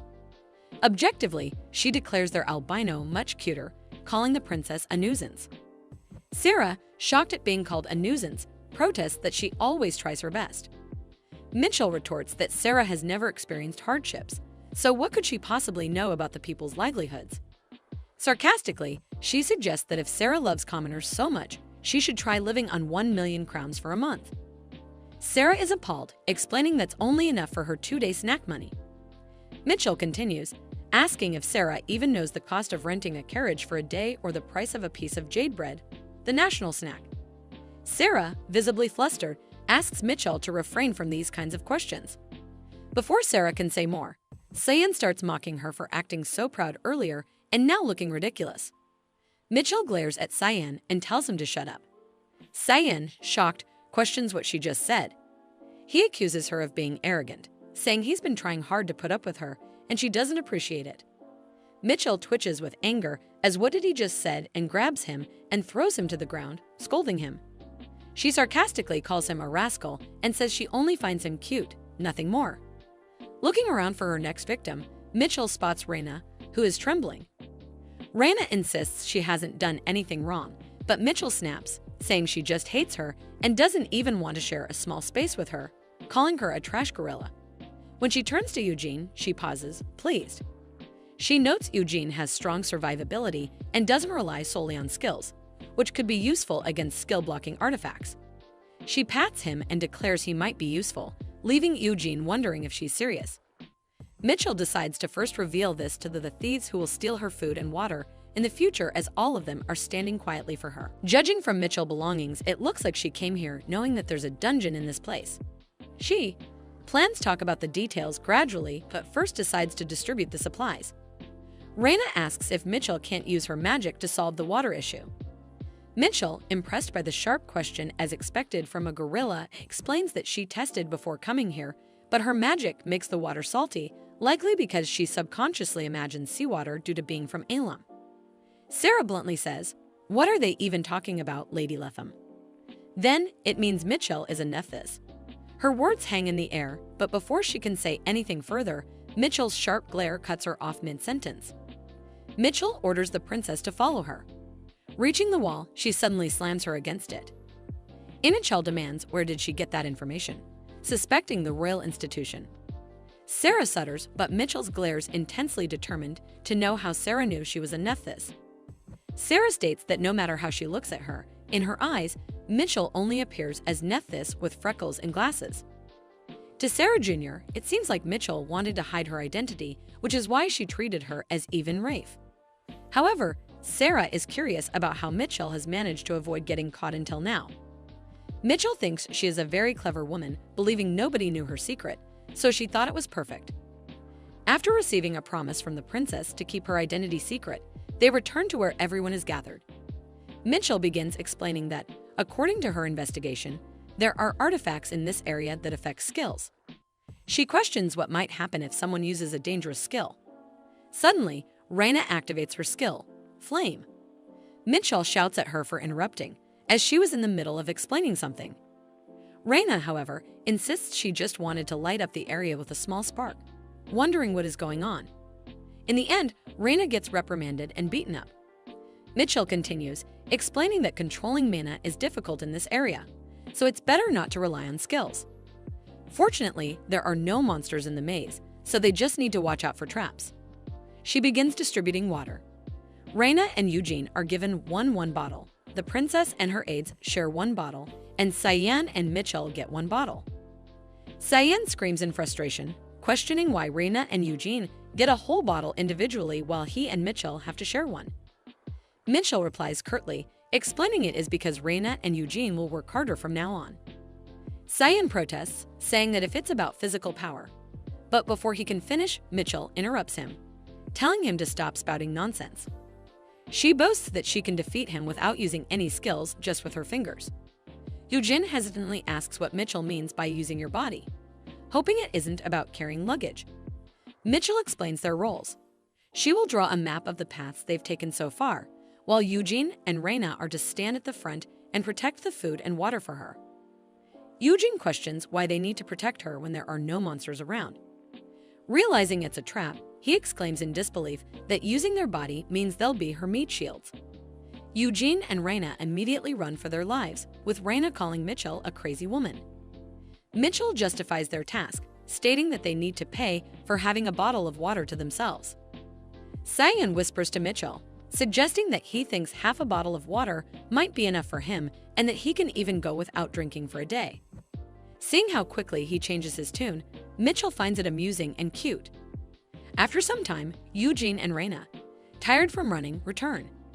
Mitchell praises them, calling them well-done meat, but quickly corrects herself, referring to them as leaders. She then explains the next step, closing the valve at the end of the corridor to stop the traps. This, she says, is how they'll be able to cross it safely. At the crossroads, Reina offers to take the lead, telling Eugene to rest this time. Mitchell watches Reina and muses that she is a loyal kid for taking the lead, thinking she has indeed chosen the right meat shield. Reina decides to start with the right path, but something begins falling like rain. When Reina extends her arm forward, her blazer gets a hole burned into it. Sarah points out that it seems to be a powerful acid. Her aide believes they won't be able to proceed. Mitchell notices they are saying the same thing as described in the novel she read. The corridor reacts to impacts on the walls and floors, releasing sulfuric acid rain. Because of this, the original team had no choice but to take the left path and wander for over a day before discovering that the valve controlling the acid rain was at the end of the right passage. This made the right path the shortest route to the destination. Determined, Mitchell decides to move forward. Reina shouts at her, asking what she thinks she's doing. Mitchell knows that Arachine fabric won't dissolve immediately from the acid, it will melt if it accumulates. Reina, concerned, questions her plan. Mitchell covers her head with her blazer, explaining that she's preparing to run. Instead of wasting time taking a longer path, she plans to charge ahead at full speed and reach the valve. Despite the warnings, Mitchell starts running, with others calling her a reckless, crazy woman from behind. Mitchell thinks to herself that if she can hold out until she reaches the valve, she'll be fine. Sarah calls out, pointing to something on her left, but Mitchell keeps going. Finally, reaching the valve, Mitchell discovers it's a trap. She debates using her gun as magic is too risky. She had planned to sell the gun without registering it to save money, but a notification pops up, confirming that the gun is now registered to Mitchell and one other person. Frustrated but determined, she reloads the gun, aims carefully, and hits the target, praising her accuracy. Luckily, the magic stored in the bullets isn't affected by the artifact. However, something is wrong. She screams in pain as the acid rain begins to take its toll. On the other side, the others notice Mitchell's worsening condition. Despite this, she manages to turn the wheel on the wall, stopping all the traps. She calls out to the group, telling them it's safe to come over now. Upon reaching her, they all question her recklessness. Noticing her clothes full of holes, Cyan covers his face in embarrassment, wondering what she's doing. He quickly offers her his coat to put on. Eugene also tries to give her his jacket, but Reina steps in, insisting that Mitchell wear her clothes instead. Reina begins to take off her clothes, causing Mitchell to scream in disbelief, questioning if Reina has lost her mind. Mitchell demands to know why Reina has taken off her skirt, wondering aloud if Reina possesses some sort of exposure certificate. Reina, however, calmly replies, asking what Mitchell means by an exposure certificate when she is still wearing underwear. Mitchell, flustered, calls Reina dirty. Water is being poured over Mitchell's burnt hand. Eugene quickly covers her hand with a cloth, knowing that this is the only treatment they can provide for now. He insists that they should go back before the injury worsens. However, Mitchell reassures him that there is no need to worry. She is prepared for situations like this and brought antibodies with her. Without hesitation, she consumes them, confident that even in a world of magic, antibodies remain the best treatment for inflammation. Sarah praises Mitchell's foresight, impressed by her thorough preparations. Mitchell then recalls an incident from her childhood when she suffered from a high fever for 10 days after being scratched by a tree branch. Sarah laughs, commenting that she must have been through a lot. Before she can say anything further, Mitchell tries to stop her by signaling, tightly gripping the bottle in her hand. Cyan immediately yells at her for wasting their precious supply, while Sarah, panicked, gives a thumbs up, calling Mitchell their ace member. Mictel thinks to herself that Sarah was just about to call her Nephthys mad dog. They all continue moving further into the cave. After some time, Mitchell turns around, noting that they have traveled quite a distance. Deciding to take a break, she questions Eugene about his injury. Eugene dismisses her concern, stating that he is used to getting hurt. However, Mitchell finds it hard to believe that he was struck by an arrow in the leg and is still acting so composed. She acknowledges that it is expected from the Northern Duke, who has spent his entire life on the battlefield. Mitchell brings out food, knowing that everyone must be hungry. Eugene looks displeased as he points out that they are eating military rations. It is not surprising, considering his background, that he recognizes it at first glance. He then angrily states that taking military food out of the base is against the law. Mitchell casually replies that she is not the one who violated the law. Eugene insists on knowing who did. She tells him that he will find out once they return to the academy. Narrowing his eyes, he thanks her for such an honest report. Internally, Mitchell apologizes to the military members who sold her the food, wondering who really cares about the law in such circumstances. Cyan, curious, snatches the food from Mitchell. Given that it is from the Royal Empire, he assumes it might be edible. Upon opening the bag, he finds bread, chocolate, and pieces of meat. Mitchell confidently declares it a perfect meal as it contains all the necessary nutrients. The group, however, remains in denial. Sarah, in agony, declares that she will ask her father to improve the quality of military food.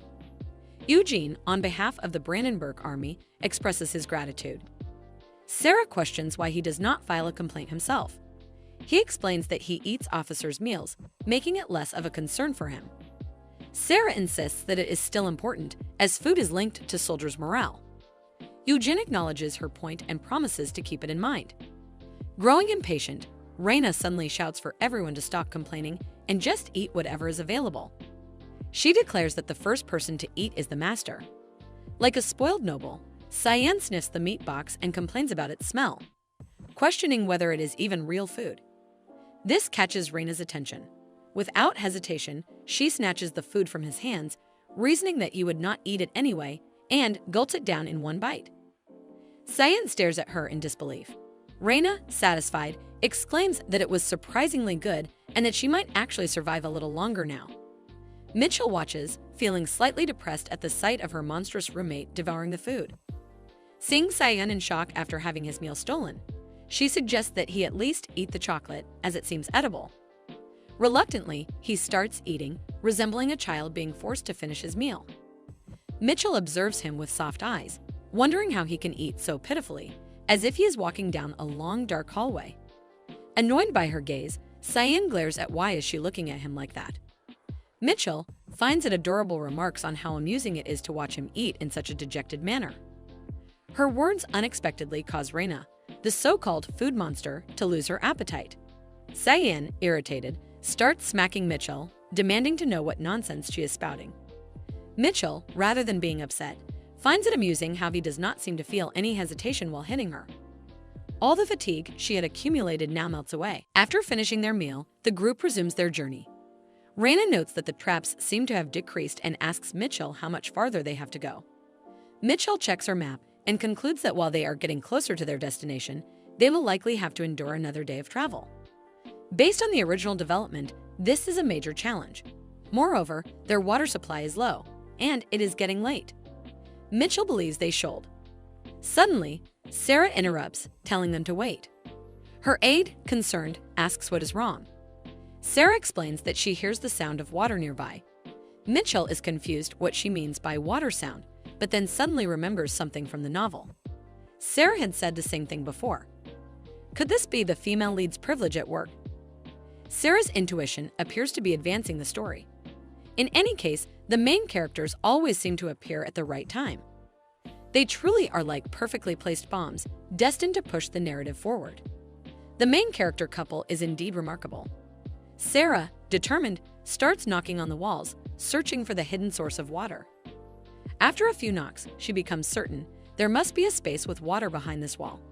She orders everyone to step back, preparing to break through, activating her double pole skill. Mitchell, curious, wonders what skill Sarah is about to use. Until now, she had assumed Sarah relied on sheer strength. However, she suddenly recalls a crucial detail. If they use a skill here, the artifact might interfere with its activation.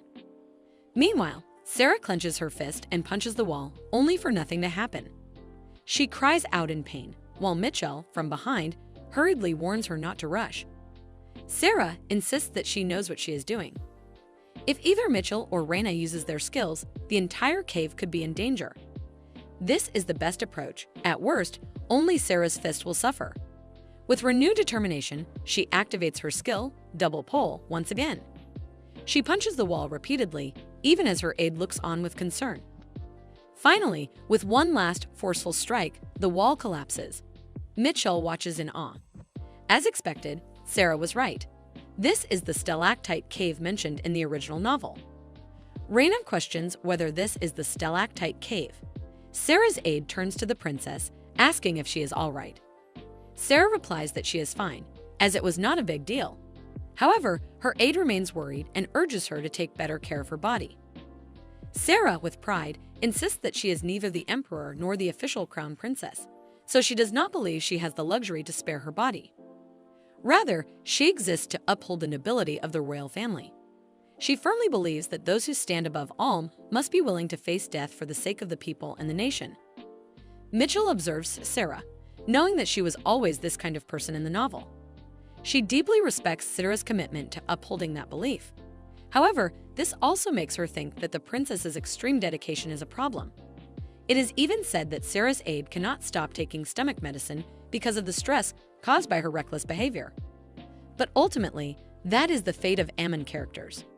Meanwhile, Cyan, who has been lagging behind, suddenly rushes forward in excitement upon seeing water. Without hesitation, he pushes Mitchell aside in an attempt to reach it. However, before he can drink, Mitchell makes him slip and fall, stopping him. She explains that directly drinking the water can cause stomach problems and that they need to filter it first using clean clothes. While saying this, she looks directly at Eugene. Eugene, realizing what she means, reluctantly prepares himself for what is about to happen. Soon after, his shirt is taken away, leaving him standing there, covering himself in embarrassment as he wonders why it is always him. Mitchell, however, is quite satisfied with the result. Eugene, still bewildered, asks if she truly meant to use clothing for filtering. They proceed by layering the cloth and pouring the water through it, allowing the filtered water to drip into a bottle. Mitchell points out that although this method cannot remove all the lime, it still makes the water drinkable and prevents stomach issues. Eugene is impressed, considering how useful this technique could be in the military.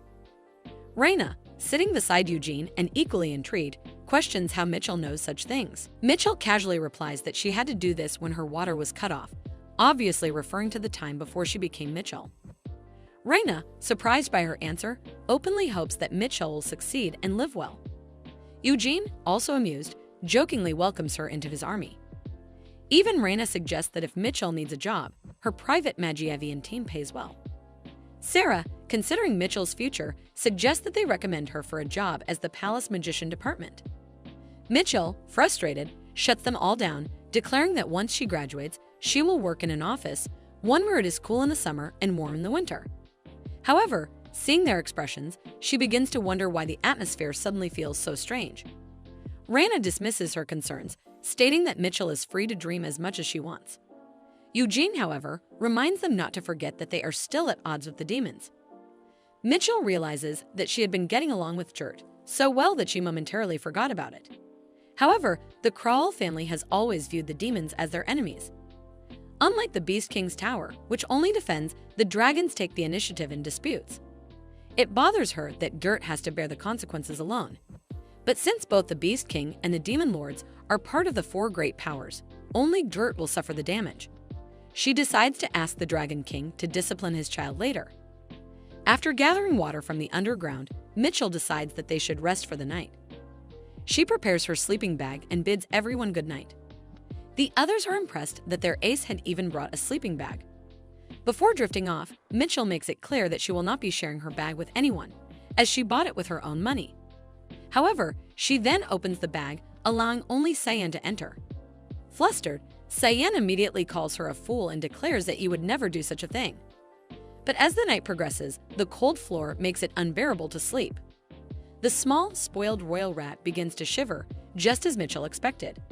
She finds it quite cute and is certain that by tomorrow, they will clear the dungeon. The next day, after wandering for what feels like half a day or more, they finally find the door to Dr. Bruno's laboratory.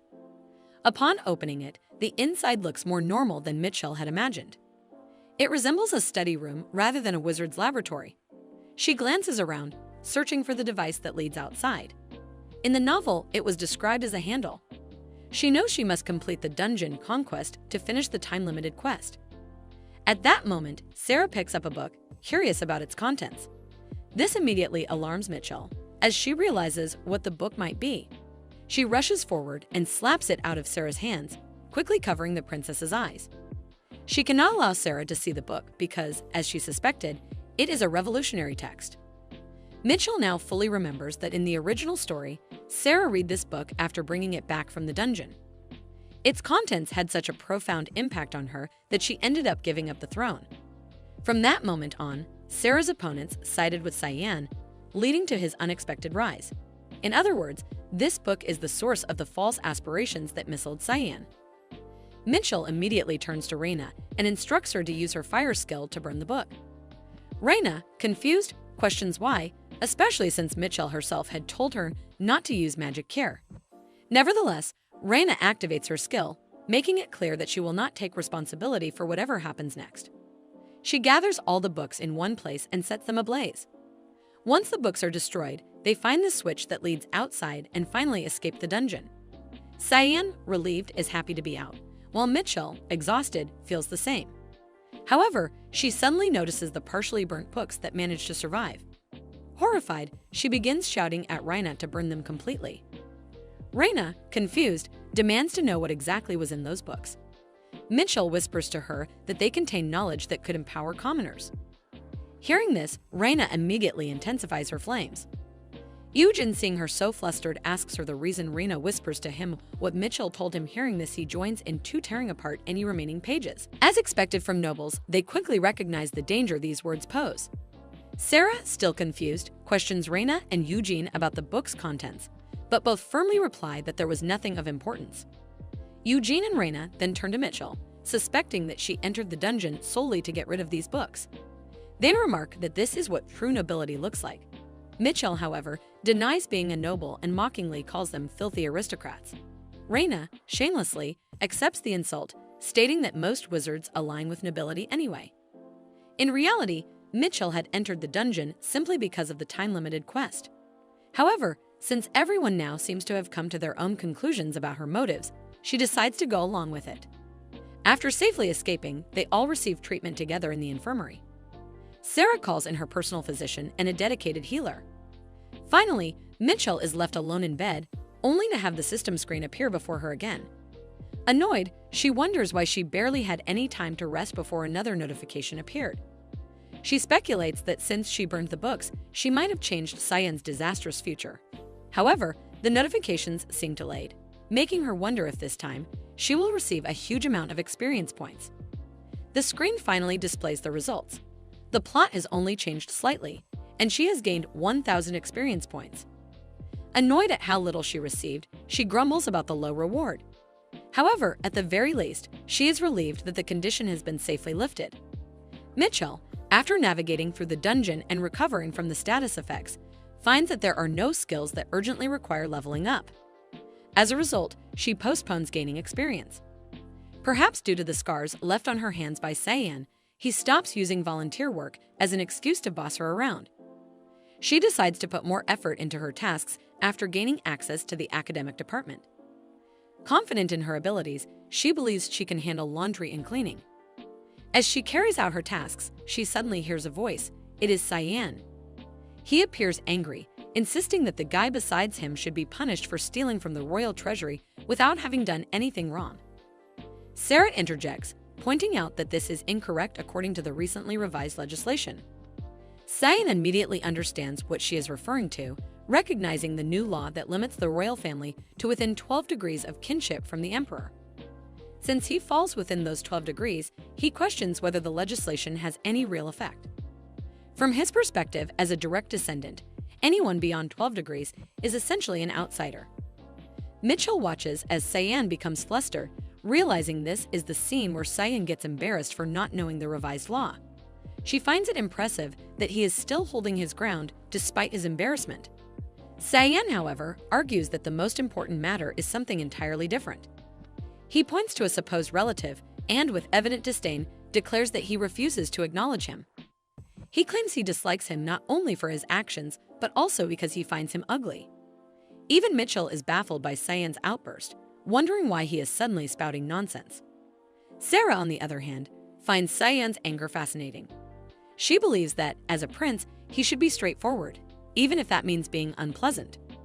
Sarah Ade notices Mitchell's arrival. He sees an opportunity to use her as a mediator.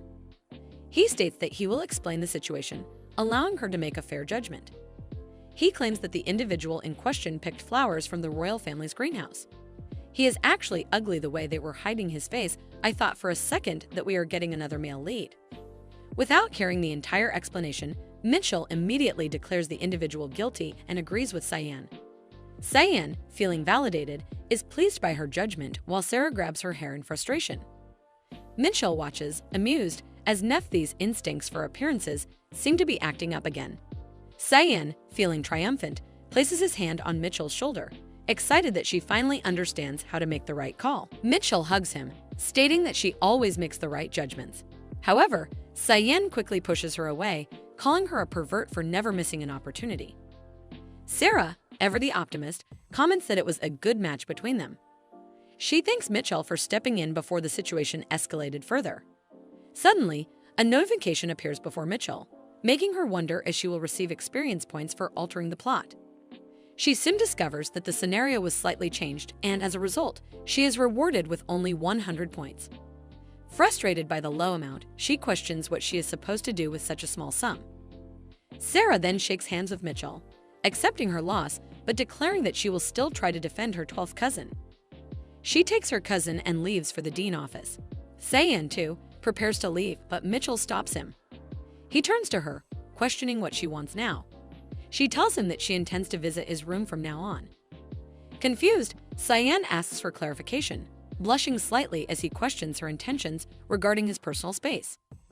Mitchell, adjusting her glasses, responds matter-of-factly, stating that she is simply there to clean and do laundry.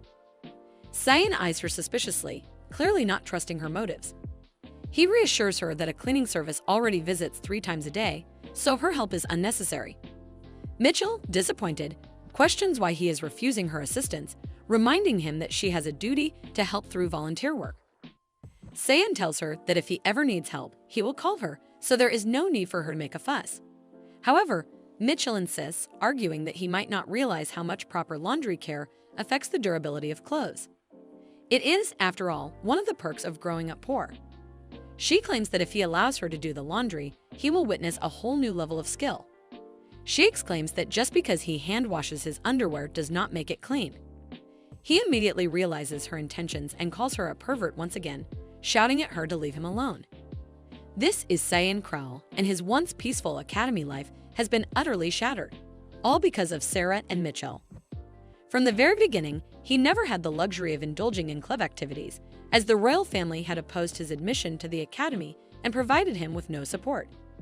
To secure his maintenance allowance and living expenses, it was crucial for him to remain at the top of his class.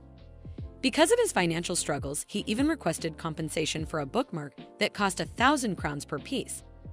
Getting involved with Mitchell was the start of his misfortune. Joining this SMNAS club, which Sarah was also a part of, dragged him into various absurd activities. Despite his relentless studying to maintain his academic standing, he was constantly called upon for club activities. He found himself in ridiculous situations, almost dying in dungeons, participating in board games, and going on treasure hunts. To him, the club was utterly devoid of life. Determined to escape, Se-yeon resolves to find an excuse to quit. At the cafeteria, he makes a promise to himself. No matter how much they call him, he will remain firm and refuse to participate. As he moves toward his seat, a group of students behind him begins to mock him. They jeer at how the prince is once again eating a cheap meal in the cafeteria. Though it is the same routine as always, Se-yeon considers overlooking their remarks. After all, as a royal, they would not dare to harm him. However, one of the students stops the others, asking if they have heard that Se-yeon has joined Sarah's club. Another student confirms, questioning if they mean the club where all the top members of each department gather. The first student clarifies that not only the second-ranked student, but also Reina, another prominent figure, is a member of the club. They recognize that Reina is a senior member of the conservative faction and begin speculating. Could Se-yeon be using his face to flirt with the girls from the magic department? This assumption is something Se-yeon cannot overlook. He immediately turns to face them, demanding to know who accused him of flirting. One of the students stands up, questioning whether it is true that he is acquainted with the third princess. At that moment, a girl arrives with a glass of water for Se-yeon.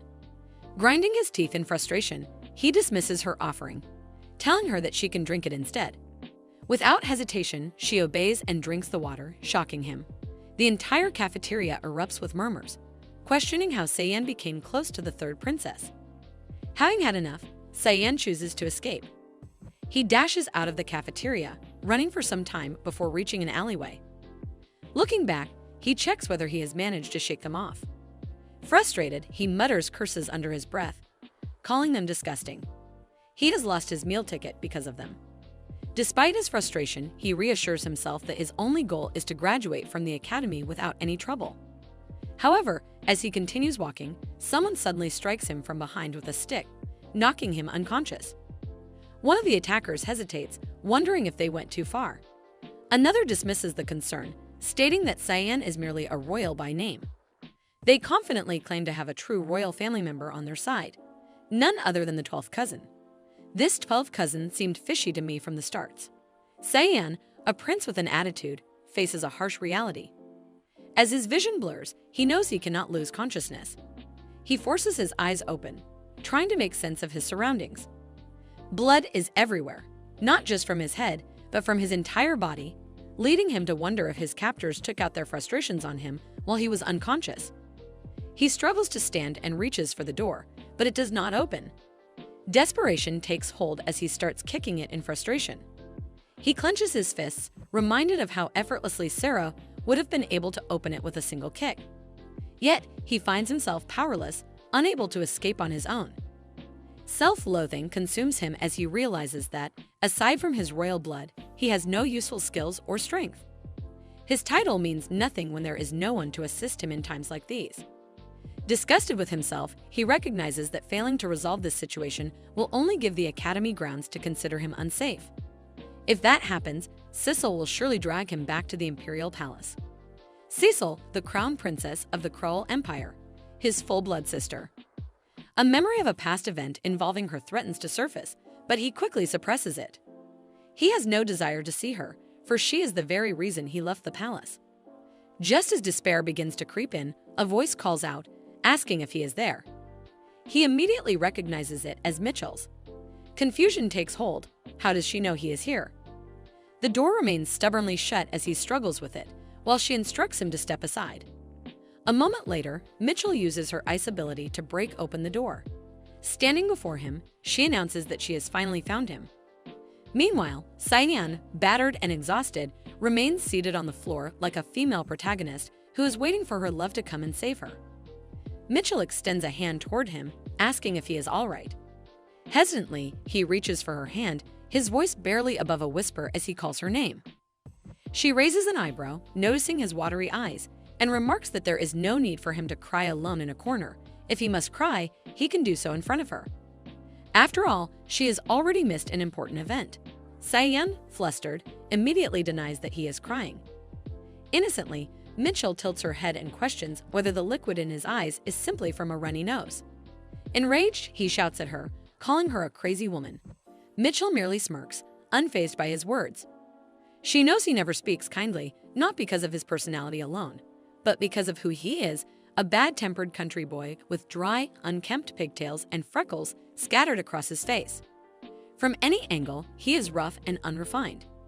He hesitates, trying to form a coherent thought about volunteering. Catching on to his unspoken words, Mitchell immediately questions whether he intends to make her work more or cut her hours.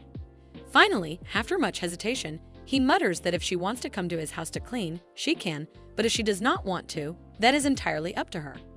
However, before he can clarify, Mitchell abruptly rushes outside. He barely has time to react before she is gone, leaving him to wonder why she is always in such a hurry. But it is already too late. He resigns himself to the fact that she might come another day. Not that it matters if she does, he can simply take her there himself. At Cyan's house, he leads Mitchell to the reception room, instructing her to wait there while he steps away. Mitchell, however, asks for permission to explore the dressing room. He allows her to do as she pleases, thinking little of it. Meanwhile, he retrieves the house keys, convinced that if she is so eager to clean, he might as well let her. However, just as he prepares to hand her the spare keys, he remembers she mentioned being in the dressing room.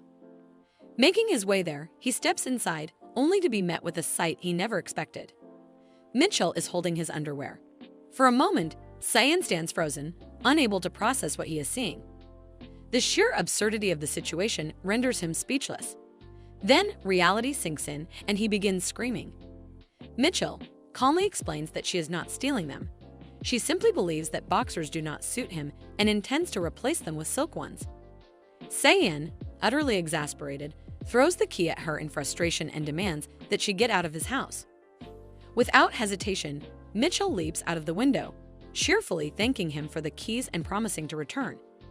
He yells after her, demanding that she never come back, while she, unbothered, assures him that she will replace all his belongings with finer things. Desperate, he begs her at least to leave his underwear behind, but she is already gone. In the city, at an undergarment shop, Raina watches in disbelief as Mitchell eagerly selects boxers for Cyan. She questions whether Mitchell truly traveled all this way just to buy underwear for him.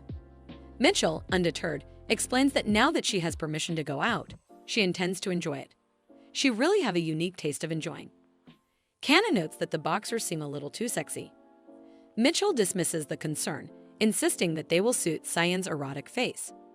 Reina, now even more bewildered, questions whether the prince would actually appreciate such a gift.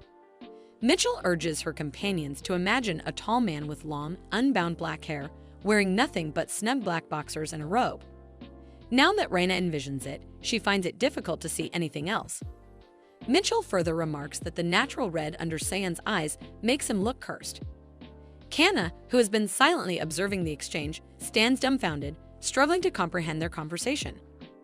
Reina shifts the topic, recalling that just the day before, Mitchell had been making a fuss about wanting to kill royalty because of Cyan. As Reina continues to process the situation, she inquires whether Mitchell even has the money to make these purchases. Mitchell shamelessly asks Reina to lend her some. Brimming with excitement, she declares that she will grant the privilege of using her best friend's magic department card. The shop staff, realizing that they are serving a VIP, immediately become more attentive. Kana, watching the declaration unfold, finds it astonishing. Mitchell turns to Kana, announces that she will declare Kana her best friend at the magic department precinct as well. Overcome with emotion, Kana eagerly hands over her money, allowing Mitchell to use as much as she desires. Soon, both Reina and Kana become caught up in a competitive frenzy, each trying to buy more gifts for Mitchell than the other. Mitchell, meanwhile, watches in amusement, reflecting on how heartwarming friendship can be. Thanks to the power of friendship, Mitchell successfully purchases several pairs of underwear for Cyan. To avoid suspicion, she also buys some for herself, as they are technically couples' underwear. Afterward, the trio enjoys a casual girls' day out at a cafe. While browsing the menu, Kana insists that anything Mitchell likes will be fine. Reina teases Kana about her habit of deferring to others' preferences.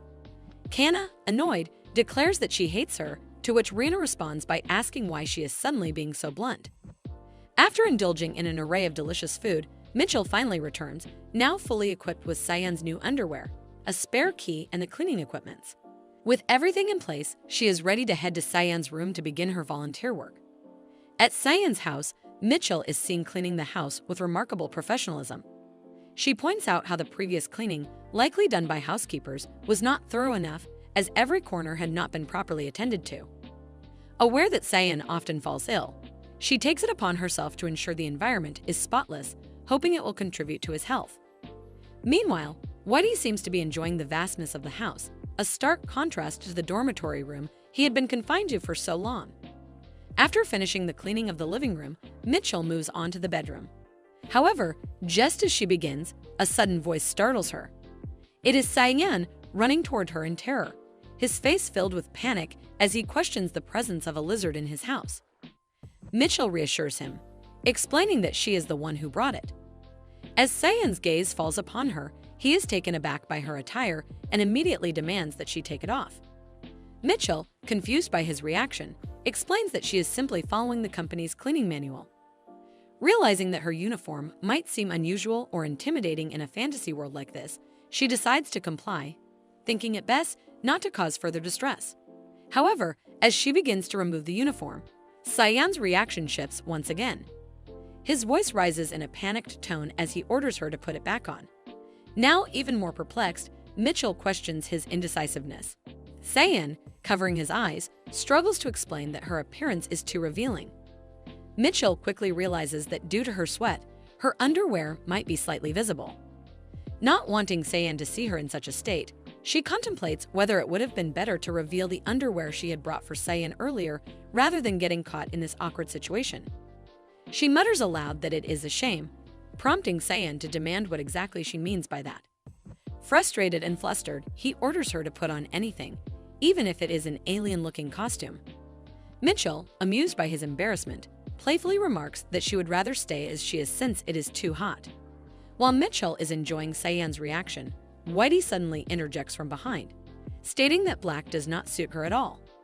Mitchell curses the timing of Gret call to McTell, while to see a lizard talking like that unsettles Cyan even further, making him panic and retreat into his room. Meanwhile, Whitey questions whether Mitchell understands that white suits her better. Although she seems to get the point, she dismisses it, admitting that she does not want to invest in more underwear since she lacks the money for it. Whitey, understanding her financial constraints, offers to help in any way he can. Mitchell, unsure of his intentions, hesitates but ultimately decides to trust him. After the call ends, Mitchell immediately grabs Whitey, suspecting that he had deliberately called Gret at an inconvenient moment. She demands to know why he always contacts him in such awkward situations and accuses him of taking his father's side. Meanwhile, inside his room, Cyan sits shivering, listening to their conversation. His regret deepens as he recalls the moment he gave her the spare key. At the same time, in the Tower of Water, King Gret contemplates an unusual question. He wonders what the chances are that a person with 180 centimeters long hair and an Adam's apple is actually a woman. Hubert, puzzled by his inquiry, asks for clarification. Gret explains that this person's had been with Mitchell. A woman in the audience questions whether that is all there is to the situation. However, Gret further elaborates, revealing that Mitchell had been inside that person's house and most notably had been soaked, causing her skin to be partially visible. Hubert, hearing this, silently acknowledges that he had anticipated such a development. After all, Mitchell is a college student, and it was only a matter of time before something like this happened. He recalls his father warning him that this day would come. However, while his father seems convinced that the individual in question is a woman, but the way he is radiating dark energy suggests that he himself thinks it's a man, making the situation even more concerning. Knowing Gret's true nature, Hubert understands the urgency of controlling the situation before it escalates. Although Gret is generally calm and forgiving, he is, in reality, the most powerful of the four great beast kings. If his anger truly erupts, Hubert is certain that no one will be able to. The tiger tells Gret that there's no need to be so nosy. It clearly means that the man involved is that Mitchell guy, and it must have been that they did it. That results in him getting a beating from Hubert after being thrown out. Gret wonders what exactly the tiger meant by "did that." Our cute little beast is so naive. Hubert brushes it off and tells him not to overthink it. The lady beast also chimes in, saying he doesn't have to think that deeply. After all, if Mitchell didn't panic or make excuses, then it means it's probably not that serious. Gret agrees Mitchell didn't look flustered at all, and the atmosphere felt pretty relaxed, though she was wearing an extra layer of clothing, which must have made Cyan sweaty, and that was why Cyan had been avoiding eye contact. Then Gret goes back into his room and closes the door. But Hubert now begins to wonder if it really had all been a misunderstanding. Hubert and the lady beast reassure Gret that no Mitchell must be Cyan's male friend, and there's absolutely no way any romantic feelings are involved. Gret is relieved. Good, then it's resolved. The issue is settled. Now he thinks that he'll have to get Mitchell a new pair of underwear, which makes Hubert question what kind of nonsense is going on. Gret recalls that she was wearing very discolored underwear, and it must be because of her financial troubles, so he asks Rachni to prepare a loose-fitting pair for her. But Hubert questions whether that wouldn't be a little too awkward. After all, they haven't made much progress in their relationship yet, and giving someone underwear would be uncomfortable. However, the clueless Gret tells him that he already gave her a fabric gift earlier, so what's the problem? Underwear is made of fabric anyway. Hubert can only sigh. His father really doesn't understand women at all. He is clearly a lost case. So Mitchell, who's surprisingly about to receive underwear now, is currently passed out at the academy dorm. The assignment is so difficult that she can't even figure out how to copy Raina's work. Besides, Raina is already finished with hers. Mitchell wonders why Raina is so diligent. Maybe it's because she comes from the noble family. But then again, Mitchell herself is from a noble family too, though she has no memory of the real Mitchell ever studying. All she remembers is the impact of books being slammed into others' faces. She figures that as long as she doesn't fail, it's fine if she doesn't hit the title limit. She can forget about the assignment for now and go get a late-night snack. But just then, she receives another system alert this time, titled Death Upon Death. She's not even surprised anymore. Sarah, the female lead, won't die, not yet. The author might choose to kill her off eventually, but not at this early stage. Of course, there was an incident around this point in the original novel, and it wouldn't be a big deal to just ignore it. But she realizes that this time, Raina is going to be the target. And while Raina isn't the type to die easily either, she is going to face some hardships for now. Mitchell decides to let her be and heads off to grab a snack. But the system makes it clear it's upon on Cyan. She immediately knows that the system is doing this because she ignored its first warning. Now, with no other choice left, She has to go make sure Cyan is safe. She is out now, even though it's late at night. Still, the capital's night market feels unusually bustling. She needs to find Cyan. The reason she came here is because there was a night market event around this time in the original novel. It was one of those staged events meant to show the princess experiencing the life of a commoner. The princess, who has only ever lived inside the palace, visits this market. But as always, the main couple ends up caught in an incident. She forgot that Cyan might have gotten involved too. In the original timeline, he wasn't even part of the club at that point. But now he is, and it's entirely her fault. Since he joined because of her, she needs to protect him. But she has no idea how to find him. Just when she thinks things couldn't get any worse, she gets tempted by the smell of a skewer. She asks the seller how much it costs. He says 5,000. She almost explodes. What kind of absurd price is that? She can tell right away that it's a ripoff. The seller quickly changes his tone and offers it for 1,000. No matter where she goes, she's getting scammed. She scoffs, thinking if he were really trying to sell her food, he should do a better job. She used to work at a market stall, after all. But now she's wondering what kind of meat this even is. It seems a little fishy. She takes a bite, only to realize it's frog meat. She can't believe the guy really had the audacity to charge that much for frog. Then she notices another stall. This one's selling something that looks like deep-fried starfish. It doesn't look particularly appetizing, but her curiosity wins. The lady vendor tells her it's 3,000. Mitchell deadpans, asking if the woman has a death wish. The vendor quickly drops the price, okay, only 500. She eats it and finds it's actually fried loofah.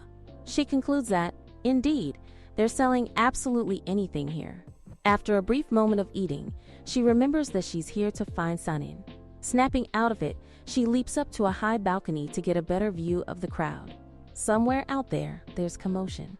In the original story, the protagonist visits the night market and encounters a group of thugs. Of course, Sarah takes them down without much trouble. But Cyan is delicate. He might get hurt. She really can't ignore it. She just needs to find where the fight is happening. She spots the disturbance. A crowd is gathered, clearly surrounding a brawl. It's time for her to show off her skill. With precise aim, she throws her weight into the jump, managing to separate the thugs and Sarah.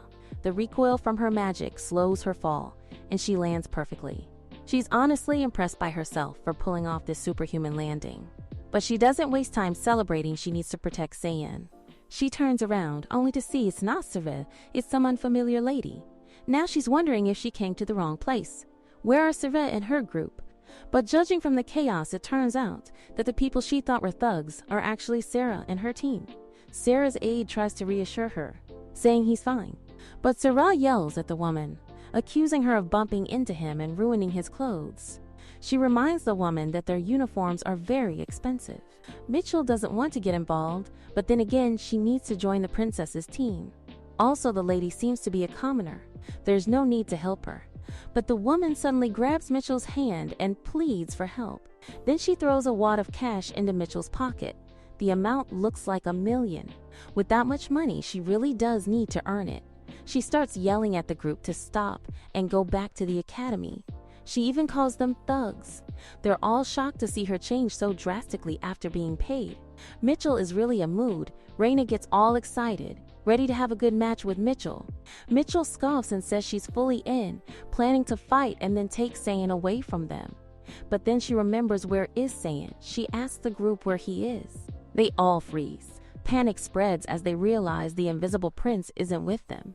He's usually so unnoticeable that they didn't even realize he was missing. Mitchell knows this won't do. She needs to find him, and now they're all going to help her. But the lady grabs her hand again, asking how she can do this just for money. Still, for that woman, this is a great experience. She's been waiting for this day for so long.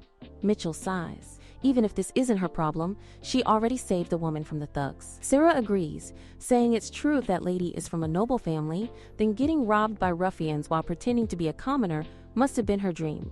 Apparently, among nobles, getting mugged and pretending to blend in is seen as a romantic adventure. No way they all are brainless at this point.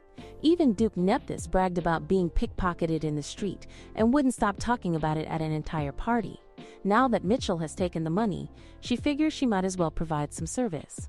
She tells the group to attack the lady more and, if possible, target the nearby flower shop for added romantic effect. She shouts at them to come at her. They all start fighting again. They even deliberately strike the flower shop. Mitchell sighs they're not going to win against her anyway.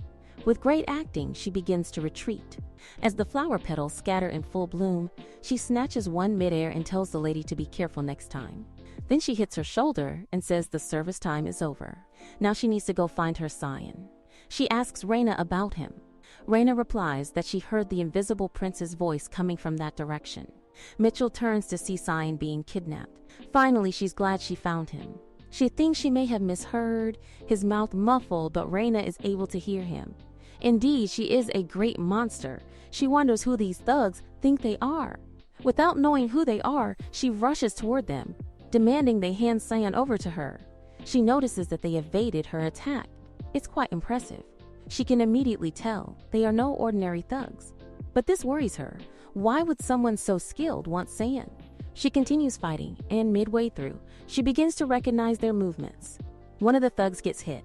Her aide rushes over, asking if she's all right. She starts to wonder if these men might be from the imperial family.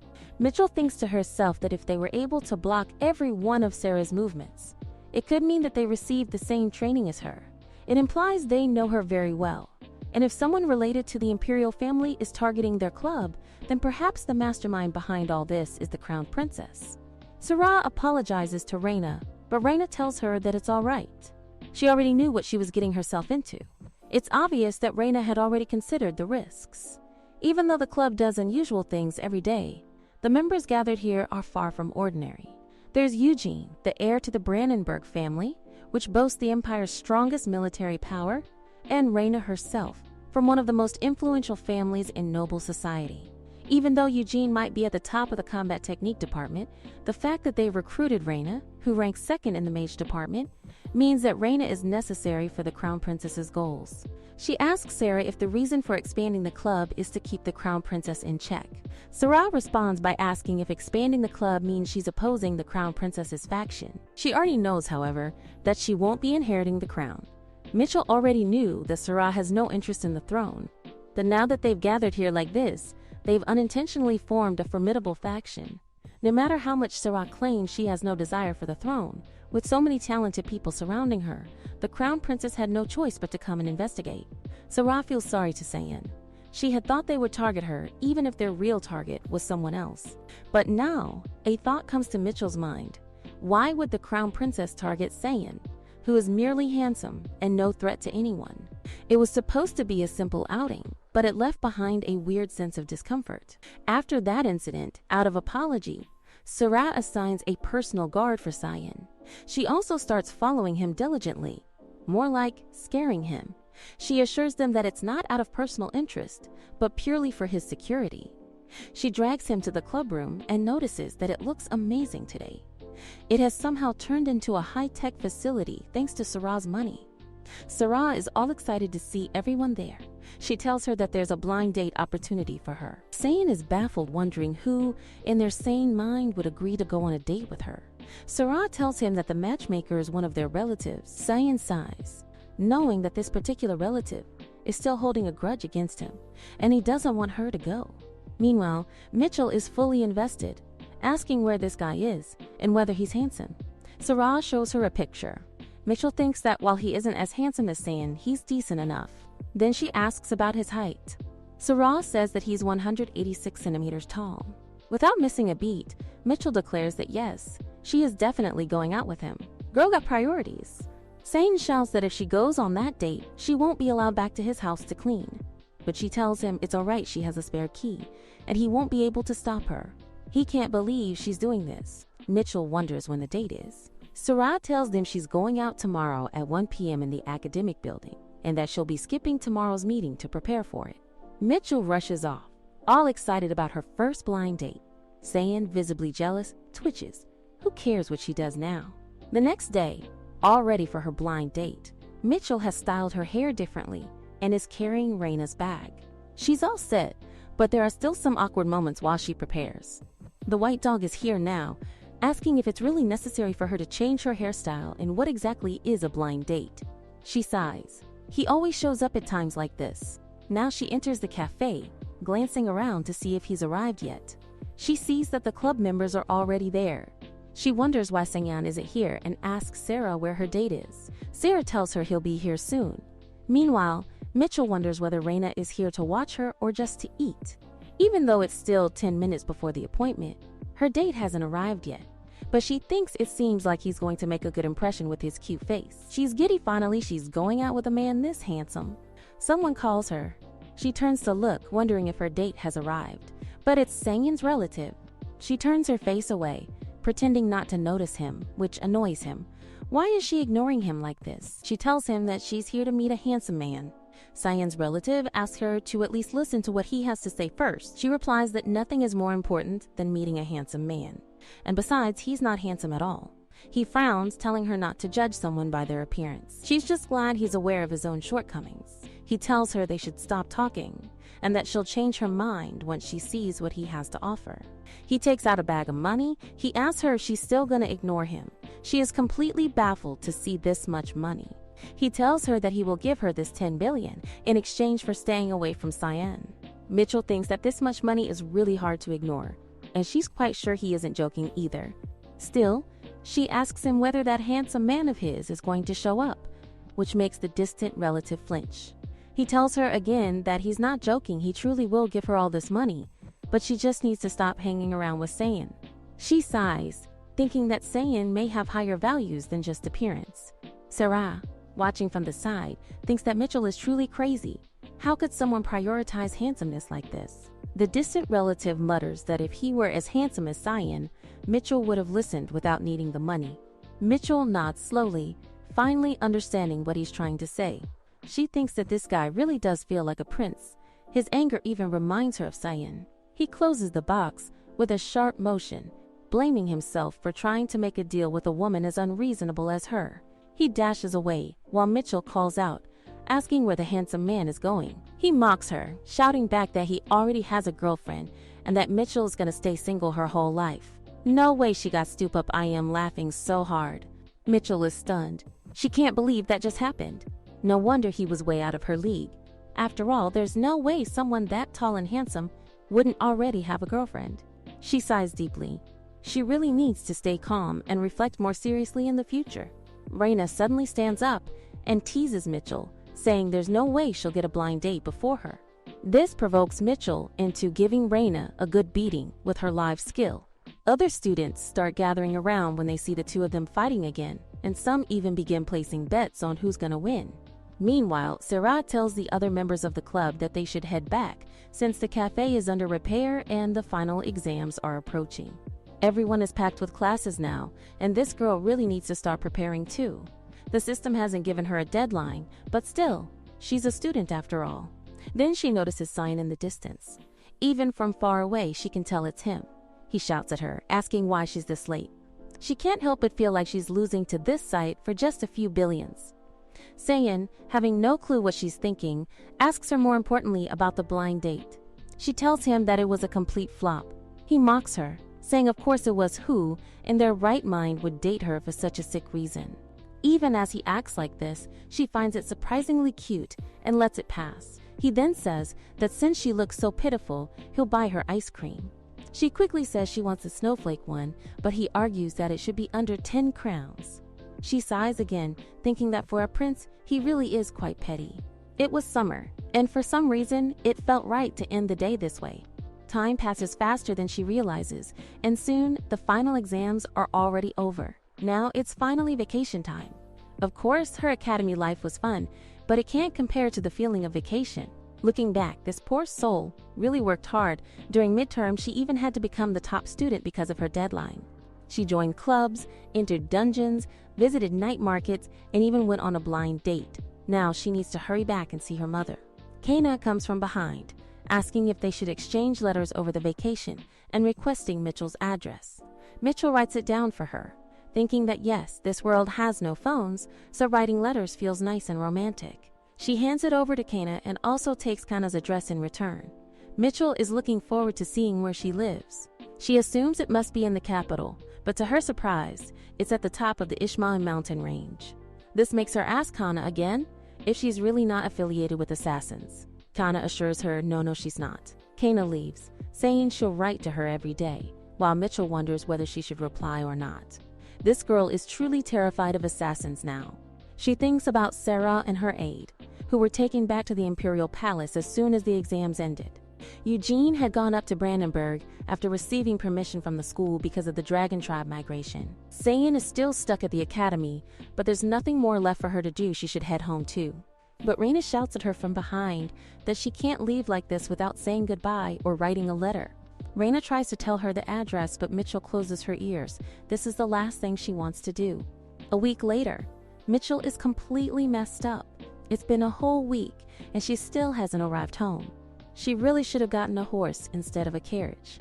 She plans to ask Sarah to help put together a good railway path, though it will need some specialists. It might be expensive, but if Gret can even ensure partial safety at the market mine, it should be fine. Suddenly, Hubert appears, calling out to her from the window and startling her so badly it nearly knocks the wind out of her. She asks him where he came from, and he tells her he waited here after finding out that vacation had started. He begs her to come with him to the tower. She suddenly remembers yes. Those born in the tower can use the return skill, and if that's the case, she won't have to stay in the carriage much longer. She asks the driver to drop her off. The driver says the fare will still be the same, and she just shrugs. All right, man. She gets off, stretching her limbs, nearly dying from the pain. She tells Hubert to quickly use the skill. Just then, a white dog jumps out of the bag and hugs Hubert. She's really done with all of them at this rate. Then Hubert suddenly asks her how the blind date went. She had told Gret she was going, after all. She replies that the handsome man didn't show up, so it was a fail. This makes Hubert extremely happy. She hadn't really been thinking much about it, but now she realizes that everyone seems delighted about her failed date. Hubert tells her that now that she's confirmed the blind date's result, they should head back. She's glad they're really going back to the tower. Even better, they've remodeled it, and now it doesn't smell at all. But then it hits her, it doesn't smell bad. No, it smells different. And this smell is definitely sesame oil. All the beasts are cooking food for her, making it feel like she's truly home for the holidays. She asks them what everyone is making right now. Gret replies that it seems like she enjoyed the food he gave her last time, so he prepared some dishes for her again. This entire setup is to celebrate her return home. She can't believe that all of this is authentic Korean food. She tells him how much she loves it, making Gret and Hubert both think that the word love was meant for them. She starts to eat the food. After consuming so much greasy cuisine lately, having Korean food feels like heaven to her. Then she asks him what's wrong with his left arm. He says that he cut it. She is shocked and calls him a fool, but he assures her that it will grow back. For Mitchell, interpreting his words is a big challenge, but whatever, if it is going to grow back, then everything is fine now. She eats all the food quite well. Hubert asks her if she is done eating and if she would like a tour of the tower. She thinks that maybe the tower got remodeled because of her. She agrees and asks him to take her. He takes her to the rooftop first, where different types of wheat are grown since he cannot eat flour. She thinks, as expected of Gret, he has an immense amount of love for Hubert. Then they take her to the loot storage room. A few dragonkin come to quarrel with Gret, only to get beaten badly, ending their lives right there. She grabs his mouth, asking if he enjoyed it so much. He is speechless, scared for his life. He says that it was really fun, that he is sorry he had the most fun in his 90 years. She lets him go, saying it is okay if he had fun. He is baffled. Why didn't she kill him? He heard that people change when they are about to die. While he is thinking if she is not going to explode, Mitchell is already brewing a plan in her mind. She knows this track is operated by the Imperial family, and she can make a lot of money from this place. She calls out to Larry, the one destroying the place. She asks Larry if there is a prison in the tower. Larry says yes, it was included in the tower after the remodeling. Mitchell says to her brother that until the racetrack opens again, those future slaves need to be protected. The horses here used to get fed by those people. So if they are let go, the horses will starve to death. If they can be cared for instead of being abused, then maybe it's not a bad idea to keep them working. She leaves it to Larry to keep the horses and these people under check. Now she turns to her dear brother and asks him about Mom. He recalls that she went out for a social gathering and said she would be back before dinner. She wonders why she didn't run into her. She is glad that it is almost dinner time and now they should head to see their dear mom. But oops, the two of them are standing outside, seeing their house burn. They wonder if it is not their house. Yes, it is. She is all speechless. It was all fine a minute ago, and now it is burning like this. So what the hell just happened now? And just like that, her actual vacation begins now. Mitchell, who has overcome a terminal illness, finally begins her long-awaited vacation. However, upon returning, she sees her house engulfed in flames. Panic sets in as she fears for her mother, but then she hears her mother shouting from the back, making it clear that she isn't inside. Mitchell is relieved, but confusion takes hold as she notices her mother all dressed up, standing there anxiously. She asks what on earth is going on and why her mother is dressed like that. Her mother replies that this is how she prepares for social gatherings. She expresses relief that no one is hurt, but can't help wondering of all the days, why their house is on fire. A few days earlier, back at the Nephthys townhouse, the Duke is cheerfully making arrangements for Mitchell's return home. He's heard from the academy that students are on break, and based on what he managed to squeeze out of the headmaster, Michael is currently ranked first in the Department of Magic. The Duke is moved to tears, exclaiming that his daughter is just amazing. If Mitchell graduates as the top student, she will be awarded a noble title without the need for formal adoption. The Duke plans to make her his official retainer instead, allowing her to inherit the entire duchy without being legally listed as family. He once thought that would create trouble, but surprisingly, it's turning out well. He proudly thinks that Mitchell is always several steps ahead. The Duke prepares to welcome her back and even plans to give her some pocket money. He asks the general if the Duchess has left. The general assures him that she has. She saw her leave for the station herself. McTeal and her mother have always had a difficult relationship, so it's best to avoid any encounters between them. Their relationship isn't terrible, but the Duchess is extremely strict about everything. With all preparations complete, they simply wait for Mitchell's return. A while later, when she still hasn't arrived, they guess that she'll probably be coming in the morning. But the next day passes, and she still doesn't show up. Even the Duke starts to grow frustrated, questioning why she hasn't arrived yet. The general reports that, according to the latest update, Mitchell has gone to Elam. The Duke is baffled. Why would she go to Elam instead of coming home? Perhaps she's visiting her nanny? The Duke is stunned. Why on earth would she visit her nanny instead of returning home? He becomes emotional, even shedding tears, desperate for Mitchell to come back. The general questions whether he really thinks she will return, just because he asks her to. The Duke concedes that she's not the type to obey orders blindly, so they conclude that a proper plan is necessary. Eventually, they come up with the idea to burn down the nanny's house, thinking that will force Mitchell to come home. The Duke is pleased with this solution, convinced that it will bring her back.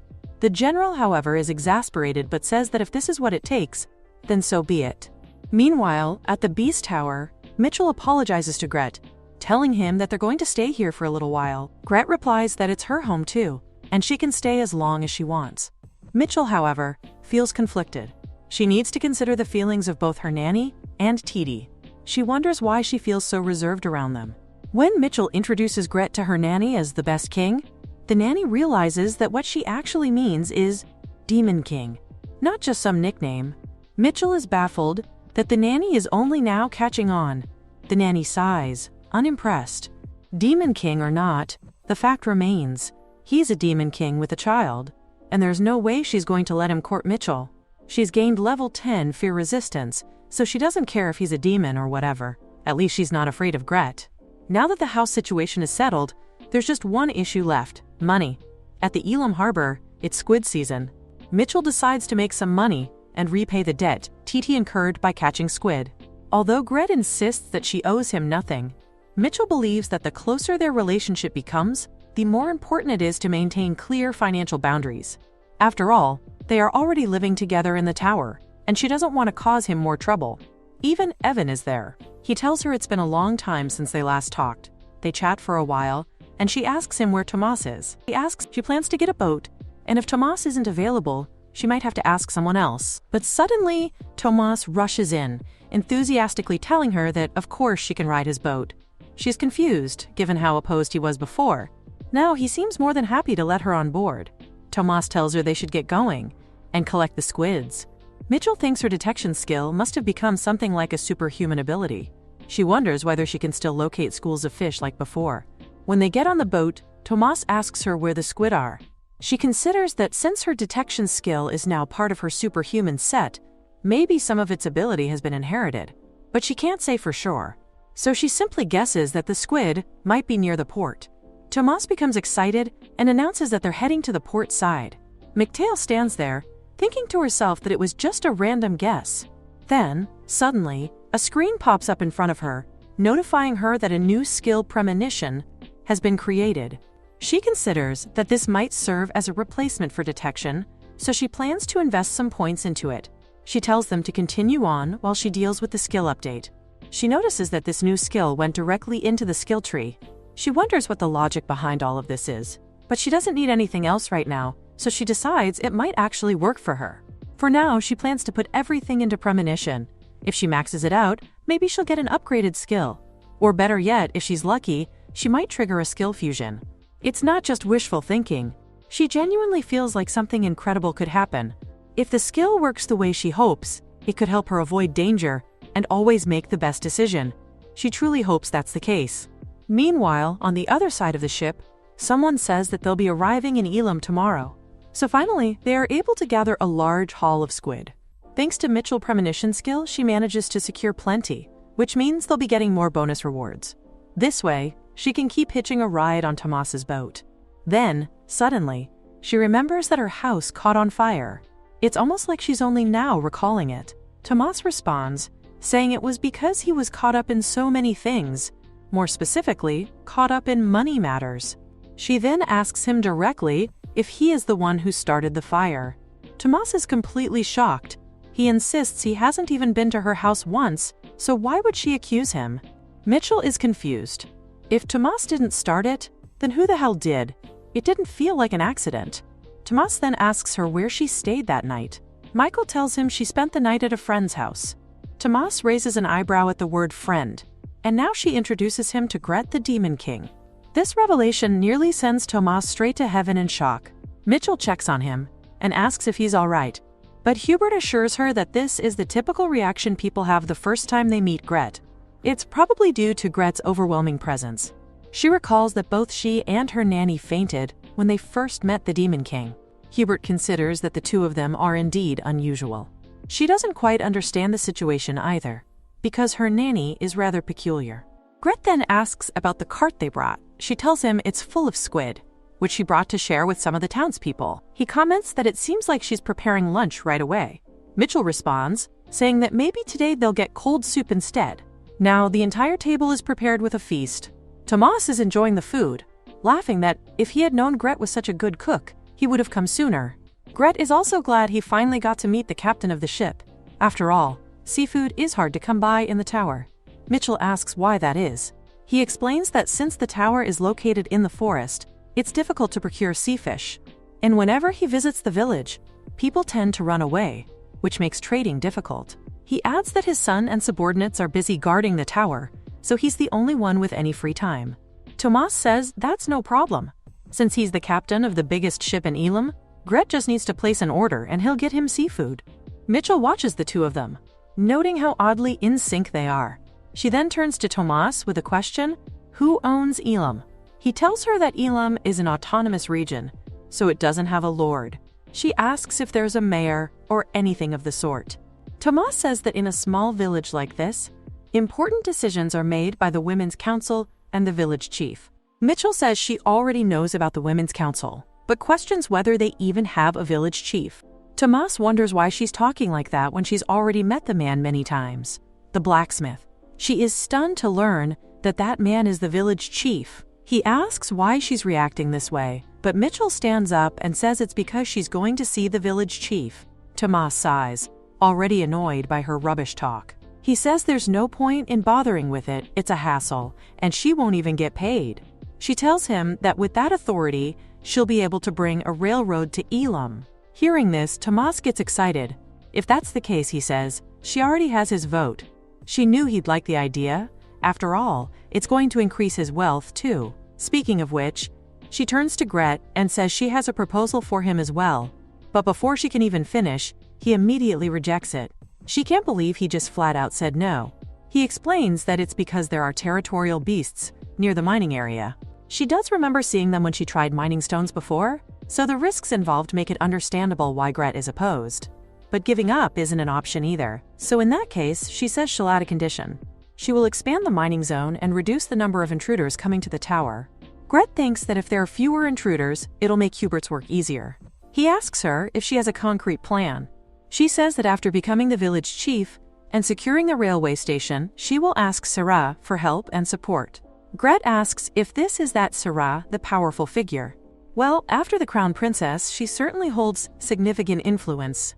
Gret considers it and says that while it's not enough to guarantee full confidence, offering a small trial zone to start with is acceptable. And just like that, they settle the deal. The blacksmith now stands wide-mouthed, having just learned that she wants to be the village chief. He huffs, saying it's not good, plus no one even gets paid for doing it. She replies that they know that, but once she becomes the chief, she can secure collaboration from the third princess and the Beast King to build the railroad. He is shocked and wonders how she even knows those two. She brushes it off, saying whatever, and now wants to know what his answer is. He thinks that if a railway line starts from Ishuel, it won't hurt them. So he tells her to bring 1,000 residents of Elam, and he'll give her the position. Now wide awake, she thinks she's going to need flyers to inform the people about her vision, but writing them herself will take forever. Just then, she hears a man shouting that a ship is about to dock, a ship so big, it's going to wreck the pier. She is shocked. She can't let this happen, not when this town is about to become hers. She says she's going to check the mana. The man thanks her, grateful that she's looking into it, but warns her to be careful. She sees the ship now, and it's enormous. This is no ordinary vessel, it's a cruise ship rivaling the Titanic. She wonders who the hell would bring something like that to Elam. But then, of course, it's her, the Duchess, Mitchell's biological mother. Michael is stunned. Why is this lunatic here? The Duchess declares that she was sure Mitchell had died, but now she's alive, which means the Duke must have lied to her. She's furious. How dare he deceive her? But if Mitchell is alive, then there must be a reason. And the Duchess is here to find out exactly what it is. The Duchess throws a chunk of ice at her. Mitchell starts to run, eyes wide, already aware that no matter what she does, she still isn't good enough compared to her mother. And just like that, the ice strikes and hits Mitchell. The Duchess approaches, questioning why she's still alive when she's clearly so weak. Mitchell thinks to herself that the Duchess is still incredibly strong, but she can't allow herself to lose like this. She retaliates, casting her own ice skill toward the Duchess, but the woman dodges it effortlessly with her bare hands. The Duchess declares that Mitchell is still weak and disappointing. She's already reached adulthood, and yet this is all she can do? Mitchell yells back that the Duchess is talking nonsense. She is not yet an adult. She still has 2 years to go. In this empire, adulthood is officially considered to begin at the age of 20. The Duchess raises an eyebrow, amused, and remarks that if that's really the case, then fine. Mitchell snaps that she's right, calling the Duchess a crazy woman. The Duchess finds this entertaining and states that, if so, she'll give her more time, but she doubts Mitchell will improve at all. Mitchell sighs. Of all the people she could have run into today, it had to be this insane woman. Her luck is absolutely terrible. Now Mitchell finally opens her eyes. Everyone is glad to see her awake. She remembers collapsing and immediately asks how she ended up here like this. Gret explains that it was all thanks to the villagers, who contacted them, and they brought her back. Gret says that as for the woman who tried to kill her, Hubert is currently after her to end the threat. But Mitchell tells him to drop it. That crazy woman is her mother. Gret immediately runs off to stop Hubert. TT, still processing, asks why a mother would try to kill her own daughter. Mitchell sighs. Who knows? Ever since childhood, her mother had hit her and called her weak. Whenever she got injured, the woman would say things like, "Why did you get hurt?" It's always been like that. She's undoubtedly a lunatic. Mitchell couldn't agree more. If it weren't for her father's intervention, she would have been long dead. Her nanny apologizes to Mitchell. She thought Mitchell would be safe here, but Mitchell tells her not to worry. After all, her crazy mother already said she'd return in 2 years. Gret returns, having stopped Hubert, but offers Mitchell a suggestion. How about he just goes and kills her mother? Mitchell rejects that idea. It would break her father's heart. Gret then suggests crippling her instead. Mitchell still refuses, explaining that it would still break her father's heart. After all, he is obsessed with her mother's beauty. So there's only one option left. They are going to make Mitchell stronger. She smiles. This is exactly what she wants. But for now, they agree she needs rest. And just like that, after all the chaos, she finally gets to rest for a while. During that time, Gret sets off to gather rare ingredients to help with her recovery. Packing all his belongings, he leaves. Tomas returns to Elam to oversee the dock repairs. While Gret is away, her nanny takes over the cooking area, and Hubert continues his role as acting Beast King. Meanwhile, Titi arrives, announcing that he has everything prepared. It's finally done, the flyers for Mitchell's Village Chief campaign. Now that she's fully recovered, it's time to head to the village and start her campaign. She's gonna make sure she becomes the village chief and brings a railway station to Elam. Meanwhile, in the Nyazarifa Mountains of Ishmael territory, Kana reflects that it's been a month since the vacation started, and yet Mitchell hasn't sent her a single letter. Sure, she thinks maybe it's taking Mitchell a long time to think of a reply, but Kana has been writing her every single day, yet she hasn't heard from Mitchell for a whole month. Kana begins to worry. What if Mitchell has made new friends in the village? What if she's spending time with old friends and has forgotten about her? Or worse, what if she's found out about Kana's real identity? Kana thinks to herself that she really can't afford to lose Mitchell. She's the first true friend Kana has made in her entire 18 years of life. She stares at the box of letters she has written and sent to Mitchell. She's heartbroken to see they've all been returned. There's a note explaining why. Mitchell's house had burned down. Kana immediately panics. What if she's hurt? She needs to go check on her right away. Now Kana stands in front of a huge poster. She's pretty sure she's made it to Elam, but she's confused. Looking around at everything, she thinks to herself that this place is oddly proletariat-friendly. She observes that, on top of everything, everyone is smiling as they work hard, as if they're genuinely enjoying it. Something feels off. Even starting a conversation feels strange. But then she notices that the blacksmith looks full of complaints while he works. Indeed, a normal person to her. She walks up to him. He lashes out at her, irritated, asking if she's here to promote some utopian society. She calmly clarifies that she's just a friend of Mitchell. Hearing this only angers him more. He grumbles that being a friend of that crazy girl makes it worse. He says it's been only 2 weeks since she became chief, and she's already making a mess of the village. She asks him if he could at least tell her where she is. He replies that Mitchell must be in that temporary chief's office. Kana stands there, wondering if Mitchell has changed during the time she's been gone. When Mitchell sees her, she casually asks what brings her there. Kana explains that she had sent letters to her, but they were all returned, so she came to check on her. Mitchell tells her that she forgot to give her the new address, and actually, her house burned down. But she mutters to herself that if the letter really had her name written on it, then the post office should have delivered it to her regardless. Finally, Mitchell tells her that she's now the chief of the village. Kana asks her why she took that position, and Mitchell replies that it's to harbor and secure the railroad station. So everything Kana saw on her way into the village, all the development, was Mitchell's doing. At first, it felt a bit unsettling, but knowing that it was Evan's influence makes it feel surprisingly refreshing. Plus, despite her worries, Evan seems perfectly fine. Mitchell gives Kana her new address and still calls her a friend. The more she thinks about it, the more she realizes that she really did come all the way here to visit her best friend's hometown. Her face turns red at the thought. It's like two besties meeting again. Mitchell then asks if she's had lunch yet. When Kana says no, Mitchell tells her it's perfect, because they'll eat together. Her mom-like nanny has set up a buffet at the back of the tent for the office workers. She asks Kana if she wants to eat while they talk. Kana flushes, thinking she'll get to eat food with her friend in her hometown. This is definitely best friend material. She walks with Mitchell, thinking that coming to Elam might really have been the best decision she's made. Mitchell leads her to the dining hall, while Kana is still in denial over the fact that she's about to eat lunch with Mitchell. Hubert makes an announcement, urging everyone to eat before their lunch break ends. Kana flinches at the sight of a beastman. She wonders what a beastman is doing here in the capital.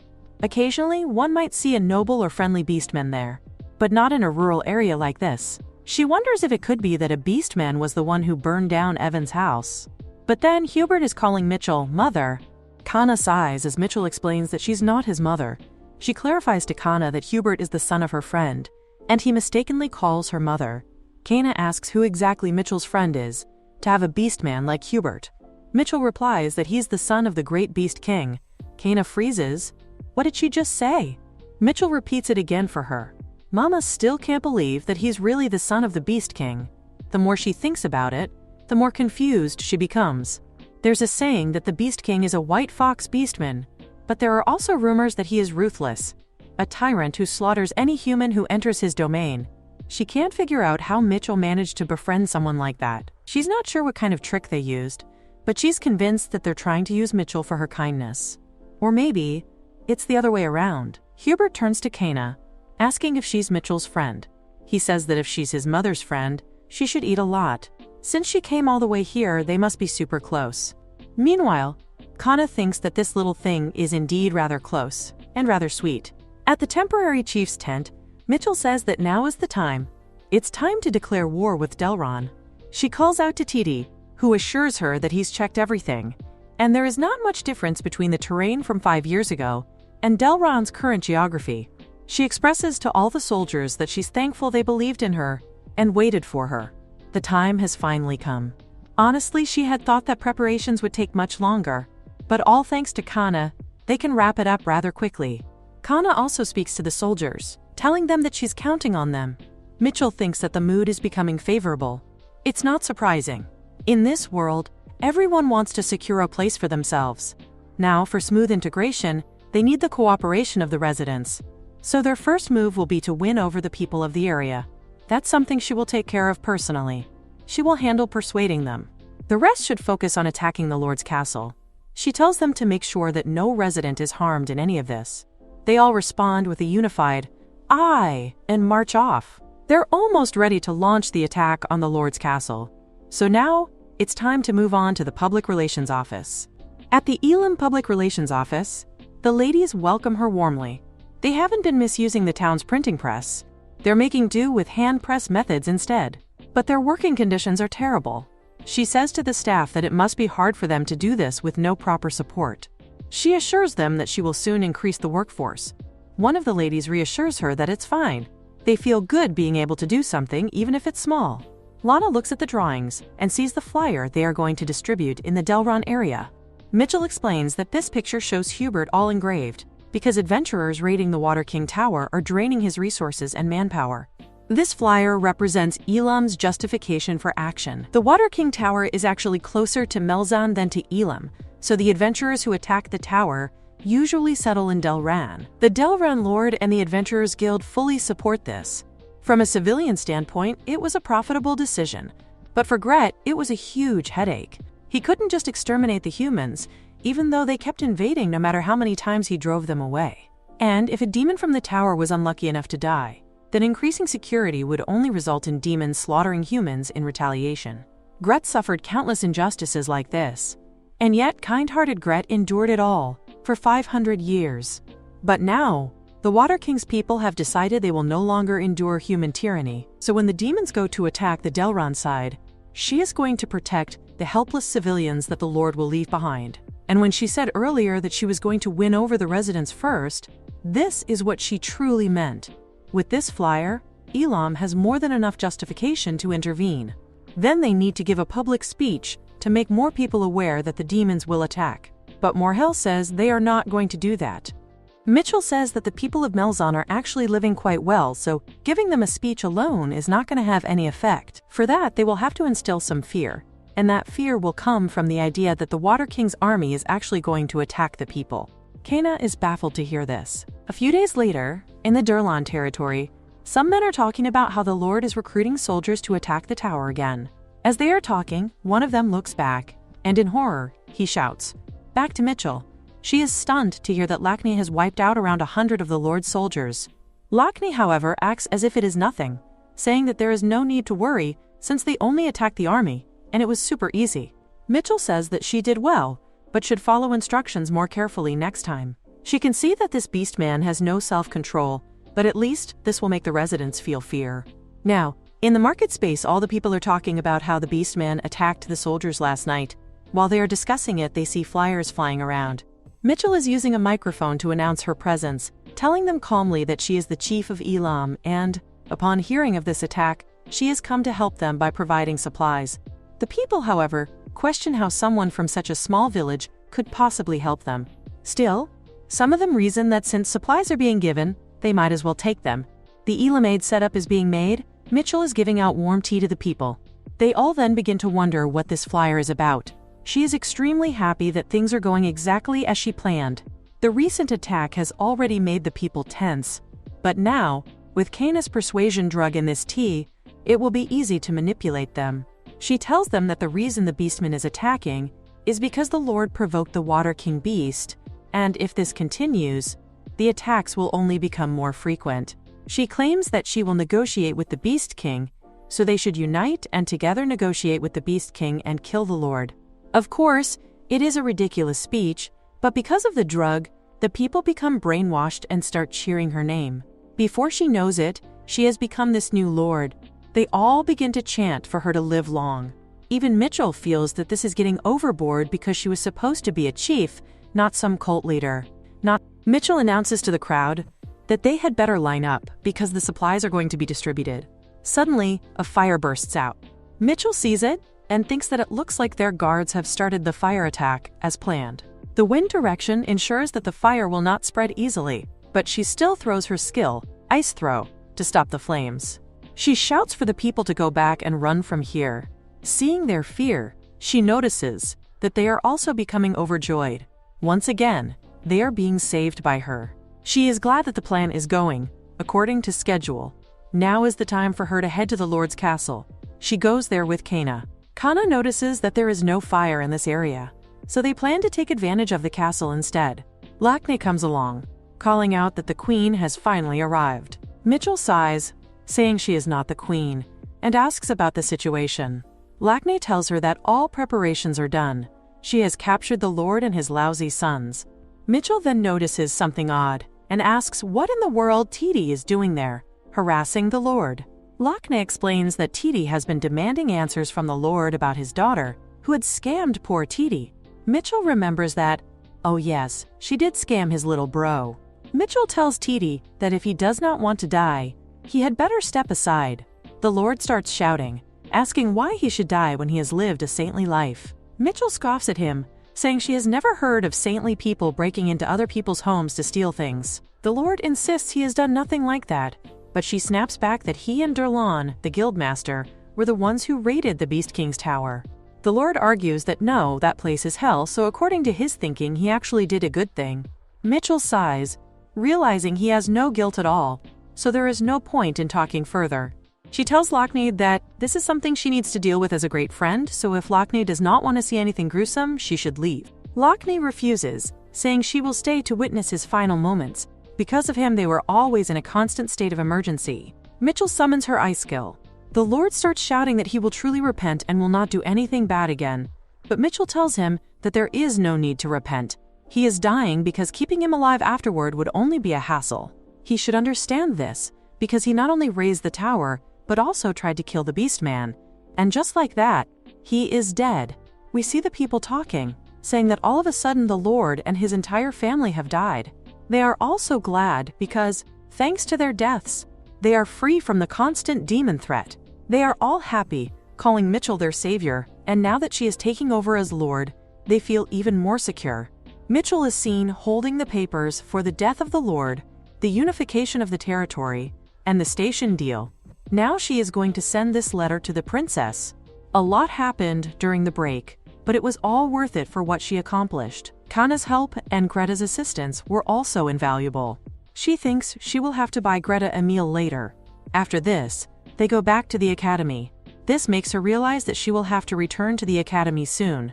She wonders if Greta, who is away searching for tonics, will return in time. Otherwise, she will have to leave without meeting him. Just then, Hubert calls out to her, addressing her as Mom. She hurries out, asking what fuss he is making, when he tells her that his father is back. Mitchell looks at him. He is a total mess. Greta greets her, remarking that it looks like she is still in the tower. She sighs, telling him that houses do not just pop up this easily. She then asks if he is fine with her continuing to live here. Greta reacts almost holy-like, saying of course she can live here as long as she wants. He then hands her something. She asks what is inside, and he tells her to open it and see for herself. When she opens the box, she sees ginseng. She remarks that it is strange. It looks like wild ginseng, but the leaves seem unusual. Greta tells her that it is 1,000-year snow ginseng, and he got it from the everlasting snow monster. Mitchell reacts in shock. Greta asks if she does not like it, but she cannot bring herself to tell him that it feels like something that would turn her into a kung fu master. Instead, she asks how he managed to get it.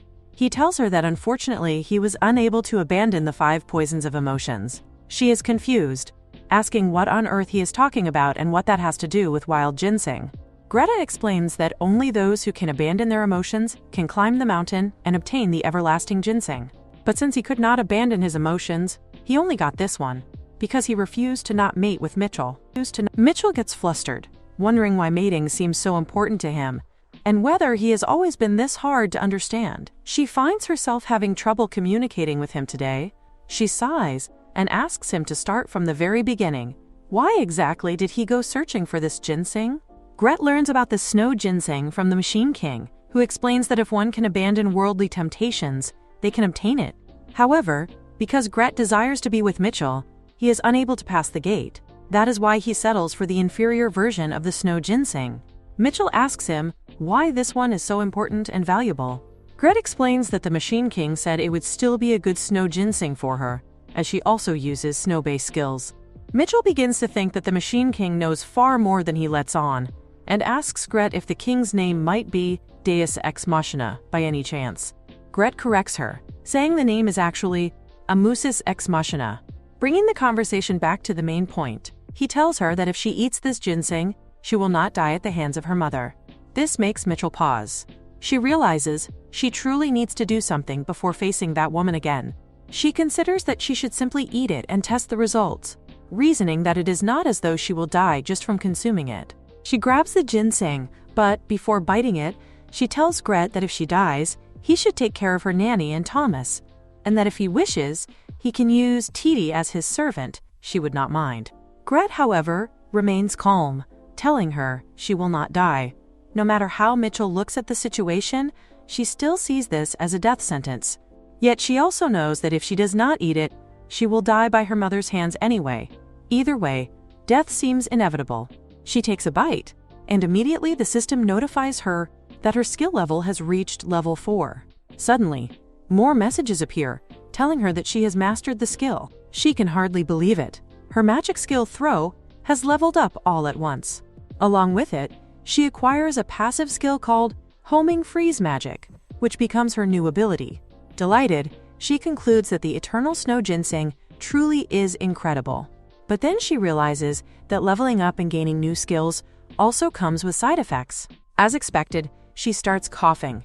She knew this would happen and recalls that she should have eaten something fatty beforehand, just as her dean once advised.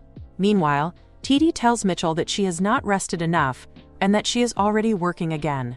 Mitchell replies that there are less than 15 days left until the semester starts, so she must get back to work. Returning to the academy does not mean she can neglect her duties as village chief. She still has the tasks of the Women's Association, youth groups, the racetrack construction project in Durlan territory, the campaign to establish a train station, negotiations with the bees, and much more. She notices Hubert is there as well. He is glad that she has finally emerged from her long sleep, calling her mother. Mitchell insists she is not his mother, but Hubert ignores this and says they were all worried about her. She tells him this happens from time to time, and that there is no need for concern because she knows how to handle it. She adds that as long as she consumes a lot of calories, she can recover. Hubert brightens at this and says that in that case, he will make the devil chocolate jam for her, but she insists it is unnecessary.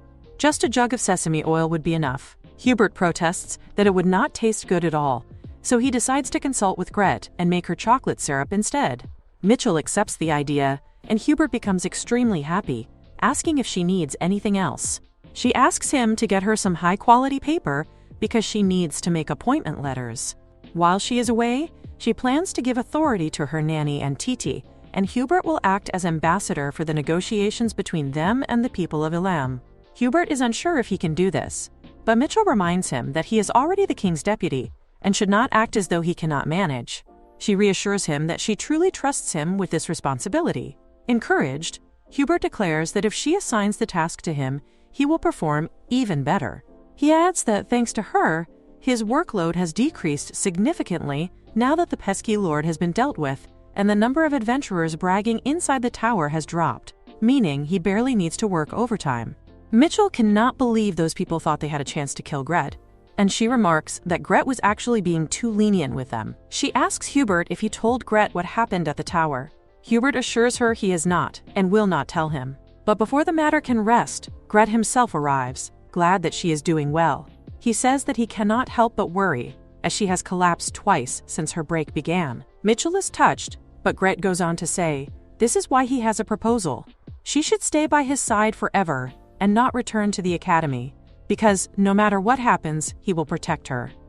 Titi becomes flustered and points out that this is impossible.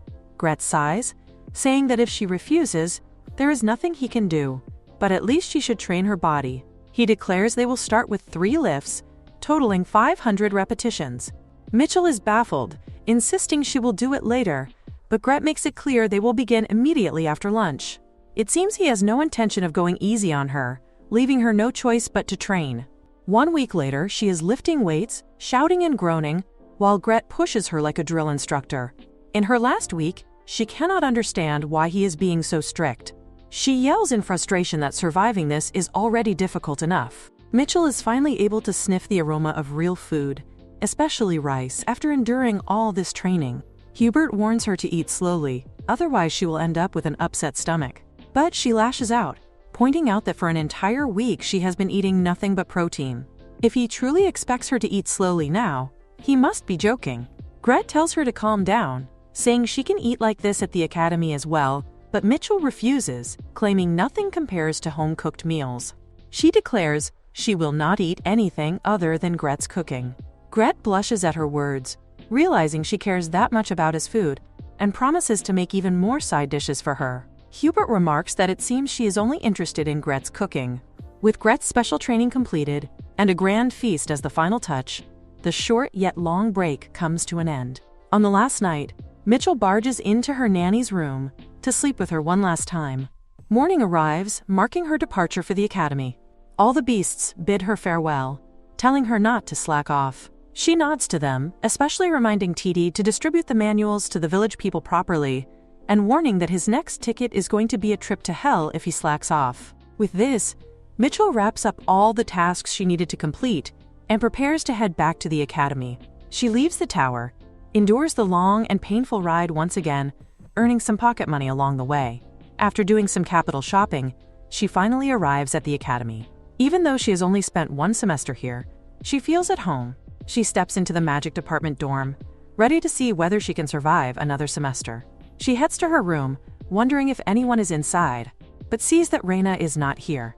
Relieved that she does not have to face that monkey face right after arriving, she places the white lizard in the bed and begins unpacking.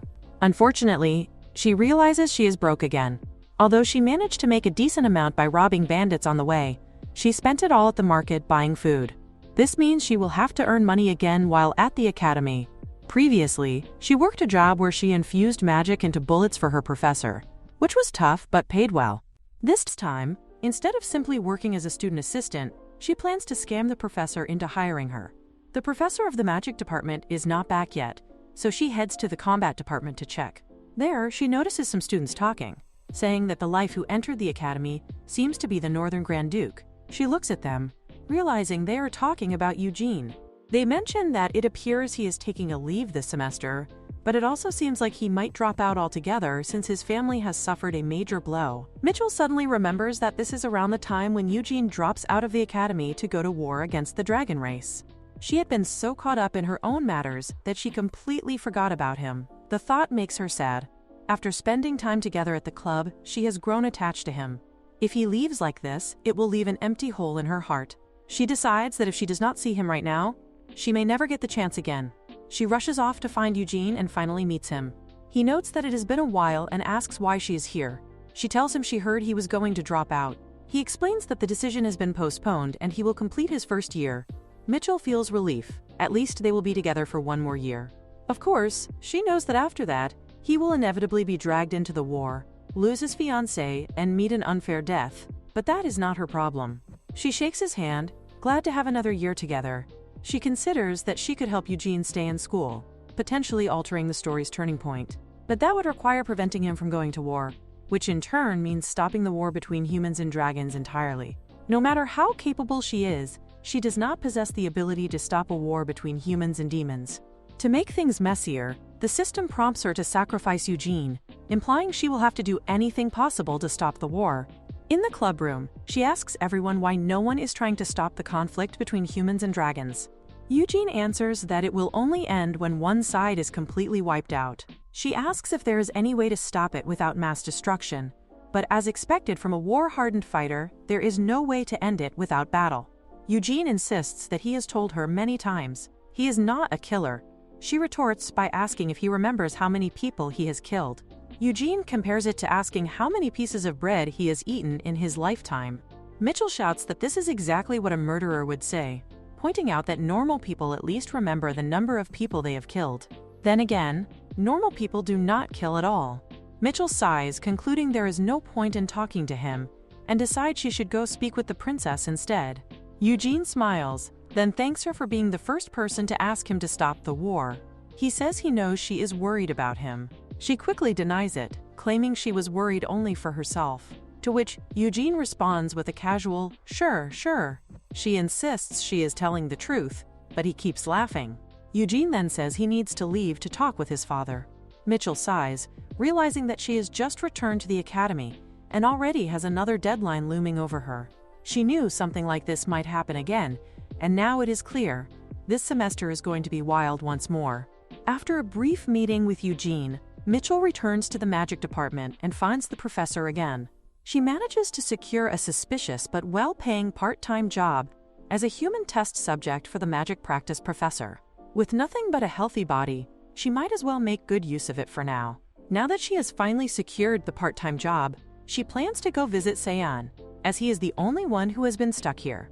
She peers through the window to see if he is inside the house, but he is not there. He is not in the library either. She checks all the places Sean might be, but she cannot find him anywhere. She assumes that he might be in the cafeteria, since it is around the mealtime, and heads there to check. Upon arrival, she notices that since the semester has not yet started, the cafe is empty. Her face brightens when she spots Sean eating his picky food. However, she immediately notices that what he is eating is the cheapest meal from the cafe. It also happens to be the snake's potion, so no wonder he is so skinny. She feels she can no longer let this slide. She goes straight to call him out. Seon appears shocked, clearly wondering what she is doing there. Mitchell tells him to follow her, but he reacts as if she is talking nonsense and points out that he is still eating. She sighs, thinking that he cannot survive on such a small meal. She decides that if he follows her, she will treat him to a great one. Yet he has no intention of getting up. Mitchell takes matters into her own hands by grabbing his plate and eating it all. Seon starts to lash out, calling her a crazy bastard and demanding she give him his meal money right now. She replies, as if it is no problem, explaining that if he wants high-quality food, he will have to follow her. Suddenly, she notices the sound of a window breaking. Confusion sets in as she realizes the air around her has grown tight, a clear sign of an attack. She and Seon both jump back when the blast happens. Mitchell is confused, as the academy is known for its high and tight security, so what on earth is going on? And more importantly, why is there a dragon here? Even more baffling, who is pushing this dragon this far? Her thoughts are interrupted when she hears someone calling out that she is here, and that they need her help. Mitchell recognizes the annoying voice. It is the professor from the magic department. She wonders if this was all his doing, and just what exactly his identity is. She thinks that he asked for her support, but right now he looks more like the bad guy. He claims that when it comes to battle, the distinction between good and evil is meaningless. Mitchell sighs, thinking that even so, she is still a student. If the professor is asking her to attack, then she will have to. However, the dragon has shown no visible attacks so far, though it cannot move. Judging by the heavy air, it seems the professor is using gravity magic on it. In that case, she plans to take advantage of it. She uses her ice-guided spear, but to her surprise, the dragon manages to block her attack. Mitchell realizes that the dragon's defense is stronger than she expected. If she increases the output, her body might not be able to handle it. The professor scoffs at her, saying that if this is all the student can manage, then it is disappointing. This makes her angry, but she stops when she sees that she has gathered all the ice at one point. The professor seems to be enjoying the sight. Mitchell knows that if she casts another spell, she might get completely drained, so she decides to put everything she has into this final blow. She is about to attack when suddenly a golden light erupts and the dragon disappears. Her eyes widen as she realizes that the creature has used its remaining energy to activate the return skill. The professor shouts at her to look at her own skill. She reacts with confusion, then turns to see that she completely forgot the defense barrier is gone. She hurriedly shouts to cancel the spell, but it is already too late. Her ice drill digs deep into the ground, and the professor tries desperately to press it down with his gravity magic, creating a massive sinkhole. Unfortunately, there was a massive underground water vein beneath the cafeteria, and when the water bursts through, it does not stop until it swallows the entire cafe. Mitchell stands there, wondering if this is all her fault. Soon, she is summoned to the dean, who is shouting at the two of them, not only for knocking off the prime, but for destroying the entire cafe as well. The dean shouts at Mitchell while she is kneeling before him. She cannot bring herself to truly kneel. Due to personal reasons, she does not want to kneel to him. She insists that it was not her fault but the professor's. The professor, however, argues that she is the one who drilled into the ground, making them more like accomplices. He sighs and declares that enough is enough, then demands they explain exactly what happened. The professor explains to the dean that a dragon actually entered the academy. This instantly makes the dean worried, as it means the capital's defense has been breached. He is confused, wondering what on earth is going on. To summarize, the professor admits he has no clue why the demon entered the academy, but he had met that dragon, who had transformed into human form, and ended up following it until a fight broke out. The dean then asks why the prince fainted. Mitchell states that he fainted while trying to move, prompting the magic professor to remark that he is such a weakling. The dean is certain that if the prince had powers, Mitchell would have been executed already. He is sure the prince will not want anyone to know about this incident, as the prince ran away from the palace to keep a low profile. On top of that, this demon invasion is not just the dean's personal problem. It could lead to internal political consequences. The position he has built would crumble, and if they do not want this to blow up, there is only one option: bury it. The dean declares that they will pass it off as nothing more than a student and the professor messing around. The crown capital is vast, and of course there are bound to be gaps in its defense. Yet, there has not been a single demon invasion so far, because wise predecessors have chosen to keep their mouths shut. The dean tells the two of them that they are going to bury this incident here. They will tell the public that they were merely messing around and accidentally blew up the cafe. A gag order will be offered to all witnesses, while the two of them will keep their mouths shut. Both Mitchell and the professor agree like obedient underlings, as if the dean is some kind of underground mafia boss. Mitchell wonders if people are actually going to buy this story, but everyone accepts it easily. The professor gets a slight cut in pay, Mitchell receives penalty points, and they also have to offer compensation. Later, at the temporary cafe, Mitchell is shouting at the professor, demanding to know if the food is ready. The professor shouts back, asking if she has any idea how hard it is to make food for 100 pigs. They are stuck with all the students yelling at them to feed them, plus they have to add a little pickle, because Cyan was also roped into this community compensation work. Cyan yells in protest, questioning why he has to do this when he did not use any magic. Mitchell tells him that if he does not do it, he will get demerit points and be kicked back to his nasty palace. Now in the present, Mitchell is in her work gown, completely fed up with all this. Cyan asks the professor what this food is, as it looks like dog food but smells surprisingly good. The professor explains that it is ordinary tofu mixed with all the ingredients they have, so technically it is not tofu anymore. Mitchell eats it all while Cyan wonders if it is even edible, only to find that it is not that bad. Mitchell teases him, pointing out that he never says anything good, calling him petty. This stubborn attitude of his is rather cute in her eyes. The professor cuts in, telling them to get back to work. Mitchell teases Cyan again, calling him cute, and telling him to follow her. Watching this, the professor thinks that youth is really a pretty thing, and regrets spending all his time in a cave instead of going out. Ever since he met Bruno, things had been fun, but after Bruno went to prison, life became rather boring. For him now, Mitchell is a good source of entertainment, though the fact that she is tied to the Beast King is concerning. Still, who knows what kind of entertainment that will bring. He chuckles to himself, thinking that indeed, staying in this academy is worth it. Back at the magic department dorm, Mitchell is glad she gets to work alongside Sayan. She may have destroyed the cafe, gained a new time limit, and picked up some minor demerits, but overall, it has been a good day. Now she can hug Whitey and relax. But here comes Raina, furious that Mitchell did not send her a single letter during the break. Mitchell wonders why she is here so early. She thinks that if Raina wanted a letter that badly, she should have sent one herself. But Raina shouts that she did not give Mitchell her address back then, and that is not all. She is angry that Mitchell exchanged letters with Kana and even went to Kana's house. Mitchell replies that she plans to see Kana more, so Raina should stop overreacting. Since it is late, Raina should go back to sleep. Raina, however, refuses to let it go, saying that if Mitchell thinks she can get away with this, she is mistaken. The next day, a crowd of students gathers at the notice board. As expected, it is bustling early, because today is the course registration day for the second semester. With the interdepartmental exchange permit, students can take general education courses in the regular faculty, meaning Mitchell can take the same classes as Sayan. Sayan, seeing her, asks if she is also here to register, but he thinks it is already too late for her to get through the long line. Mitchell smiles, knowing that is not the case. She uses her ice skill to get ahead, prompting Sayan to shout at her that magic is banned during course registration. She is happy that now her path is clear and starts registering. From behind, Raina calls out for her to wait. She begins to scold Mitchell, saying that people could get hurt and that this is not like her. Mitchell wonders why Raina is using such an overly dramatic tone. As people gather to watch, Mitchell suddenly remembers that the two of them have a well-known love-hate dynamic in the academy. She wonders how someone who looks so normal can act like this, while Sayan, meanwhile, does not understand a single thing. With dramatic flair, Raina says to Mitchell that no, baby girl, this is not like her.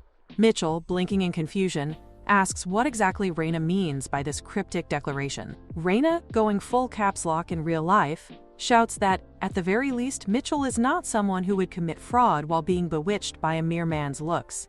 She practically begs her to open her eyes and questions what is even so good about this guy. Sayan, standing nearby, immediately gets triggered and shouts that, what the hell, why is she dragging him into this drama? He demands to know what the hell is up with these annoying dramatic effects. He declares that he is done with this nonsense and says he will just go get his registration himself. But Mitchell gives him a cold reality check, reminding him that without her he can't even get past the crowd. On top of that, nobles have their bodyguards to get them registered, so he can think of her as his bodyguard.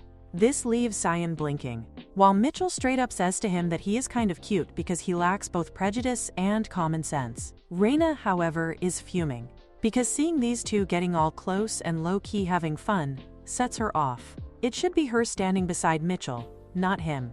Raina, unable to tolerate the vibes, activates her skill Blaze, making both Mitchell and Sayan snap their heads toward her. Mitchell immediately uses her skill Homing Freezing to stop Raina, while noting that Raina seems to have learned a new skill. Thanks to Gret's help, Mitchell herself had trained hard and even boosted her stats with potions, so she has gotten stronger, but she wonders if Raina has leveled up even more. Raina, looking deadly serious, says to Mitchell that she blocked her Blaze as expected, since Mitchell is her only rival. But it looks like this situation can't be settled without fighting. So the fight begins, and honestly, it ends in the most clown way possible, with Mitchell collapsing from a one-hit knockout, securing Raina's victory. After all, the battle ranking system never lies. Raina is totally valid to knock her out, and even takes out Mitchell's schedule to check her timetable. From that point, Mitchell's school life takes a sharp turn. Everything had been going great. Working closely with Sayan until the cafeteria was rebuilt was nice, and taking the same class as him was even better. But now she is stuck between these two dumbasses. She is sure Raina must have looked at her timetable when she got knocked out, because Raina has enrolled in every single class Mitchell is in. As for Kana, Mitchell has no idea how her girl even ended up here. She wonders if this is some kind of cosmic coincidence, but honestly it feels more like divine trolling. To make things worse, the professor insists that all wizards sit together.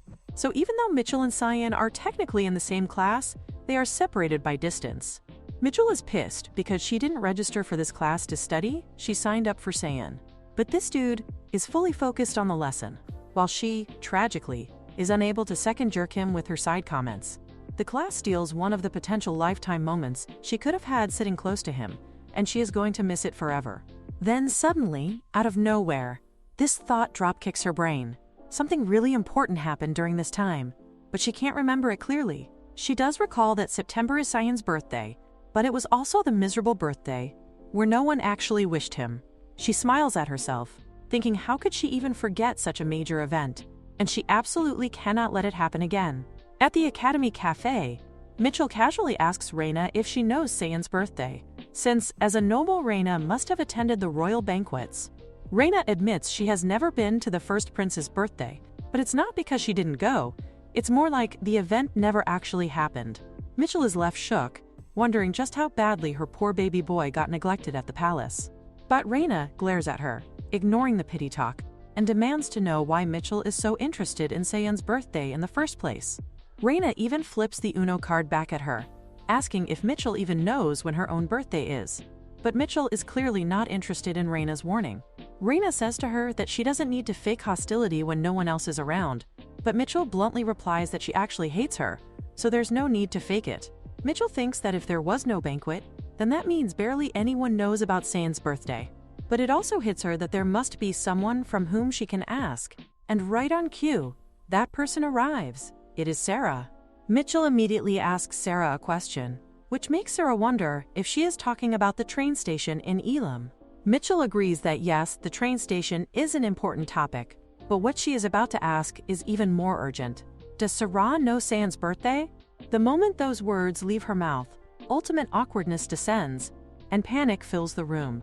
Mitchell even asks her little self if she has any clue, but she is just as clueless as everyone else, since Cyan never holds any banquets. Sarah ends up pulling her own hair in frustration. Like, which royal doesn't celebrate their birthday? But of course the answer is obvious. Cyan has no money, no connections, and no people to invite. So Sarah, side-eyeing this situation, asks Mitchell why she is all of a sudden bringing up Cyan's birthday, since it's not like he holds any political importance. But Mitchell is dead serious when she replies that she doesn't care about any of that. She just wants to give him a present. This makes Sarah even more shocked, since Mitchell just casually admits she only wants to celebrate his birthday. As the club leader, Sarah immediately makes an executive decision and announces that from now on, they are going to hold birthday parties for all members, so they need to mark down everyone's birthdays. But when they actually start marking the birthdays, things turn low-key creepy, because all of their birthdays are staggered in order, like some spreadsheet-coded destiny. Mitchell thinks it honestly looks like the author got lazy and just slapped in whatever random dates came to mind. But Sarah is convinced this is not laziness, it's divine foreshadowing. She swears all their birthdays are interlinked through some higher cosmic force.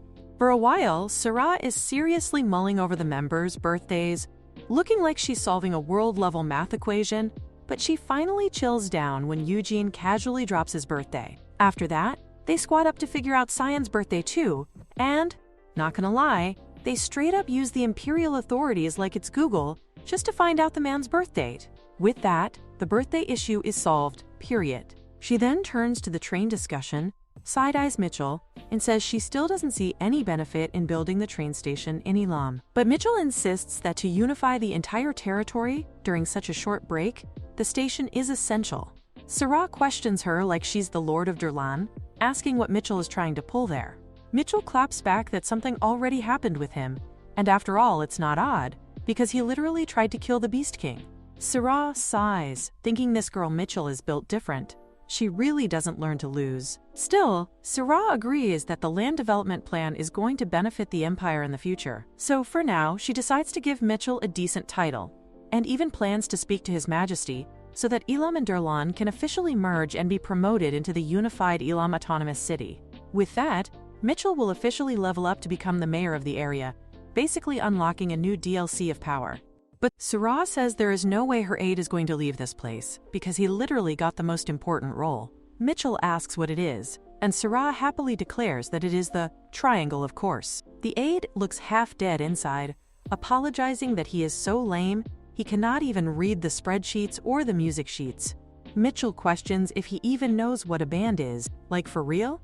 Reina immediately jumps in, wondering if they cannot just start from today. because she is dying to practice doing the drums. Eugene agrees, saying he is going to take the bass, since it is basically similar to the role during an ensemble. So finally, they roughly decide who is going to do what, and now comes the most important part, the naming of their stupid band. Reina speaks first, declaring that she really wants the word chaos or destruction in it.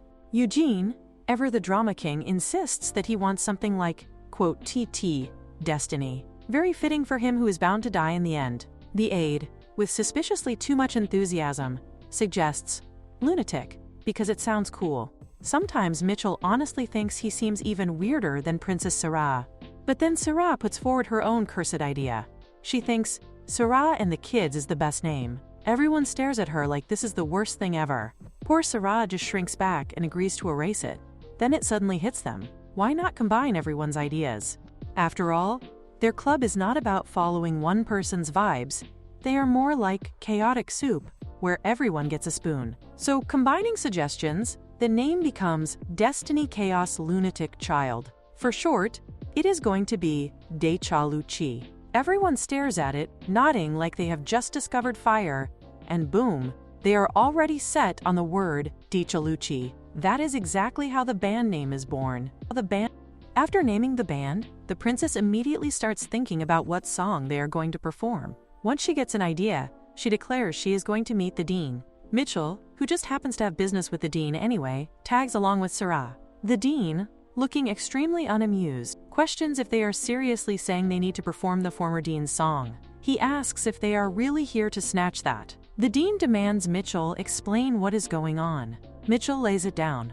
Unless they win the Opportunity Award at the festival, their club might face disbandment due to excessive penalty points, so they really need a song they can perform on stage. The dean then asks exactly what kind of club they even are. Mitchell, with peak main character energy, says they are the group trying to figure out what they are going to do in the future. The dean sighs that this kind of club does not even exist, but Mitchell argues that scooping up all the troublemakers into one club is going to benefit the school too. The dean looks like he wants to yeet himself out of the conversation, but he still hesitates to give them the song. He has his reasons. The former dean, after all, was the master of the dungeon filled with red books, and now he is imprisoned for treason. The fact that his signature song is that magical cardio bop already says a lot, because even a dean as messy as him still managed to get into massive trouble. Sarah pipes up, saying she heard the former dean's hobby was writing lyrics and composing songs, so as his friend, the current dean must know one or two.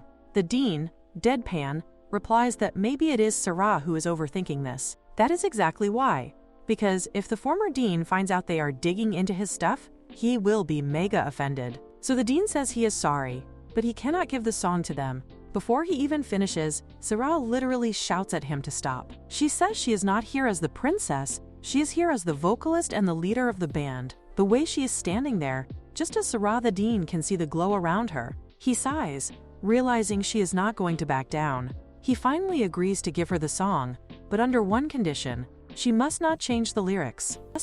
Sarah promises she will never forget this favor. The dean, not missing a beat, throws back that maybe she can repay him by letting the former dean out of prison. Sarah pouts, saying taking a traitor out of jail is not even in her authority. So they leave, with Sarah declaring that since Mitchell has her own business with the dean, she and the others will head out first. They will wait for her in the club room, and until then, she is going to analyze the lyrics. Once they are gone, Mitchell asks the dean if he is fine with letting Sarah interpret the former dean's lyrics. The dean shrugs, saying that if she is smart enough, she will drop this song and find another. But the fact that she is actually taking on the former dean's work proves she is not smart at all. The dean then turns to Mitchell and asks what exactly she wanted from him. Mitchell admits she actually has a question. She wants to know how demons manage to pass through the capital barrier. The dean chuckles, asking why she even wants to know, like, is she planning to invade the capital with her Beastman army?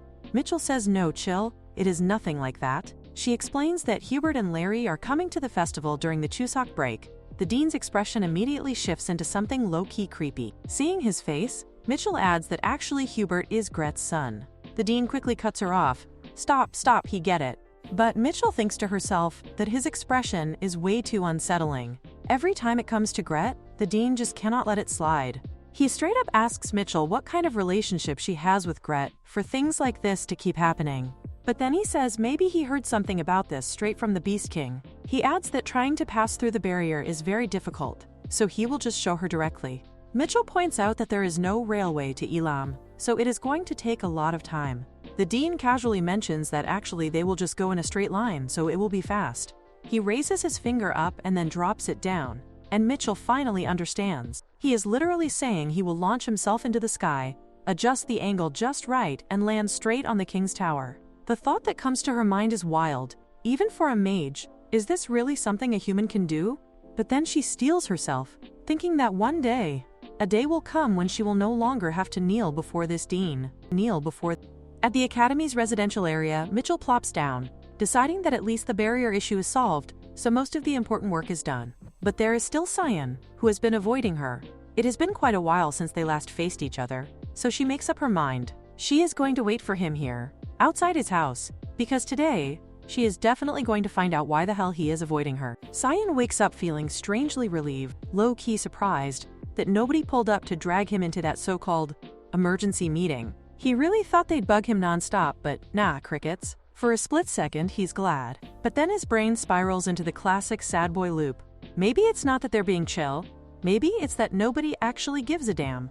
And honestly, that thought kinda slaps different. It feels almost enlightening. With time, people are gonna stop looking for him anyway.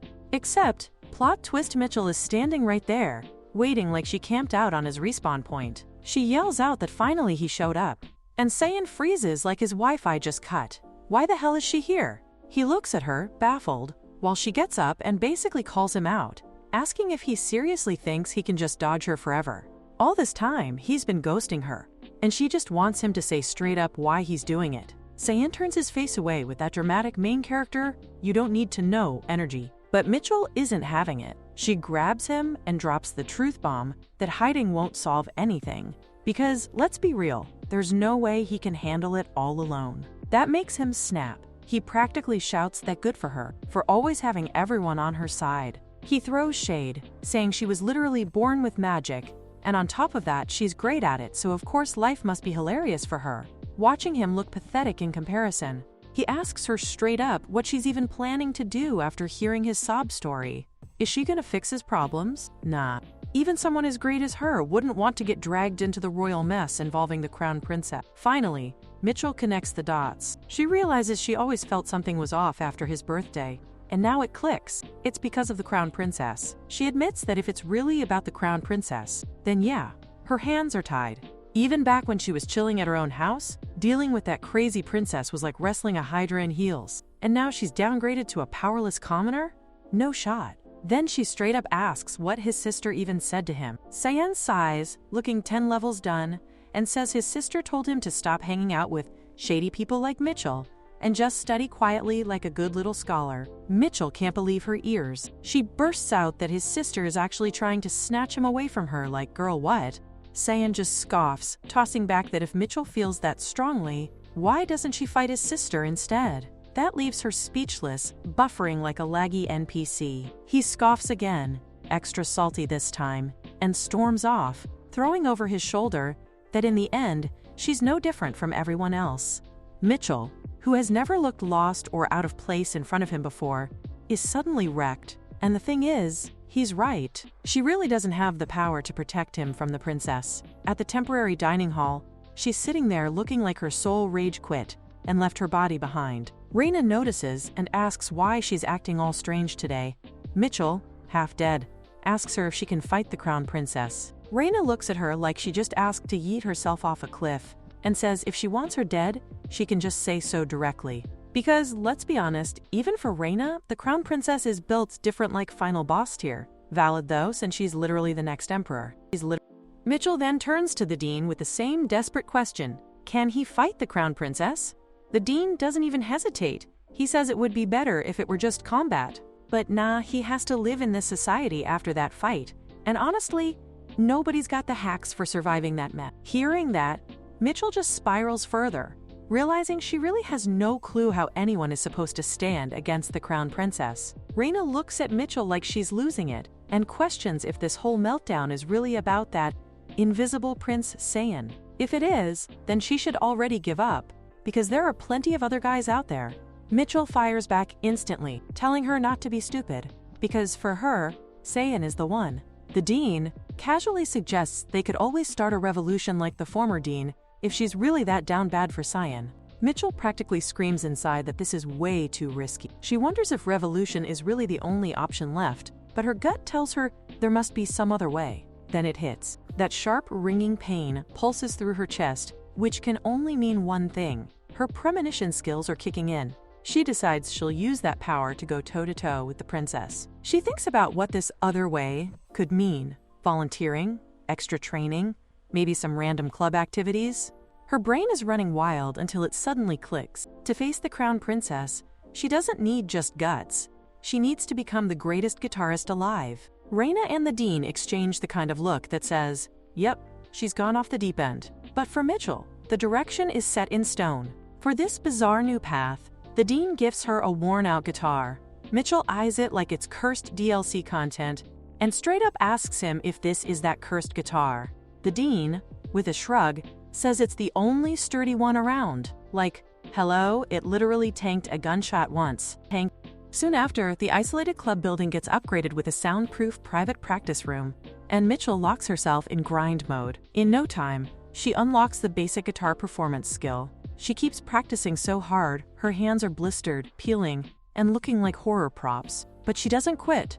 After a month of pure suffering, she finally unlocks a special guitar skill, just enough to avoid embarrassing herself at the commercial event. With that milestone down, she finally gets permission to chill, rest, and maybe even have some fun.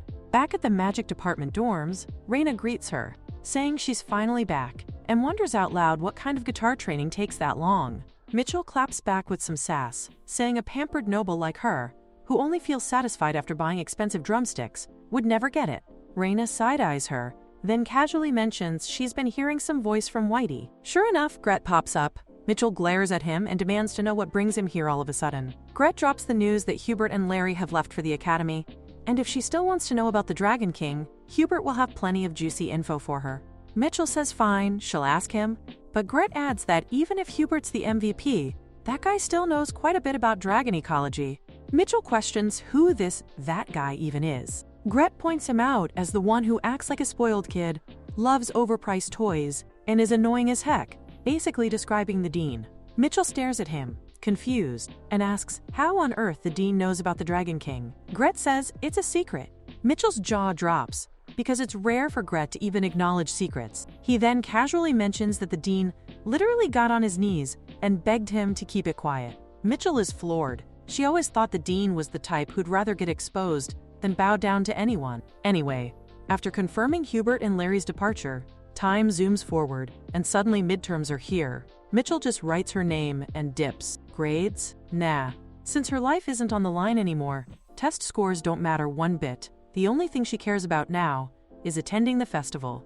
Her guitar skills are actually cracked, no doubt about it. But after practicing solo non-stop, she forgot the one crucial thing: coordination, harmony, band flow.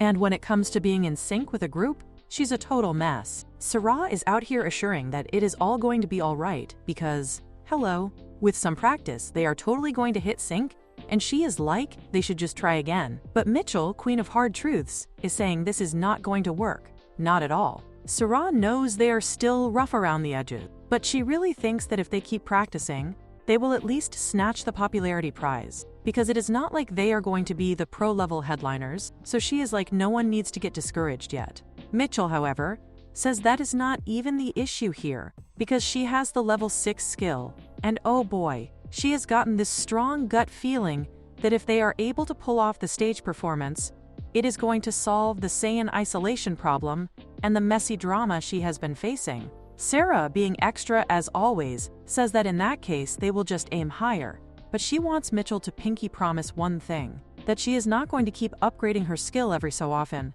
especially when someone's future shiny skills start flashing around, because those god-tied abilities don't usually let their owners live long lives. Mitchell just sighs like a stubborn main character and says she will think about it. Sarah points out that she is not saying Mitchell should never do it, but Mitchell already claps back in her own head that they don't know what life is going to throw at her, And plot twist, while she is literally saying this, she has already dumped the rest of her points and is now leveled up to 7. Sarah is straight up dumbfounded, like girl, she is not even listening to the warning. But Mitchell just shrugs mentally and comments that, thanks to this leveling up business, they are not only going to win the popularity award, but also take the grand prize, land a debut offer, and even drop an album. Sarah has no idea how that chaotic prophecy is supposed to happen, but she is like, fine. From now until the festival they are going full send during practice, no excuses. Then Sarah, with suspicious eyes, asks Mitchell about the keyboard spot, because it looks like the guy is not going to show.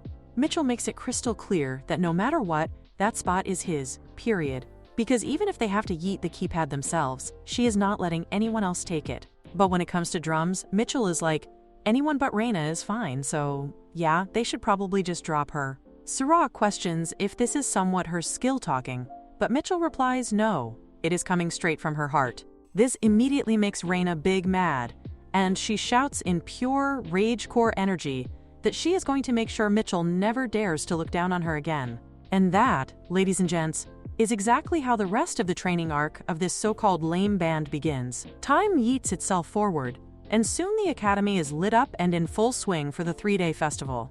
Meanwhile, Hubert and Larry are supposed to roll in at the regular ferry. The lighting looks weird, like suspiciously stage drama weird, but this stupid Hubert is still shouting and cackling like he's auditioning for a villain role. Larry, in full disguise mode, tells him through gritted teeth that he is absolutely not allowed to call Mitchell mother out loud in disguise because it is going to cause chaos. It gets even messier when Larry calls Hubert lady because, like, excuse me?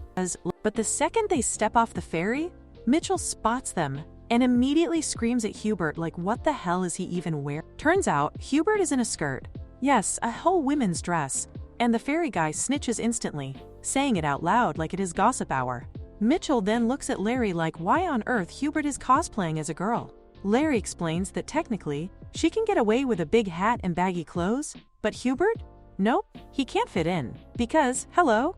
9 tails. If even one tail peeks out, he is getting insta-banned for being a demon. So yeah, the dress is his whole cover story. Mitchell stares at him deadpan and tells him he already looks like a rich auntie. Then, without mercy, she adds that since he is already dressed like this, he might as well advertise the new racetrack that is opening soon. Hubert cannot believe that she is actually making him work during the festival break. But Mitchell says with him dolled up like this, a bunch of guys are totally going to approach, so he should just act like promo staff. Because, honestly, his beautiful, charming features plus the red lines under his eyes are giving major seductive vibes. Hubert sighs and says he is going to take that as a compliment, but Mitchell fires back that it is better if he takes it as literally nothing. And just when the scene can't get more chaotic, Kana shows up from behind, spots that Hubert and Larry are also here, and immediately declares that it must be fate bringing them together. Which, in her head, means they should absolutely hang out together. Mitchell knows she has been following them this whole time, but considering she did help them with that Durland situation back then, she thinks the squad should at least let her indulge with them for now. So she asks Kana if she wants to go first with the use of the map. Eventually, after all that wandering, they finally reach a castle-looking place. It's giving tourist trap core, but still kind of majestic. Hubert, being Mr. Observant, asks her if she is the one who made this lake along with the dean. They all agree that it really is beautiful, while Mitchell, standing there in disbelief, cannot believe this stupid council actually threw this thing into the tourist spot category. Like, hello? Did they have nothing else to flex? Kana, meanwhile, is staring like she just spotted an Instagrammable picnic backdrop, pointing out that there are even boats here. The group gets onto one, rocking gently as they settle in. Mitchell notes that this whole setup must have been an accident turned aesthetic masterpiece, but hey, it is actually a place worth seeing. Hubert then gets extra, crouches down to check the water, and he is able to feel faint traces of some demonic energy lingering in it. Mitchell, raising an eyebrow in her headspace, questions if he is really able to feel that from dragon energy. Nope. Hubert clarifies this isn't dragon-coded vibes. It's some other demon energy. Larry, doing the usual overthinking, wonders if maybe the lake itself is poisoned or cursed or whatever ominous nonsense. Then, before anyone can even hit pause, Kana casually takes a sip of the water like she's testing a sample at Costco. Larry screams that she cannot just go around consuming random liquids like this girl is not a magical Brita filter. But surprise, Kana is fine. Turns out she is resistant to stuff. Leary, still shrieking, insists this is not the case at all, because Kana is totally going to traumatize people if she keeps doing things like this. Still, Kana delivers the verdict. No poison detected. She announces that it just tastes like limestone, so probably some ordinary groundwater that bubbled up and turned into a lake. But paired with that strange demonic energy, there is still something about it that does not sit right at all. Mitchell, however, is fully in whatever mode. To her, it's not her problem. Mitchell tells them that she has already made them have plenty of fun, so she is going to end the escort here. After all, she has things to do and is ready to dip. Hubert instantly cries out, "Hey!" in protest, because he has been looking forward to this day with her. Larry backs him up, saying that this is true. They all came such a long distance, so Mitchell should really take care of them a little more. Mitchell, however, stays firm. She would absolutely love to, but actually, she has things to handle. The squad nearly faints in shock when they realize she's talking about a band performance. Like what? Plot twist unlocked. They all tell her she should definitely go, and in fact, they are totally going to come and watch her. So, with the escort squad satisfied, and planning their own fun, the three of them continue to enjoy themselves while Mitchell heads off. She looks at the stage and wonders if this is really the place where all her hard work is going to pay off. Her first stage ever, kind of wild, and she is genuinely speechless seeing this over-the-top, flashy setup. Out of nowhere, Sarah pops in with all the enthusiasm, announcing that Mitchell is finally here. Mitchell, blinking at the spectacle, asks what in the world this ridiculously extra stage even is. Sarah points out, obviously, that they are aiming for the grand prize, so of course the stage is dramatic. They need to go big and perform well too. Mitchell, on the other hand, is side-eyeing the situation hard. With special effects like these, they might not even need to perform at all. They'll just win by default. All that practice? Maybe for nothing. She wonders who in the world even thought it was necessary to style a band performance with elemental magic effects, like they're auditioning for the Wizardry Grammys. The narration then backtracks to when the princes got the former dean to hand over a song to Sarah. At this point, they already know which song they are going to perform, so now it is lyric breakdown time. The first thing is to read the lyrics aloud. The song describes the crisis of people suffering under constant rain and frequent disasters, unable to find shelter, and never catching a break. But even in such hard times, if they unite and support one another, there will still be hope.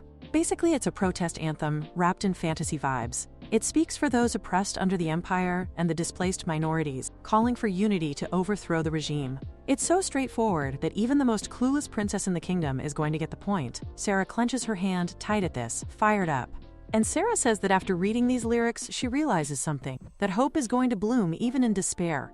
And that is the world that this song actually portrays. She says that she has been thinking about how she is going to make this event thoughtful, and these lyrics give her a clear direction. Just singing and playing this song is not going to cut it, so they are going to make a stage that is going to reflect this song in a post-apocalyptic world. They are explorers searching for land where humanity can take root. Raina is the heart of fire, Mitchell the heart of ice, Eugene the heart of wind, and Sarah the heart of earth, and by her side is the heart of love. Mitchell's shock shows that if she is really going to the stage with this type of concept, Sarah points out that, as expected of the heart of ice, this is really fitting for her. Sarah says she remembers that she forgot to actually explain the setting. The world is on the brink of running out of water, so Mitchell, the heart of ice, has been shunned, and she is the one who is enduring and living like a wounded wolf. Mitchell feels frustrated and says to herself just how the hell Sarah is thinking all of this, and wonders why they can't just play the song like normal people. But Raina is in her own world, making fun of Mitchell for being an outcast. Since then, Mitchell keeps begging them to change the concept, but the princess seems to like it a lot. In the end, she has no choice but to surrender, and that is how they end up dressed like this. But it is fine. After all, the embarrassment is not going to last forever, and that way she will also be able to uplift her death penalty. Her intuition skills tell her that this is not really a bad path either, so it is going to be fine. Finally, their group performance is announced to come. They all get to stand on the stage, and the audience also gets their cheering sticks. Sarah introduces the band and adds that sadly their keyboard player Sion is not here today, but they have still worked hard to make this song, so they really hope that the audience will enjoy it. The song's name is Endless Rain. The song begins. Everyone starts to do their part, and the crowd, realizing which song it is, starts to sing along with them. With great perfection, Sarah ends the song. Everyone starts to cheer, and it turns out to be pretty good. Encore. Mitchell thinks that this is really a proper protest anthem and wonders if they are even allowed to sing it. But with the princess here, she knows that there is not going to become a bigger problem. She gets the notification that the storyline has changed, probably because the song was a great hit. Princess Sarah says to Mitchell that the crowd is asking for an encore, so they should sing another song. Mitchell wonders if Sarah really trusts her, and Sarah replies of course she does. Mitchell then announces that in that case, the song they are going to play is Cardio Magic. And just like that, the crowd unknowingly starts to chant that the Kroll Empire will fall, and the band gets summoned to the dean's office after that. At the dean's office, he absolutely loses it at them, yelling about what they even meant by shouting, "Down with the Kroll Empire," and how the hell they could even perform a song with lyrics like that. If they had been wrecking it outside, they'd already have been arrested, no questions asked. He snaps at Sarah, demanding if she doesn't feel any responsibility as the princess of the empire. Sarah vows of course she does, and justifies that at that time she felt she needed to meet the crowd's expectations. The dean then swivels toward Mitchell, pointing out that, just for now, she better not make another plan to come to his office for more detention, making deals left and right. He adds, "Oh yes, how many times has it been already?" Bro sounds exhausted. He turns to Reina, declaring that he's going to tell her father that she spent all the donation money on cleanup. Reina is already sweating buckets in silence. Then he zeroes in on Eugene, asking if he really is Eugene. Eugene politely replies that he is, really sorry too. But the dean waves it off, saying, "That's not even the point. Actually, there's an urgent message from the north." Plot twist. Apparently, the Dragon King has dipped south, and the northern region is taking severe damage. They are officially requesting Eugene to come back. The dean tells him he'll excuse his attendance to the authority, so he better hurry his butt back as fast as possible. Eugene nods, saying that with that, he'll leave to get ready to depart. The dean then turns to the others, saying that since there was a deal with the student council, he's going to reduce their penalty points. But instead, everyone here is going to help Mitchell with cafeteria duty. Instant karma. Meanwhile, Mitchell is thinking, if they reduce the penalty points, does that mean their club is not going to get disbanded? She instantly checks her status window. The display says the limited time is gone now. The only thing left is to make sure Eugene doesn't drop out. Because if they're recalling him mid-semester, then clearly something super serious is happening. At least the dean said his attendance will still be acknowledged this semester, so that's fine for now. But the future is a whole other problem. Outside, Mitchell is already in crisis mode, because she's supposed to meet Hubert and the others today. She plops onto a bench to wait for them, her thoughts spiraling about the penalty points she's still carrying. She sees her premonition skill glowing in the corner, but she remembers that Sarah stopped her from using it before. Still, if she really wants to prevent Eugene from dropping out, she'll have to use it, more than the risk of shortening her life. Solving this impending doom in front of her is way more important. So yeah, what she needs right now is a giant ice cream shake, the size of an elephant. She is 100% sure this is going to send her blood sugar skyrocketing. With that many calories, even if she gets outed, her body is not going down easy. She downs it in record time, the so-called white powder of happiness running through her veins. Now that she's had her sugar fix, she needs to check her skills. With this premonition skill, maybe she can feel something. And she's right. Her heart starts reacting way too fast, giving her a hint: mining, gathering, and hunting. She doesn't understand why her heart is beating so wild at those skills, but if her body's reacting like this, then she has to invest in it regardless. She sees that it's a high-level skill, but it doesn't unlock right away. Soon she figures out why. It can get dyad with other skills. The higher skill doesn't open immediately, but it seems like the premonition skill led her here. If that's the case, she's planning to get it ASAP, because she's genuinely hyped to see what this new skill actually does. But right now, all she sees are some underwhelming effects, total letdown vibes. She wonders how the hell she is even supposed to use this so-called increased item quality. Like, what is she gonna do? Sell mana stones? Peddle some fish? At this rate, she really should have snagged excavation magic instead. But then she shrugs like, whatever, we ball. She closes the screen, deciding it's time to increase her premonition level. Just as she's about to invest, her heart suddenly starts racing out of nowhere, and she gets this weird gut hunch that she has to raise this skill right now. Sure, it could really be affecting her lifespan just like Sarah warned, but backing down isn't in her dictionary anymore. She closes her eyes and pushes it up to level 10. The system flashes a message saying she successfully raised it, and she thinks, oh dang, maybe this is about to unlock some powerful foresight type skill. But nope, total scam. All she gets is something called an inspiration skill. Not that old people philosopher vibe. Nah, more like bootleg vibes. It still feels sketchy though. The premonition skill vanishes completely, leaving her with this cheap knockoff that basically says there's a low chance a random melody will just pop into her head. Like seriously? This system really wants her to become a musician. First, it threw her concerts, and now it's all about composing songs. She starts throwing a mental tantrum, saying she doesn't need this at all.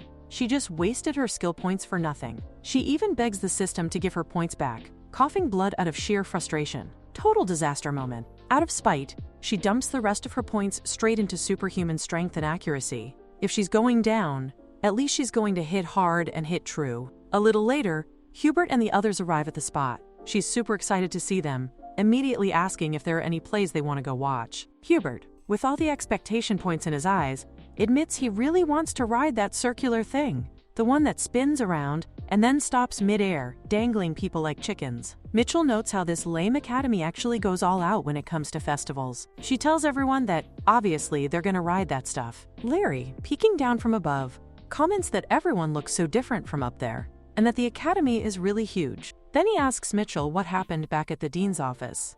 Mitchell casually tells him she got detention for, quote, cursing the Kroll Empire. Freedom of speech? Yeah, doesn't exist here.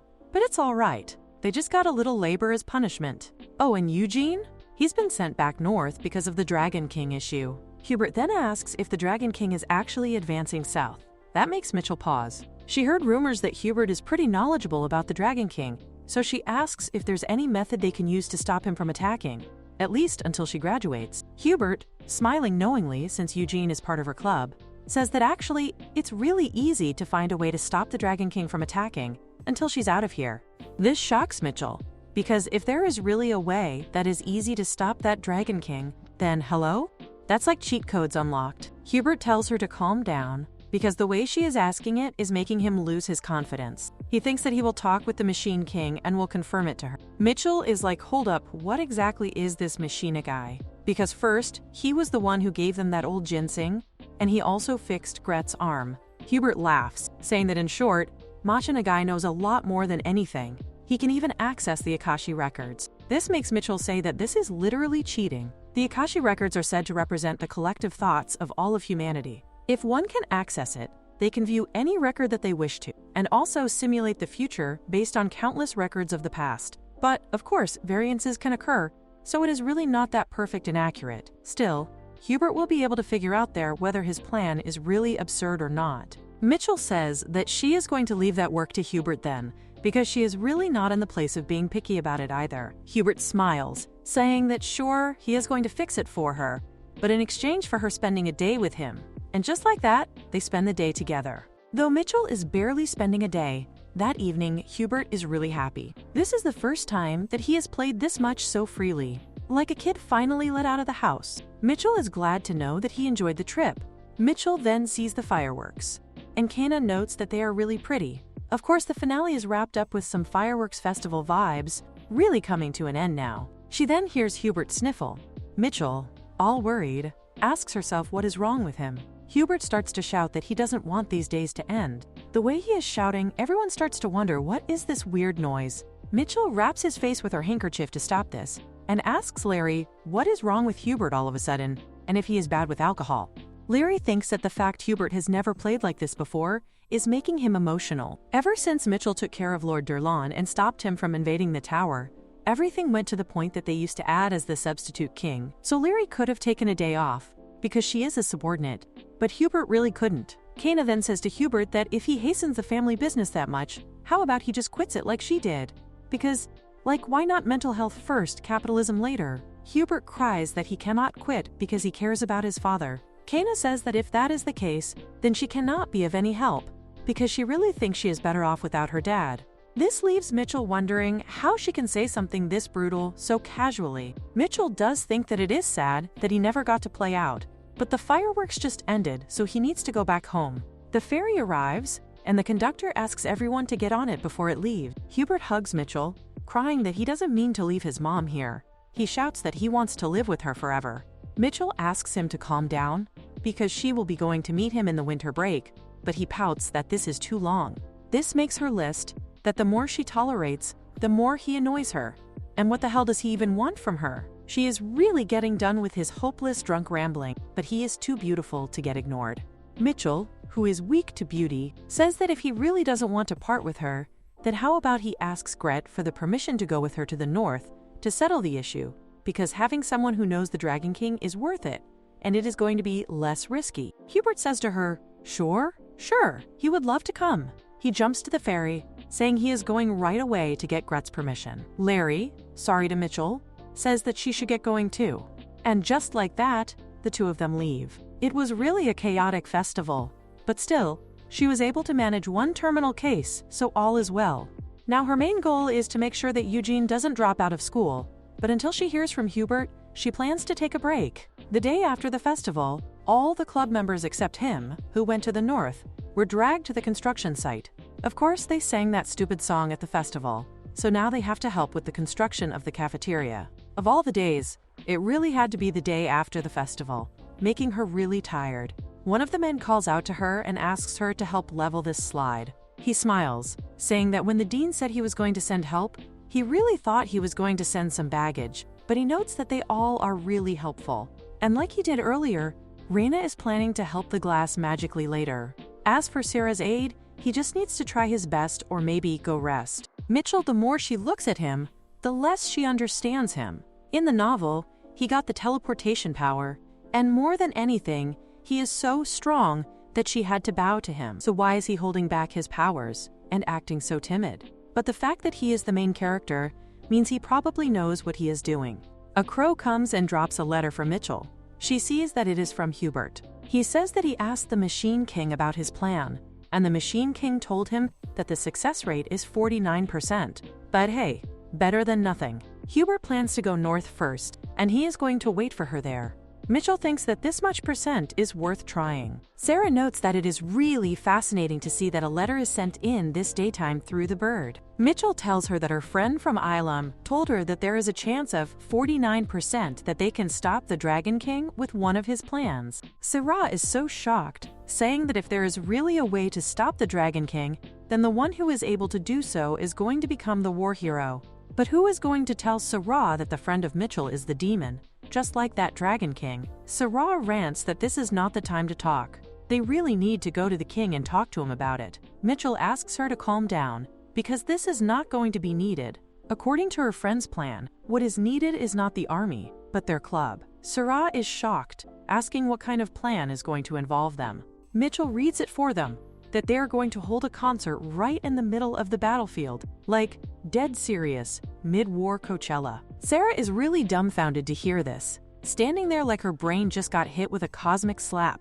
The aide is seriously asking if she really means to do this little concert thing in the middle of a war between the Dragon Army and the Duke's Army. Reina, looking like she just walked out of a chaotic fever dream. Mitchell, though, jumps and asks them all to hear him out, because this idea actually comes from him, a so-called great expert, who apparently knows a lot about dragon behavior. Sarah is like, hold up, if they really had a person that amazing in the Empire, then why the heck have they not shown themselves yet? Mitchell points out with a smirk that actually this person is beastkin.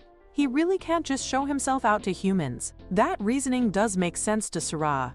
Now Mitchell then adds with extra flair that Hubert has actually been seeing that Dragon King long before any of them were even born. But first, Mitchell is about to spill something major that humans totally don't know, and it is that the Dragon King is actually a golden dragon. He does appear red in front of other people. The reason behind this? Apparently he was inspired by a long fantasy novel where a red dragon just vibes and visits the human world for fun. Sarah, standing there with her brain buffering like old school internet, really cannot understand this. But Mitchell says they really can't explain any deeper because of copyright issues, and he just leaves it at that like some shady NPC dialogue. Sarah questions what that is even supposed to do with their plan. Mitchell comments in his matter-of-fact way that it means the Dragon King is actually super easy to sway, more like a child than some scary legendary beast, and that is why they need a different approach. And since they are students, they are going to show that they are the squad who actually formed friendships beyond social class-like period. They made bonds together in the school infirmary, and not only that, they are genuinely good humans. By that alone, the Dragon King's affection will start to rise. With time, he is basically going to become their fan too, like a stan account. waiting to be born.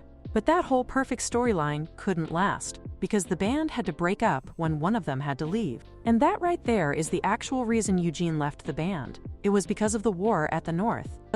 So if the dragon wills to stop attacking, their band will also be back too, no cap.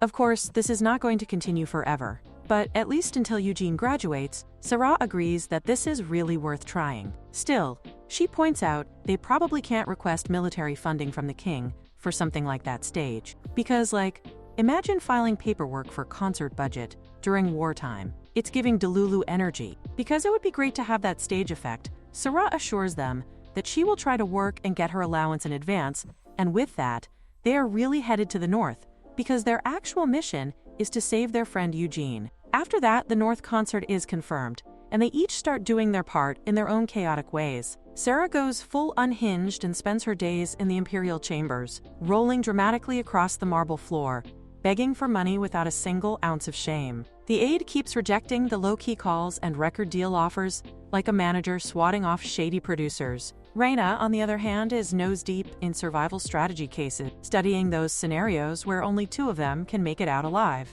Mitchell then tells Reina that if they mean to save their friend, she should get ready to throw herself like the ultimate sacrifice. She shrieks right back, saying that she is not some commoner or third princess, but the daughter of a great count family, so excuse her, she is not built for melodramatic martyrdom.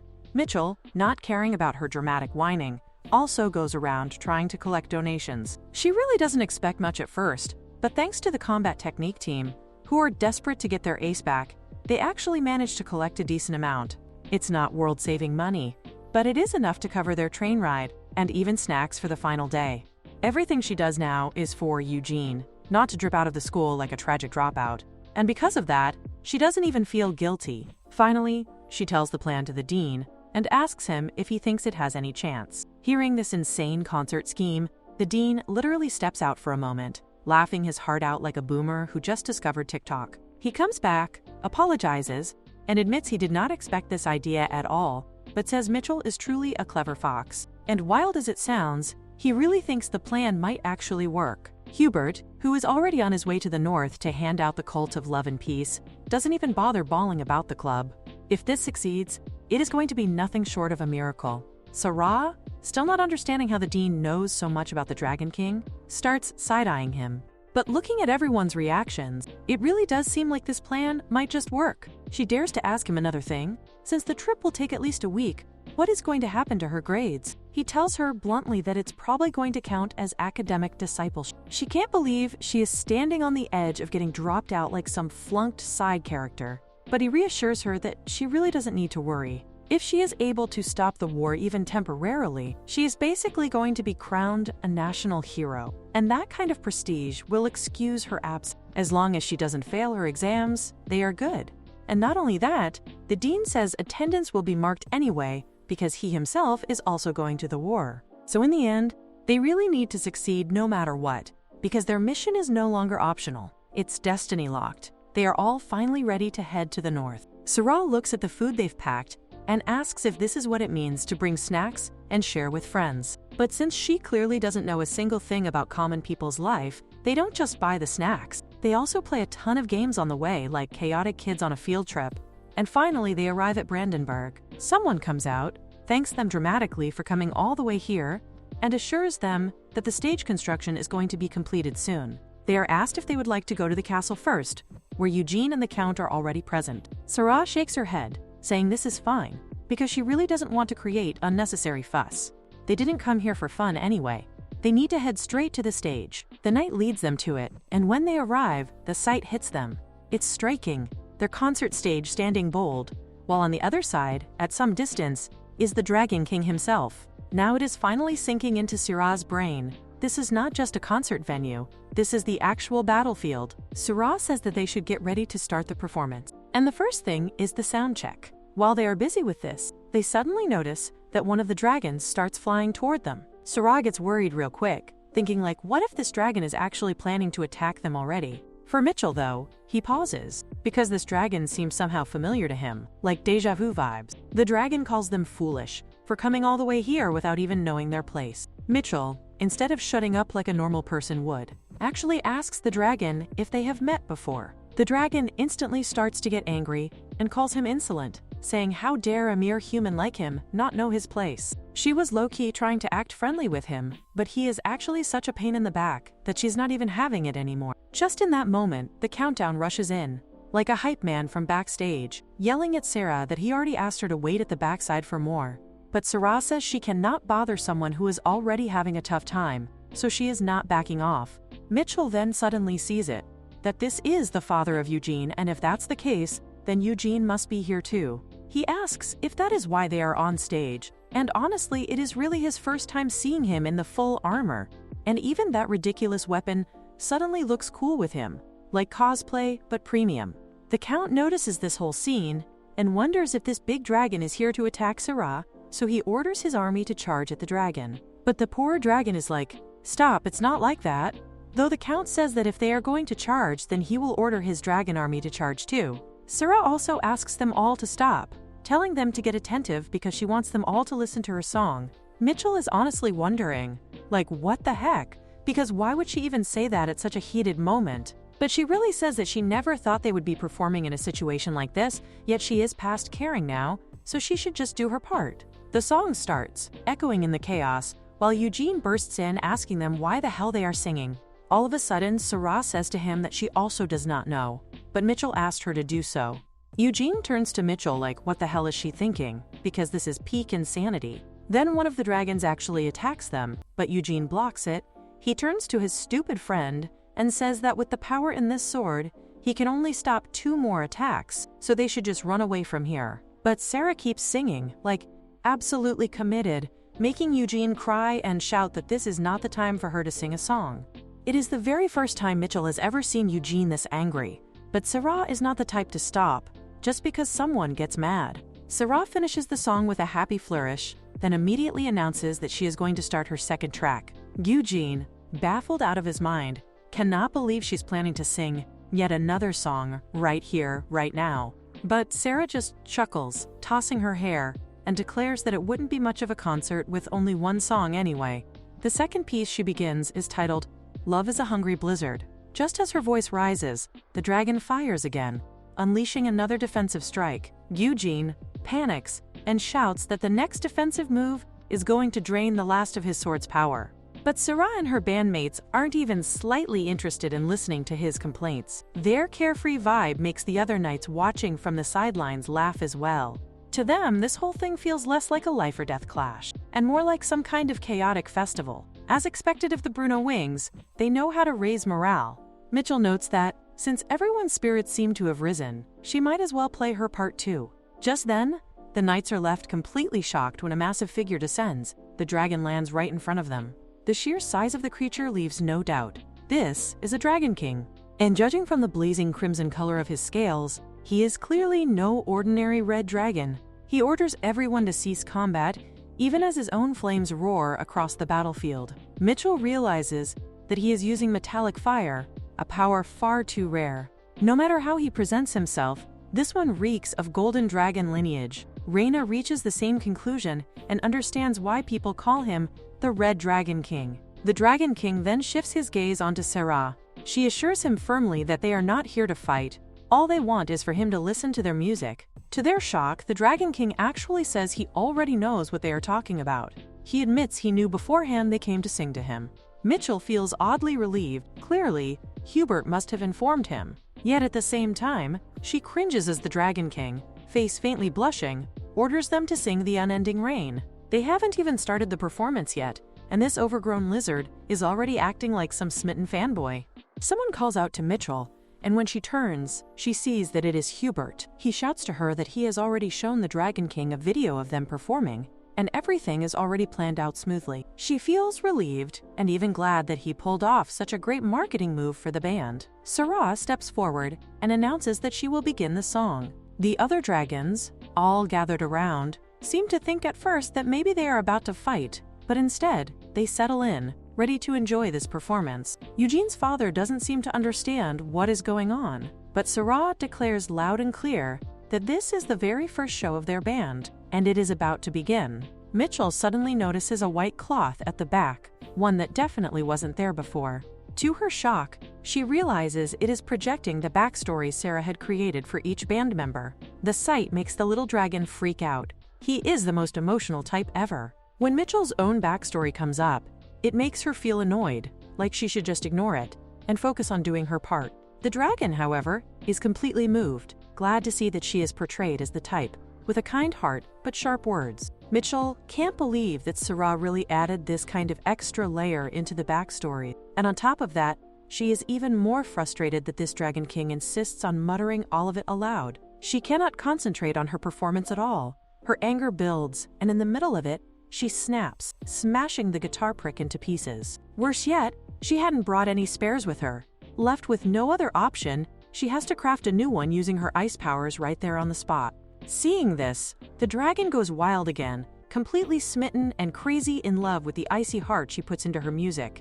And with that, the performance finally comes to an end. It is a success, drawing massive attention. The Grand Duchess and Sarah step forward, and Sarah directly asks the Dragon King if he liked their performance. He nods, saying yes, and Sarah, filled with motivation and fire, points out that if he is satisfied only with this much, then he is totally wrong. Because their bassist, Eugene, and their keyboardist, Cyan, were not even part of this performance, for him to feel satisfied with an incomplete song is utterly ridiculous.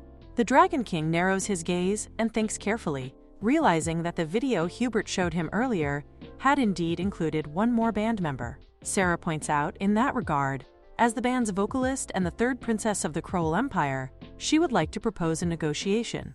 And that negotiation is none other than the return of their bassist, Eugene Brandenburg. This statement makes Eugene feel genuinely moved, as if his heart just got hit with a critical strike. The Dragon King, hearing that they are actually talking about negotiations, shifts into his human form. He declares that if this is the case, then perhaps he might listen to it, but only at Brandenburg's castle. Now, sitting across the table from the Dragon King in that very castle, the air feels tight with tension. The Dragon King questions with cold sharpness what kind of deal is being proposed by a lowly human.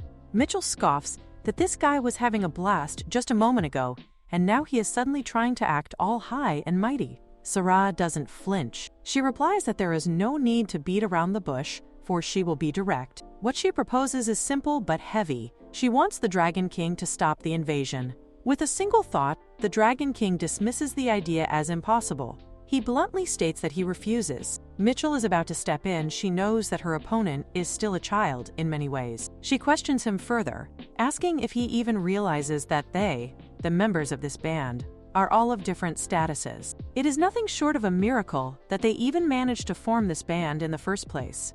The only time they can perform together like this, she points out, is probably while they are enrolled at the academy. After that, it will be nearly impossible for them to gather for band activities again. She adds that the time they have for their band is limited. So until they graduate, one could say they are living with a 3-year deadline. Acting dramatic, Mitchell even starts tearing up, lamenting that 3 years from now, forget the band, they might never even see each other again. The Dragon King, caught off guard, becomes flustered, wondering what the heck she is even telling him. He snaps that what happens to their band has absolutely nothing to do with him. But then, the aide steps forward, placing a document before his lord. He calmly mentions that the contents of this document were actually planned by Her Highness the Princess herself. It is still top secret, but once all the members are together, they plan to establish a company and distribute records to the market. Hearing this, the Dragon King's attention finally gets hooked. It dawns on him why they are trying to negotiate with such things. He growls in frustration, ordering them to stop these tricks on him. But the aide is not done yet. The aide continues, explaining that they also plan on publishing a book that will detail the members' backstories, and alongside it, they will be releasing merchandise as well. Mitchell, watching closely, notices just how sharp this aide is. Unlike the naive princess, his way with words is absolutely no joke. She guesses that you really need this kind of skill to survive in the Imperial Palace. But Sarah is not about to back down either. She plans to add a little more fuel to the fire. She asks the Dragon King to think carefully, because for a long-lived being like him, 3 years is nothing more than the blink of an eye. He could literally just wait it out like taking a nap, and in exchange, he can have all of that. She then shouts with fiery passion, demanding to know if he is really going to let the band break up just like this. The Dragon King, taken aback, wonders why it suddenly feels like this whole mess is his fault. At that moment, Reina notices Eugene is here too. She points it out, saying that he came at the perfect time, and she thinks the Dragon King is just about to give in. But Eugene himself is absolutely baffled by everything they have done, from putting on a concert in the middle of a battlefield out of nowhere, to now suddenly trying to push for a truce negotiation. It's all way too much for him to process. He is absolutely certain there's no way that kind of deal is even remotely possible, yet the Dragon King puts it down like, well, if they're gonna ask that desperately, then maybe he can wait a bit. Still, he knows that just accepting human negotiation too easily would definitely hurt his dignity. Mitchell picks up on it immediately, thinking to herself that, she guesses the Dragon King has those sorts of status concerns too, the kind of pride game that always needs to be maintained. As she is lost in wonder about how to solve this new tangle, Hubert suddenly pops up with casual flair, dropping it like it's nothing.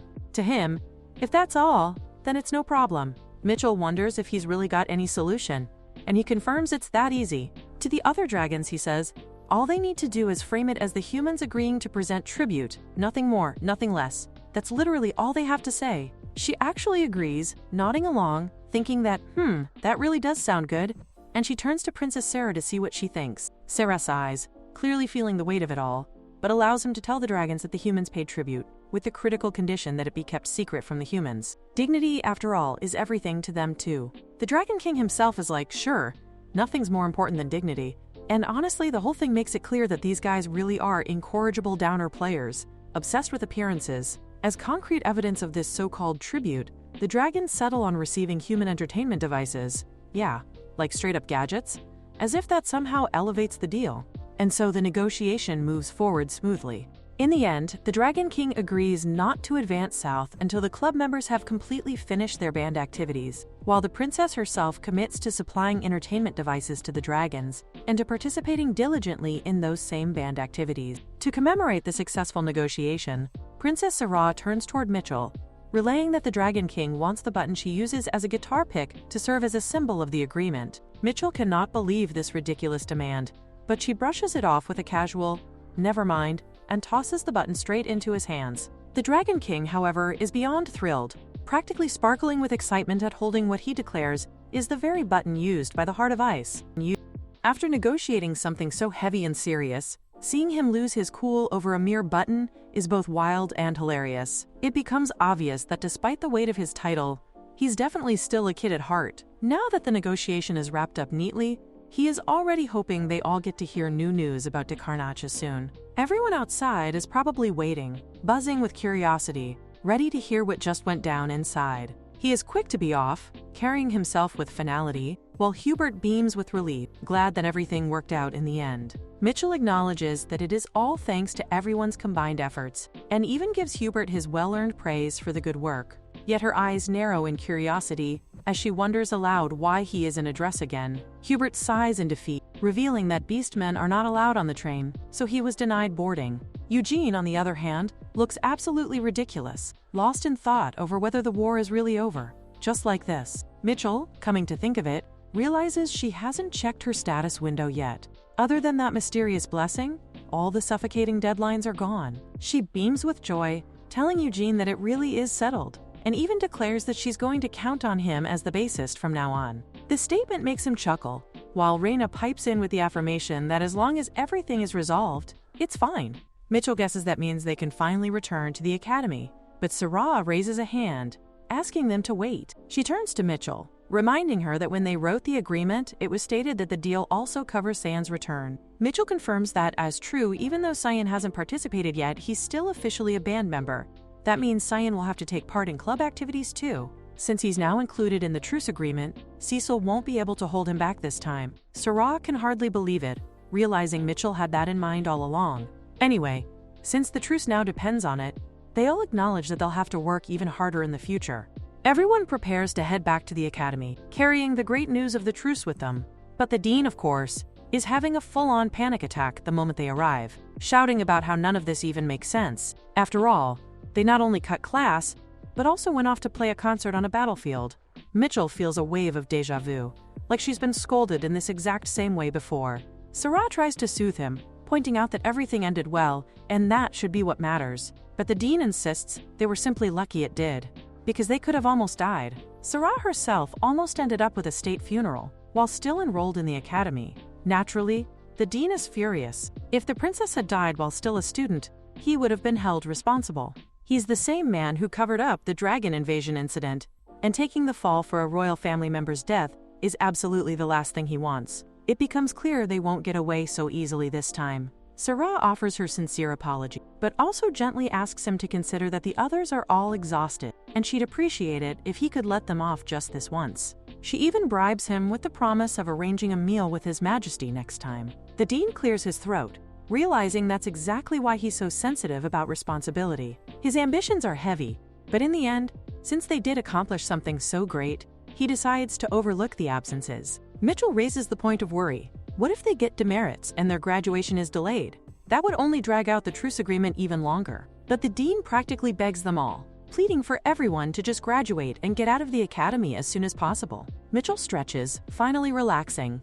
Now that all the deadlines have been cleared away, Sarah says she'll go to the palace to discuss Cyan's situation, so Mitchell figures all she has to do now is rest and wait. She plans to take a break at the dorm first when someone calls out to her. It's Eugene. He's here to thank her, because she took the initiative for his sake and even asked about stopping the war way back at the start of the semester. He knows she worried about his family issue. He assures her that he'll definitely repay this favor, but Mitchell shakes her head, telling him it's not necessary. She didn't do it for him, she just acted for herself. Eugene freezes, stunned, thinking that she really is the heart of ice kindness hidden beneath all that harshness. And on top of that, she's an outcast wounded by the world. He laughs, saying that if she ever needs help, she should let him know. As long as it's within Brandenburg's power, he will be there. Mitchell sighs, but accepts, telling him she'll gladly take him up on that offer. The very next day, Mitchell ponders to herself that Sarah and the Warbler must be back from the palace by now. As she muses, she notices Cyan. She's sure Sarah must have handled his case well. She calls out to him, relieved that he finally came to the club building. Cyan looks at her incredulously, asking what in the world she even did, because she somehow managed to void Cecil's ruling entirely. Mitchell only smiles, reminding him of what he once said before, that compared to him, she was nothing special. She asks him, playful and teasing, if he thinks she's special now. Seeing her radiant, happy face, Cyan finds himself completely flag-blasted, unable to respond. He gets all embarrassed and tries to brush it off, swearing that still, she has not done anything special. He shouts at her that he is not embarrassed at all, and tells her not to follow him. But she points out calmly that their destination is the same. They have no choice but to go together. The other members see the two of them coming back side by side, and it honestly looks a little too nice, like the vibes are way suspicious. Cyan immediately calls them out, saying he already knew they weren't sane at all. But what on earth did they actually do to come back with a ceasefire agreement with the Dragon Tribe? Sarah tells him not to celebrate too early. Cecil still hasn't given a definitive answer yet. Cyan, fired up again, shouts that no one ever said he was happy anyway. Mitchell steps in, asking Sarah what she even means by this, and whether Cyan's punishment was already over, right? Sarah points out that His Majesty did take her side because of her achievements, but unless an official document arrives from Cecil, there's no telling how that woman will react. But she quickly adds that they can't just wait like this forever, so her little bird has already devised a way to shake Cecil down. That plan is a setting book for Reincarnates, complete with new settings added. From now on, she declares, she will be telegraphing this to the Dragon King. Cyan questions her in disbelief, asking if this is really some kind of setting book. But the moment he starts reading it, his face flushes red with shock and rage. He lashes out, shouting about this ridiculous content. What the heck is the Heart of Void supposed to be? So Cyan finally gets a setting attached to him too. Mitchell sneaks a peek to see what it says, and reads about the Heart of Void. Cyan, who was once powerless, loses his memory in an unexpected accident, but in exchange, he gains terrifying nullification abilities. However, he also forgets a very important fact. That is, the Heart of Void and the Heart of Ice actually had mutual feelings for each other. Even after the Heart of Void loses his memory, the Heart of Ice still likes the Heart of Void alone and shows kindness without him even realizing it, or something like that. Sarah thinks about it and admits that, doesn't this seem just a bit similar to real-life events? She worries that at this rate, if things keep going down this road, she might even end up revealing that she is Mitchell Nephthys. Then Sarah tells the others that she got a message from the Dragon King. He is asking them to wait just 30 minutes. Eugene is immediately suspicious, pointing out that, wait a second, They literally just sent the setting via telegram, so what could the Dragon King possibly be asking them to wait for? And before even 30 minutes had passed, that incident happened. Mitchell notices her system flicker, a new notification flashing in front of her eyes. The development has shifted slightly, awarding her 10,000 experience points. What on earth could have triggered this sudden change? She wonders, scanning her surrounding. Then the glass beside her shatters into fragments, scattering across the floor in a rush of sound. The barrier of the Crown Princess has been torn apart, leaving the entire academy exposed. And the one responsible, she sees clearly. It is none other than the Dragon King himself, peeking through the window as if crashing a private stream. Breaking through the barrier with effortless force, he steps inside. But why would he do such a thing? In his hand, he clutches his usual stack of merch, practically bawling, insisting that Cyan must have his Mitchell. The image is both ridiculous and terrifying. The Dragon King, clutching a cheering stick, descending upon the Academy 3 years earlier than in the original storyline.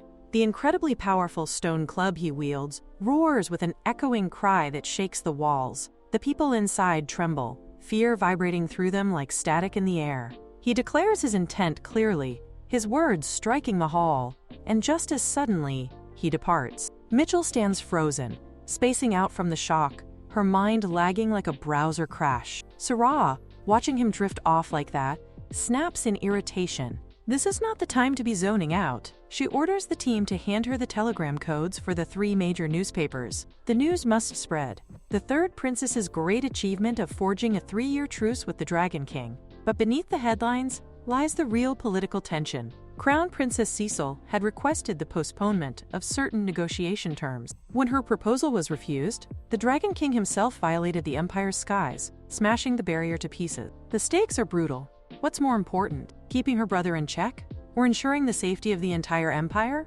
The Crown Princess now stands at the razor edge of decision. Sarah, without hesitation, fires off the telegram. With that, the media tilts in her favor. At the earliest, extras will hit the streets within the hour. By then, Cecil won't be able to balance the Empire's safety and Cyan's presence on the same scale. The situation is set in motion.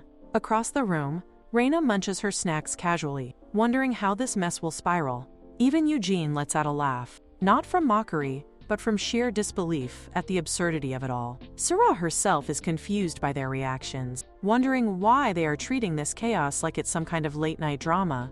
But the reality is harsher than it appears. The media of this world isn't just some single-verse chorus singing to one tune. As long as telegram machines are powered by magic stones, it isn't impossible for someone to trace the source of any transmission.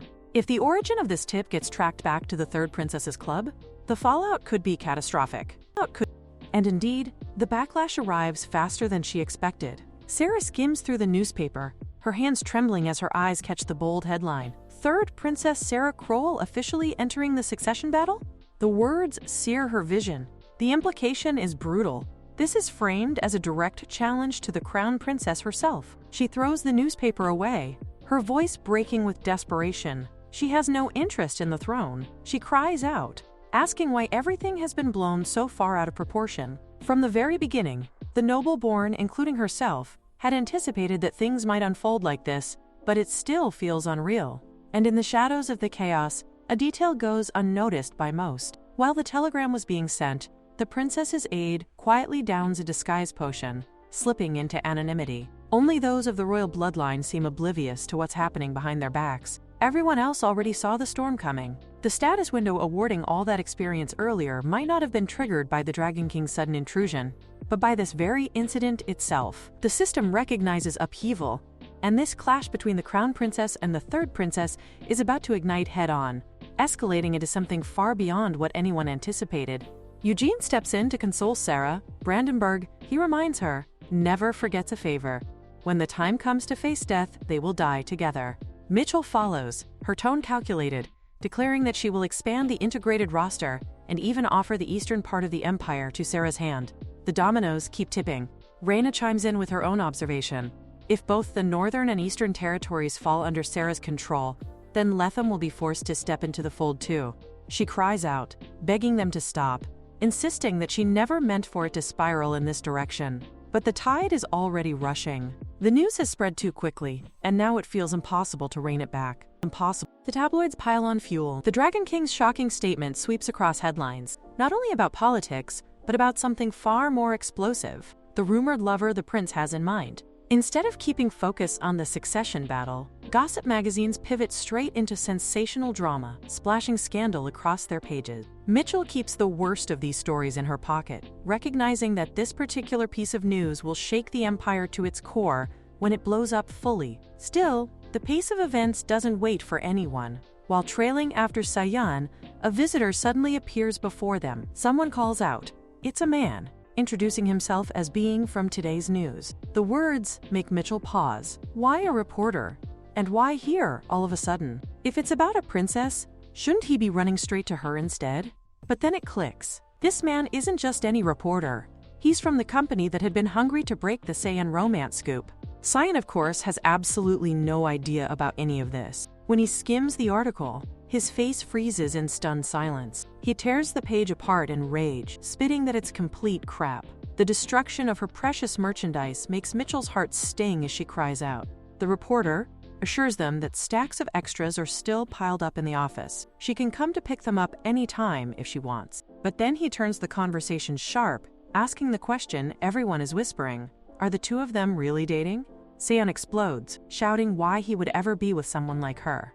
Mitchell, realizing the damage rumors can do and determined to stop them before they spiral further, steels herself. To avoid being dragged into endless gossip, she decides to sever the misunderstanding clearly, once and for all. Her words are firm as she declares it. Cyan and she are not dating, and there will never be such a thing in the future. The reporter throws out the question about the Dragon King, but she quickly clears it up, explaining that it is nothing more than content from the setting book for the band Reincarnates. That book will be released to the public later, so he can just check it then. Still, he pushes further, demanding to know what exactly is the relationship between the two of them. If she had to put it into words, they are at a point where they just know each other's faces and names. The reporter refuses to let go, pressing her more, and she internally notes that this guy is ridiculously persistent. She decides it is better to cut this off once and for all. She makes it clear that she doesn't know what he is expecting, but Saiyan and she have no relationship whatsoever.